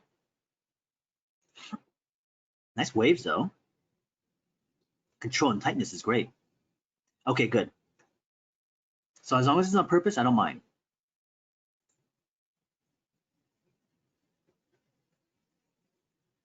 But definitely, Dominic, if you're not really quite sure if you were supposed to be consistent, is when I would have done it. Like, should I do that? Do it. Okay. So here I did a couple of ones on purpose. I just wanted to change different things. But as soon as you ask a question of like, should I do this? Should I not? It's better to try and attempt it, and we can see it, than not having done it at all. Okay. So even like things about pushing and experimenting. Oh, should I push my line weight heavier here? As soon as you ask yourself that question, do more of it. Am I done? If you ask that question, push more, because it's better to go more extreme at the moment, right now at the beginning, because we can start to find our range. Then we'll say, oh, this is too much. Oh, you over detailed it, or you over rendered it, or you put too much line. Then we pull it back a little bit, and we can start to find out where that line is for you personally. And you could then kind of push against that. It's like, no, actually, I kind of like that being heavier. I like this being more detailed. And so we can engage that and be like, okay, well, that's your aesthetic. We'll go for it. Good. Better control the waves. Ellipses feel pretty solid in the first page, very consistent. Movement, medium and average again. Nothing too fast, not too slow. A little bit of jitteriness, but you're overlapping well, faster here. More rotation. Again, you can kind of see the sharpness of the line. And usually with a faster line, usually there is also a heavier side to one end. And with the smaller one, we're seeing on the left-hand side, on the lower parts, heavier. On the upper right, it's lighter. Very subtle, but it's there. Here, it's slower, so it's very even throughout the entire thing. Nice. Good scale change. Ellipses naturally also better too. Just the movement feels more comfortable. I like the degree changes. Excellent. Now, if we bring this similar mode of action and movement, like even your larger ones, you go slower for some reason. Your smaller ones, you probably feel more comfortable with the finger rotation. So you're going faster and lighter there. Larger you went, you slow down. So maintain the same speed, if possible. Good. Nice ellipses though. Excellent. Do we have anything else in there? Okay, so none of the boxes. So if you do have some of those next time, please submit them, okay, Dominic? All right, thank you. Let's go up to Celise. And we still have to look at Alessandra, who had to unfortunately leave, but I'll take a look at her stuff in a minute. So here is Celise. Page 1, nice control, good spacing, getting a little bit further back, we can kind of see how things are happening. Now we do have, on the medium to the long, a slightly natural arc that's happening. And these are supposed to be straight. Now I'm sure you may have noticed this, Celise, but in the medium right here, this is finger close, finger far away. When the fingers were closer and you're moving your lines down, you arc the lines naturally. This is either because, one, you didn't see where you were going, or from the way your hand is moving away from you, it just kind of slightly curved downwardly. It's just, again, you can see a slight arc, slight arc. As you went longer, it still is there from one end to the other. If we took a ruler and we took a line on there, this is going to have a much, you'll see that it's not straight at all. The shorter ones are fine. But I am noticing that your line or your fingers being further away has less of it, okay? Possibly sitting a bit too close. So if you view it too closely, you can't see what's actually happening. That could be a part of a problem. I actually try to stay a little bit further back generally. So I try to take my nose away from the paper. So be careful, a lot of you guys that are getting way too close. Concentrate more on the movement, less on exactly where the line is pinpointing. It may not be as accurate in the beginning, but just get used to more of the motion and movement. Now, I'm not saying this is a huge problem just yet, but it could be eventually in the future, especially as you kind of build more structural forms, boxes and stuff like that, and we don't want to create this slight arc. Now, hopefully it won't emerge anywhere else, but again, there is a slight turn again here, in the medium to the long, it turns downward. You see it at the end points here. Short, again, that's not a problem because you're not moving as much, but definitely the longer ones, there is that natural tendency to curve. This is more due to the motion and the movement and where your hands are too, in combination to what you just said as well. It's clean, it's very tight, the spacing is good. So that all is all very positive things. But we do have to be careful about this natural movement that's happening. So the arcs turned out great. Amazing control, really nice spacing. Excellent mileage, good push. Pressure seems great, not too heavy, not too thin. The speed of it is very much in control. It seems like you're getting a relative comfort within this, basically, and maybe not, but I feel like it is visually. Again, amazing control here with the waves. Some excellent pieces. Light grip, movement from the shoulder. I love all these little notes you're placing in as well too. Really gives us a lot of information. So far, nicely done, Elise. It's just those straight lines. Just be mindful of those a little bit. When it comes to ellipses and circles, you are moving a slightly slower speed. You're rotating a good amount in the beginning. There could be more rotation, but just be careful not trying to control this too much. Be a bit looser in the beginning, be a bit lighter, rotate more, have that speed. Then as you get more used to the movement, then try to control a bit more, try to slow it down if you need to, if you want to maintain that strong, nice, clear circle or ellipse, but be more looser in the beginning. But yeah, you're jittering quite a bit. So maybe hold the pen further back as you had done before, lighter grip, moving a bit faster. So here, moving wrist, hand closer to the nib, fingers, moving from the shoulder. I like your movement from the shoulder just slightly more. They both feel relatively equal in terms of jitteriness. I'm trying to see if there's something that pops up more. I mean, they seem relatively the same almost. I kind of move to the shoulder side mainly just due to the natural response of like how I move. So I prefer moving from the shoulder. Yeah, so having to remind yourself and taking a lot of breaks in between, I think would be good too. So here with the ellipses, this is the area of why you might need to move faster, because you'll start to see a lot of your ellipses in the top and the bottom, they feel blunted, right? They feel a bit more squarish. They don't really feel as turn and rotational. In those certain situations where you hit it, it's more spontaneous, but it's not consistent. So we don't have very consistent ellipses here. And that is just due to the fact of the movement and the speed. So I would actually try to move a little bit faster if anything else.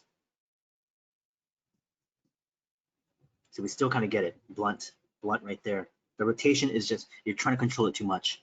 So you're limiting your movements. It's a bit too strict. You might need to kind of be a bit, I don't know, just loser is not one word, but as you're saying, relaxed is probably another thing. Breathing is a part of this, right? Taking some breaks, coming back in between. These are nice. I love the way you set this up. But good mileage, and that is helping because it gives us a lot of understanding as to where some of the potential problems really are. So here with the boxes in space, I'm sure you understand exactly what you need to do if you had to do it again. In my recommendations to these, I would actually do one more for next week. The reason why is because the results that we have right now is not enough in terms of a couple of things. One, the amount of boxes, the placement of things, the overlap of stuff, the sense of depth, the line weight, the setup and all that kind of stuff. I think you can do much more here. And I think what you have right now is a good understanding. You know what this is about.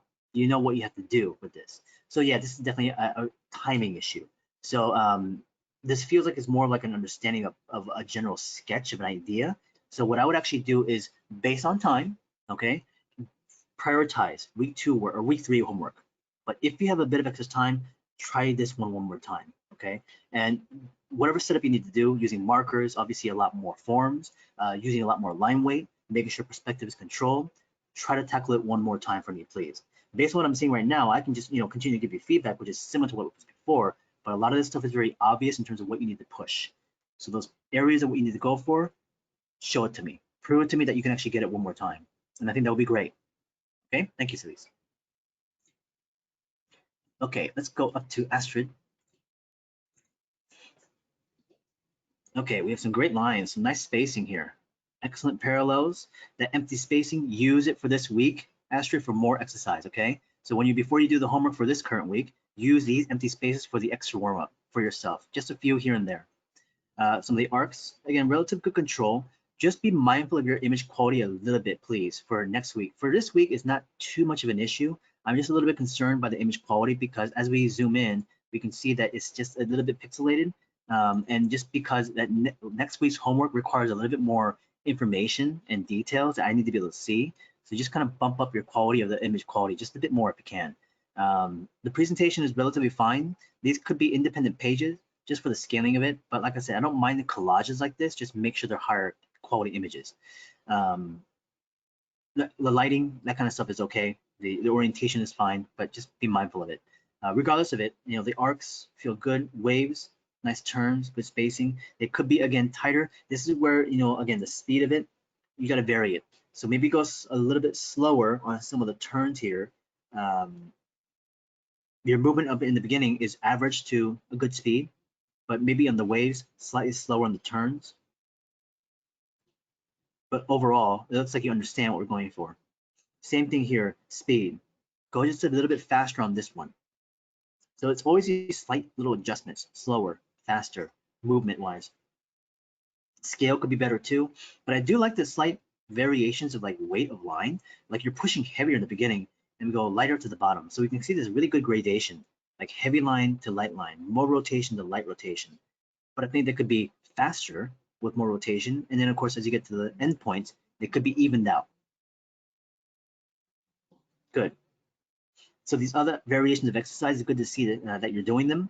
Same kind of deal though. More rotations. You can see the way the ellipses are blunted. They don't really feel as rotational and stronger. Same thing over here with the boxes. Much like what I just talked about with Celise, I think you're also a candidate here, Astrid. I think you need to maybe do this one more time. I feel like this potential in terms of just showing control, push, you understand what it's for. We have the right setup. But I feel like there was an opportunity here to just get a lot more information and mileage, especially in terms of like your balance of line weight, the scale shifts of things, how you lay out your page, using the entire piece of paper to really show more of a range of scale. So you might want to just do one more sheet, even take one of these examples and just do a larger version, clean it up, push it more, get that line weight inside there, get a better sense of depth, get your range of scale better too. But I think that's what you should go for this week. Focus on week 3, but maybe tack on one more page of the boxes, okay? All right, awesome, that's done. Okay, if anybody else here, if I missed, let me know, but I need to kind of take a look and see if there's anybody here I've been talked to. It's just Alessandra, which is here week 2. I believe she said there was another email that I have to open up, which I think is this one. Let me open this here real quickly.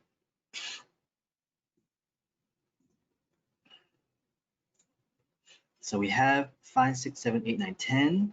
So I'm assuming this is the rest of it. Extract all. 3. Okay. All right, so for the rest of you that are here, like I said, we are at this point of finish, and you should understand the homework that should be due for this coming week. Try to push as much as you can. At this moment, I'm going to move into the recording side where I'm going to finish off with Alessandra's homework. If anybody has any questions, comments, let me know. Once I finish up with this, I am going to do a really quick paper demo with marker. But like I said, if you want to stick around for that, you can. If you want to watch out for the recording later on, you could do so. But for those of you that are patient enough, I'm going to go into this last feedback, and then we'll go into that section. So Alessandra, if you're listening in, what I wanted to move on to first was muscle memory. So here we have the lines, and line exercise is a muscle memory, clear, very well structured, nice blockings. The angles and degrees slightly shift, but it's not way too much of an issue right now. The endpoints are slightly furled, but again, you do a tighter line at the beginning. And this is about, again, being able to hopefully be consistent, but in the beginning, you're kind of going to be all over the place. So sometimes it's great, and even though you feel good, sometimes you don't really produce them well as you want to. That's interesting in terms of your taper. So again, pull your lines, try not to stop them overly too much. A couple variations, push and pull, right? Start and pull, start and pull. Again, watch those degree changes. Right now you're tilting your lines a bit too much. So you might want to start with a ruler or a hard edge to make sure your first line is really well controlled. Match up to that line work. Make sure the stricter, more parallel, a lot straighter. Now this is not due to the natural movement of your hand. This is just because you just slightly tilted the line a bit off. So straighten them out, do whatever you got to do to use a tool to help adjust to that, and then try to match up to it. Speed, good. It's not too fast, not slow. Let's go. I don't want to go to the circles just yet. Let's go to, well, you know what? They're not labeled that way. So let's just go into this. Whatever we see, we'll go into it. Circles, again, this was one of the main issues here where we don't have the muscle memory right now. We have enough mileage. We have a lot of like good circles, but we don't have rotation. So more rotation in the beginning is necessary to build it. And we are hooking these lines a lot. This is because you're trying to match up to it. So as you then move the line inward, you brought your pen in, so you hooked it. And either you hooked it too much or you stopped too short.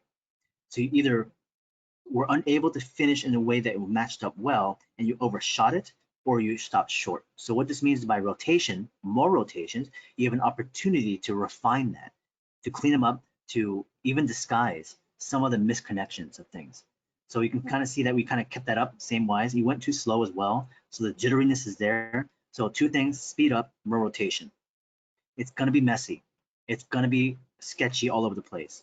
But we need to have that for the first week. Establish it, get the rotation, get uncomfortable, and then get adapted to it. Get comfortable with it. Same thing here with the ellipses. Now they feel better because the motion of it is simpler to do or more natural in terms of rotation based on how we move, but we're still not really building a muscle memory. It's consistent, which I'm sure based on the rotation, it'll feel even stronger. So I would like to see that. Now, I'm not saying that you can't do these either, but I'm saying use it in combination. We'll see then the result because this might work for you. Even though I'm saying this stuff, you might feel like, well, I just want to do a single line. Okay, go for it. But try to also do the other version I'm talking about. Try to rotate. We'll see what that looks like. We'll compare and we'll then contrast it and say like, hey, you know what? Actually, let's just go with a single line. Maybe that's better for you. Some of the arcs are well placed in. We have the repetition, good spacing, nice control. Excellent. I think we went through the those first few pages. Let's go back to 10. Okay, that's it. So let's go to the boxes then. Boxes in space. So here, I think this iteration is so far your strongest. For one, I think the amount of boxes you use were excellent. The line work is well placed in. I think there could be more weight put into it. So we got to vary the lines. So use various pens. Right now, you're using a thinner pen. This is either a 0.1 or 3. So bump it up to a 5 to build that weight, okay? Thank you, Noka. Here we have a couple of different combinations. So I'm glad to see that you're pushing the mileage. So beyond this though, right now, a lot of this is about being able to show a clear separation between the forms. And the result is because the line weight is so even, it's not really communicating strong enough. This will also give you the opportunity to correct certain mishaps by pushing your line weight heavier. So don't be afraid to go darker with some of this stuff and push it past your comfort zones again. So right now, some of these combinations and flows are pretty good. They're densely packed. There are a couple of areas where I would have maybe relaxed it a little bit. But beyond that, scaling, I would have also even pushed bigger, larger to the front. Then start to transition it as you go away from it, okay? All right, nice job, Alessandro, thank you. Is there any particular questions? Bring them up to me, please, based on the fact that you weren't here, unfortunately here to interact with me. But next week, you can also preemptively ask questions, but we'll start with you next week too. All right, so let's move over to the camera real fast. Give me a quick second as I set this up. And we are going to transition to the overhead camera. Give me 1 second. Set this up. Hopefully you are seeing the camera and the ratio will adjust hopefully in a second. Let me grab some paper.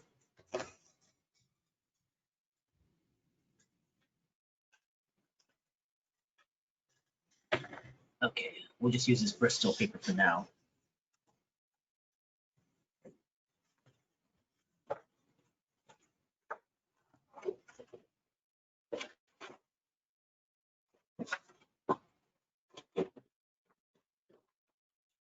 Fortunately, the findings are a little bit tough. Okay.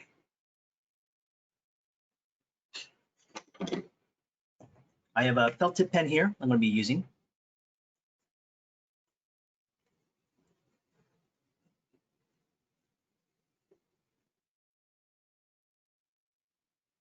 So Han is asking, which pen do you use for the mask surface drawing?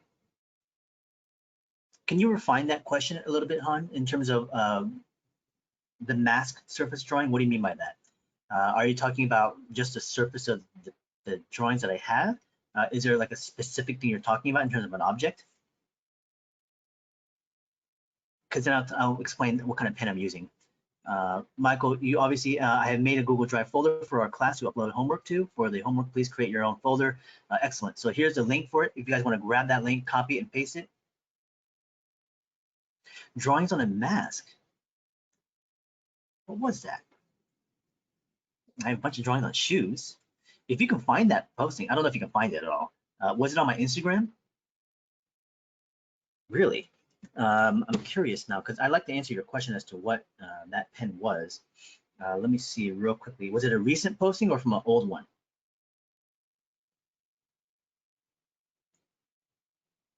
Recent. Mask. Maybe if you find the picture, could you send me the link of it? Because I'm not exactly sure which one you're talking about. I'd have to see it, basically. On May 10th. Oh, geez. Okay. Now you got me curious, hon. 1 second here. May 10th. Oh, okay. These masks, the medical masks. Okay. So those were just basically permanent markers. Prisma makes a permanent marker like a Sharpie, but it's thicker. It's like a Prismacolor. So they're permanent ink. It's not water-based. So it has an alcohol-based ink to it. And so that way, it's when it's drawing on the mats, I didn't want it to bleed or run through. So that's what I used. I tried different pens, like the brush pens, the pigment pens, and they just didn't draw well on top of that. The water-based ink was beading on top. So I used the permanent ink for that. So things like Sharpies, but a fatter Sharpie, essentially. Let me grab a tool.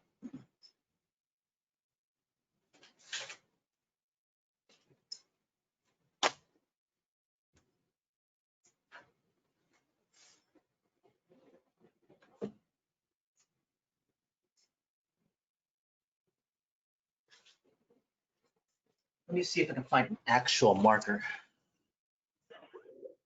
instead of using something that's equivalent to a marker. Okay. So this is a 0. I don't want to use that. Here we go. Here's some markers. So this is a 0 again. Here's a 5. This is a 4. Here's 3. Okay, good. Now, typically, the kind of markers I tend to use, and actually, I think I have a Copic here as well. This is a 7. Let me share with you guys some of these tools that I'm using right now. Oh, actually, there was a quick question from Gorky. For the boxes, as soon as I drew the boxes, I can see the mistakes. Is there a way to draw them correctly in the first place, or just a question of mileage? It's a combination of mileage, but tools like this. So by drawing with the marker, you are going to make the mistake. As you have that marker drawing, you would take the pen on top. Because you now see the mistake, you adjust it. This is the reason why I'm talking about markers right now. The marker is that bridging tool. Because on a piece of paper, with a blank sheet, with a pen, the chance of mistake is very high. And as soon as you make a mistake, the opportunity to correct it is very slim. There's always a chance, but maybe you won't. But if I use something like this, I'm able to then still have the opportunity to correct it if I can see it. Now, based on that practice, building mileage with the marker and the pen eventually become good enough that you don't need the marker anymore. You just go straight in with the pen, right? So that's the reason why the marker is a really good tool, because it helps you transition to stronger confidence. First and foremost, I typically like to use these kinds of markers. This is the Copic wide tip. Okay, this is a 7. This is probably, I don't know if it's dead or not, but yeah, it's dead. So that means I can probably fill this in with another ink right now. So typically if I kind of pull off the nib of this, it's empty. This is a 7, but I have various refill packs. So these are refill bottles. This is a 7, this is a 5, this is a 4. So I'll use the 4. And I'm going to just kind of fill this in real quickly with a little bit of ink. So I just kind of fill it in there, just drop some ink inside. You squeeze, squeeze, just filling it in. And we just fill to a certain amount. I'll actually then drop the felt back in there. I'll actually even saturate this a little bit just to get it going. And these refill packs will last you a good amount of time. I typically just buy 3 values. So I have like typically a 4 and a 5 are kind of the middle values for me. I will go for like a 20, 4 and a 5, and a 7 as a dark value. This is a 0, so that means there's no actual pigment inside of it. It's just clear alcohol. So I can use this to blend.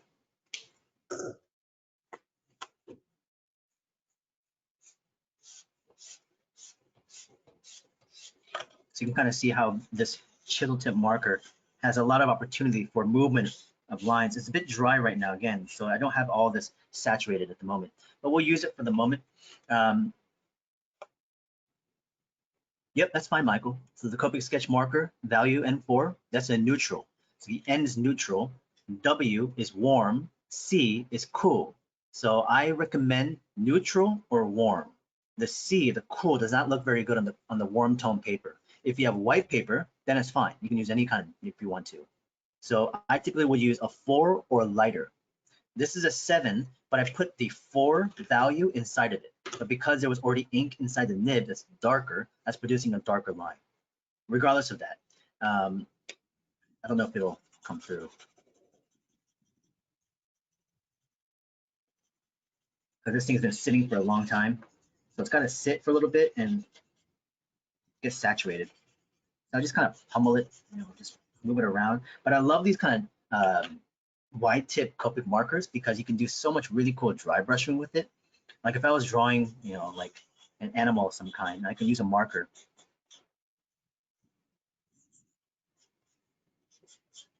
You can like move with these forms, but then you can like dry brush with things and get these really cool texture information. And like blend with it and dry brush with it. It's a lot of fun.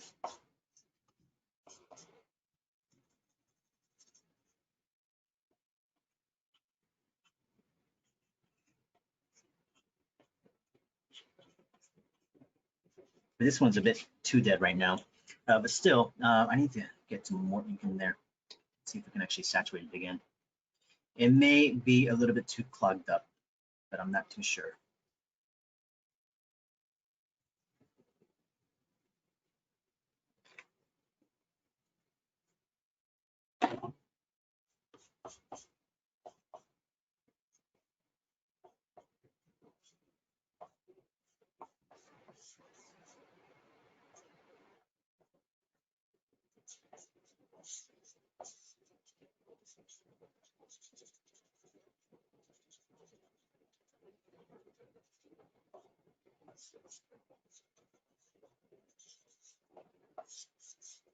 All right, it's working a bit better now.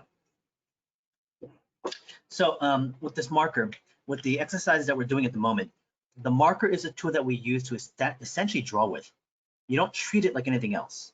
There's 2 ways to use a marker: value and line. So the value is for the light and the shadow. So we use different values to build up that construction, but we can also just draw with it like a pen. So if I'm doing the exercises like the organic shapes, right? So we can build some of our organic shapes this way. Maybe I kind of build it this way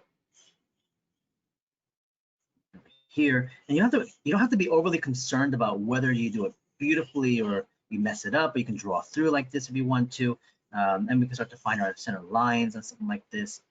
Center line going this way, this way, this way, this way. And you can be loose about stuff, right?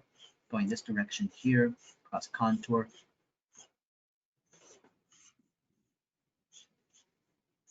Because as I now have built this up, I can now place in the felt tip pen on top of this stuff to control it. Now this is again a darker value, so it's already really dark, which is why I don't recommend something that's a really heavy marker.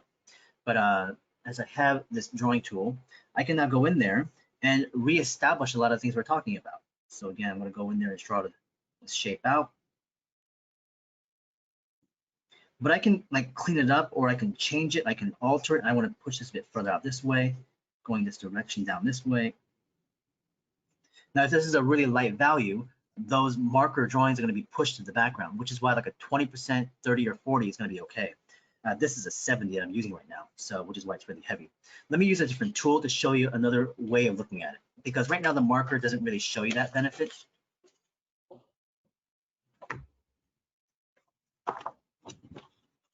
Let's try this other marker. Now this is a 30% marker. This is an N, which is a neutral. This is a different company called Stylefile. I don't know where this brand is from. But anyways, this marker is going to be a lot lighter, okay? I think I have even potentially a lighter marker, I think. Here it is. This is a 2. So let's use a 2. 20% marker. I always like the chisel tip a lot of times. So if I'm building, again, my shapes, it's obviously much lighter. Draw through a little bit here. Just kind of moving my organic forms around, getting a feel of it, center line this way, cross contour this way.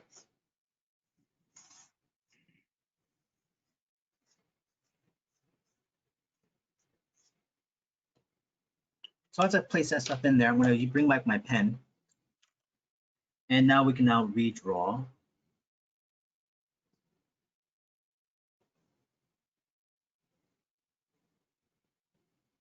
And here's the thing about this. I am not trying to copy my marker drawing. I'm not tracing it. The difference between what we have to do is that the concept of inking. So when you do like a pencil sketch or a marker sketch, people tend to ink on top of that. That's not what we're doing here. Where the marker is a guide. It's just something to give us an idea towards. So we can adjust and change, we can alter, we can squeeze it better. And so as I've now gotten this in there, here's my center line. Here's a cross contour. You redraw the entire step. And as I've done so, now that I feel pretty good about it, I'm going to now go in there with the line weight. Let's push heavier to the front. As you notice, as I turn, I use these shorter strokes.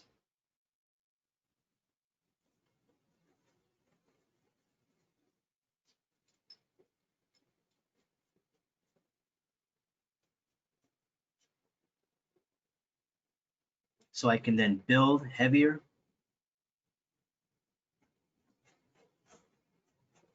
Short, short, short, building.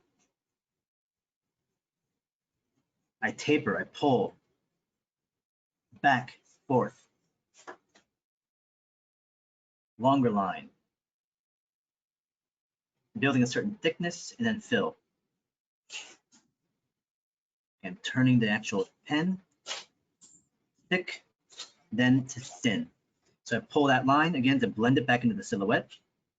Going back to other areas to kind of refine them. And continuing to control it. So a couple questions again here. So we should not be afraid of breaking away from the marker sketch. Absolutely. You can break away from it because, again, that's an idea. You can follow it or you can change it. And do we need to go over the contour lines with the organic forms in the homework? Yes, you do. Because I want to see it. I want to actually have you repeat the process. Because as you repeat it, it continues to build mileage. You are essentially drawing it twice. I drew it once with the marker. I draw it again with the pen. So there's literally a two-layer step of sketching. But the first sketch that I did has the opportunity where you mess things up, as you have stated before, prior, Corky. You said, oh, I messed this box up. Oh, I can see it. Now I correct it. So as you get used to this working method, yeah, so if I did a box,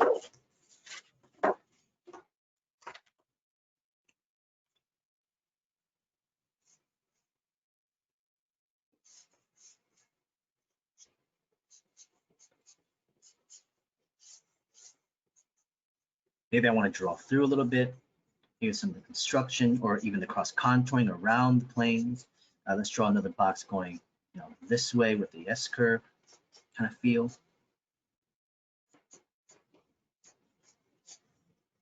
And again, it's like I draw this and I feel like, well, you know what? I don't really like some of the turn on this. I really want to pull it more this direction, kind of get in there a little bit more, alter that slightly. And again, with the marker, you might mess this up all over the place kind of thing. And as you get that in there, with the tool of the pen, I'm going to now follow the one I want to.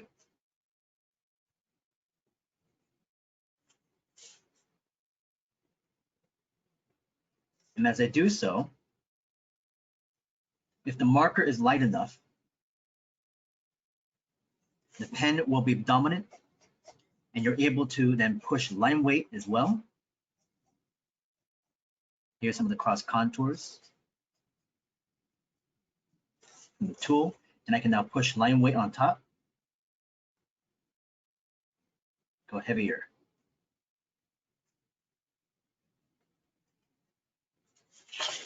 Rotate the page. Doing a pull, then I can push.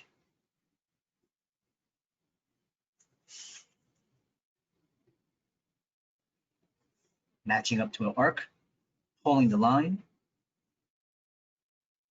And so that way, this is what's now emerging. The marker is still underneath it, okay? Now it doesn't really become as distracting.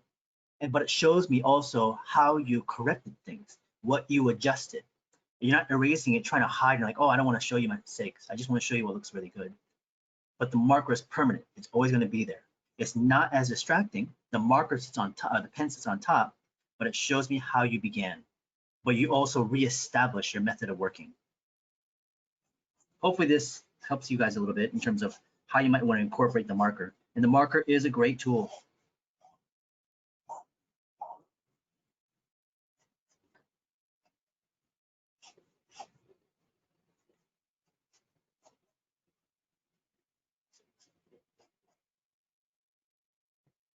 Okay, so in both sides, organic and geo, the marker can be very beneficial to help you just block things out.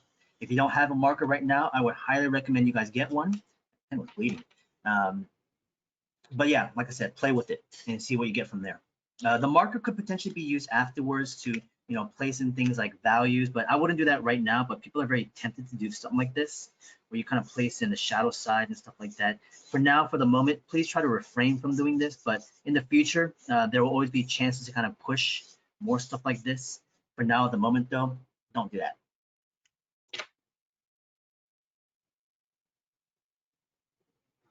So Nguyen, as my wave-like boxes usually seem off in terms of forms, can I draw through to have it look correct? Of course you can, absolutely. And so as you have like a marker sketch, and if I have a wave-like form, again, you want to use something to help you control that. So maybe it's going to be one wave initially. I want to draw one edge of a plane to another one. Here's one side. Here's the other side. I can also draw in between sections as well. And as I have a wave curve going this direction, matching up, connecting this way, going around this way.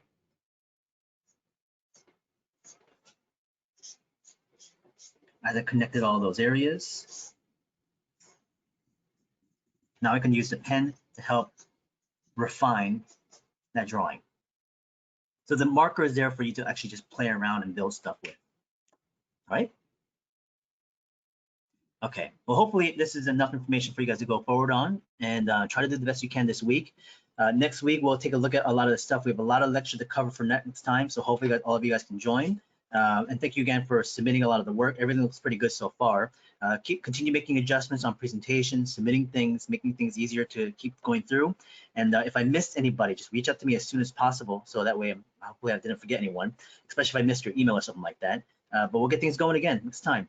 So have a good week and have fun with the drawings, and we'll see you in week 4. Thank you guys.